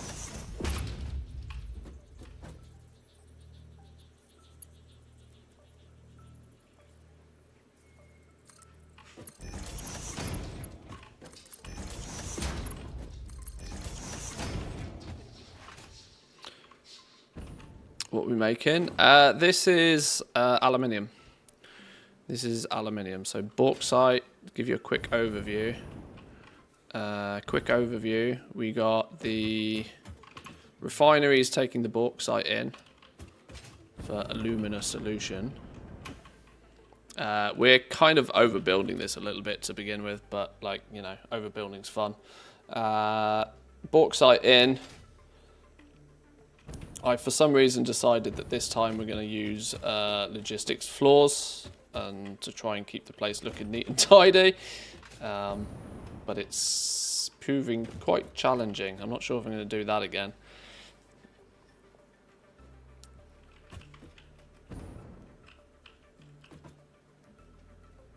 But it's, yeah, we're getting there. Pasta, spaghetti specifically. Yeah, that's kind of what it feels like a little bit.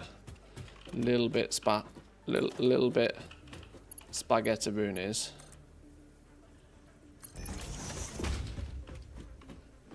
Wait, hang about. They're meant to be...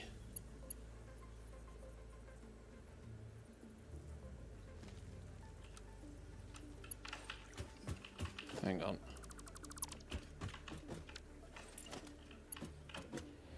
Why is that saying it's going down? It shouldn't be going down. That's meant to be an input. They're meant to be inputs. Have I balls them up on the top?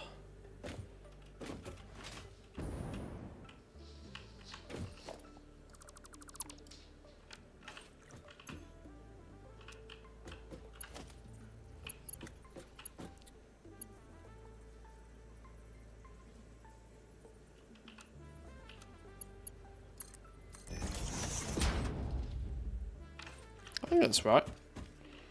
I don't know.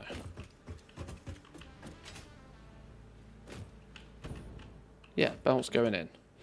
Belt's going in. Beautiful.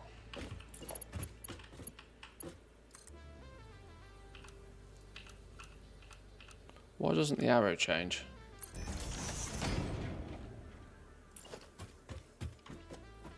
Yeah, that's not the right way, is it?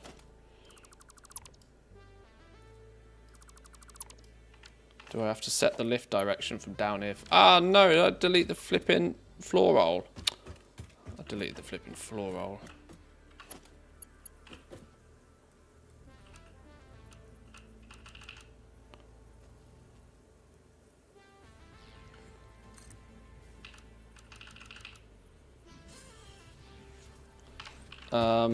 Why are they...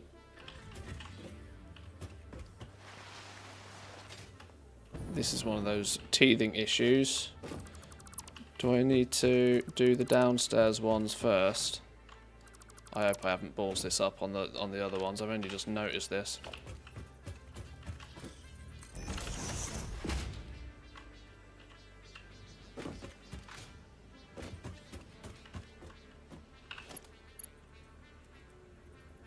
There we go. Now it shows us an input. Why was it... Okay, maybe I've got to do the downstairs ones first. To set the direction.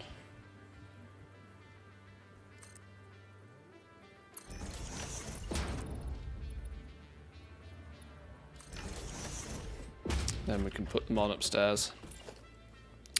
No biggie.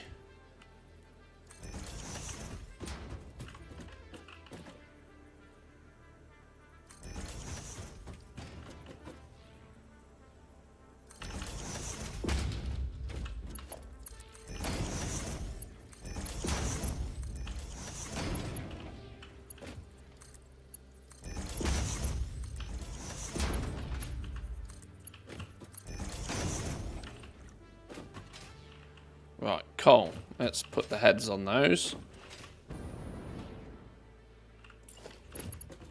Okay, so yeah, now it's just going to work fine. There we go. There we go.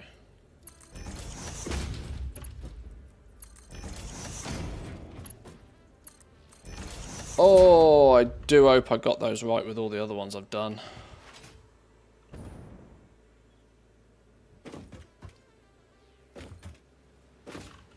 The belts will give me a hint here. Belts will give me a hint. Bauxite, that's going the right way. That's going the right way. Oh, these haven't flipping got belts. Oh, well, at least it says in.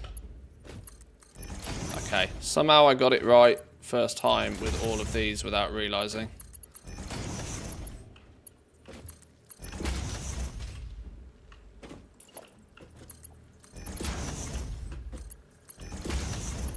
I do really wish there was a way to just easily switch the direction of stuff.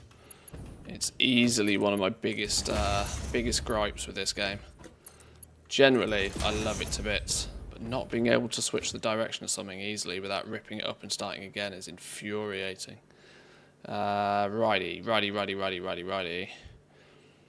Mods. Yeah, I can guarantee that's one of the first things a mod is probably fixed. They're like, no, we can't have this ridiculousness. Is that even connecting properly? It's hard to tell sometimes because of the clipping. Right, and we said coal is going to be coming in from this way. I need to just do some quick napkin math actually, because I'm not convinced. How much coal do we need for this? Each machine is operating with 120, and we've got 4 of them, so we need 480 coal to supply the whole thing. 480 coal shouldn't be that difficult, and considering it's there, it's a piece of piss. Are these both normal? These are both normal. 3 normals, 4 normals. 480 coal in there, no problem whatsoever. Got a mod so my conveyors could be faster as well. I think the top tier mods, I think they're 1.2k. Which sounds plenty enough for me right now, but I'm sure once you get there, if you want to keep scaling past like actually finishing the game, I guess that's another cool thing mods can do. Right, coal is in, bauxite is in, water is in, at least for the first run. We haven't figured out silica in long distance terms.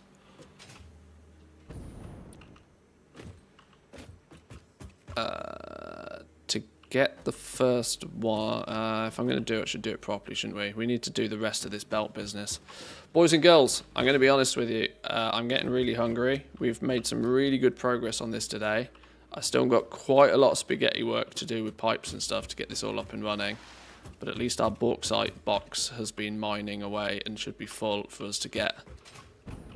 I'm going to risk it, and I'm not even going to test run it. We're going to have absolute confidence in the entire thing just working. So we will probably continue on with this. I might do some of this busy work off stream later this evening, try and get some materials together, but I won't connect it all up. I'll leave the connecting for the stream. Meaning if I can get all the belts and some pipes and some busy stuff done between now and tomorrow, then we could finally get it all switched on tomorrow. Thank you all for joining. I appreciate you sticking around. I definitely appreciate the hints, tips and supports with this, considering we still feel relatively noobish with this, but we're getting it there slowly but surely. Feel free to come say hi over on the Discord. There's a good opportunity on the Discord to select notifications for the stream, because I know Twitch especially is not necessarily reliable, nor is YouTube, so that's why we use the Discord. Thank you all for joining today. Have a wonderful rest of your day, and I'll catch you all next time. Peace.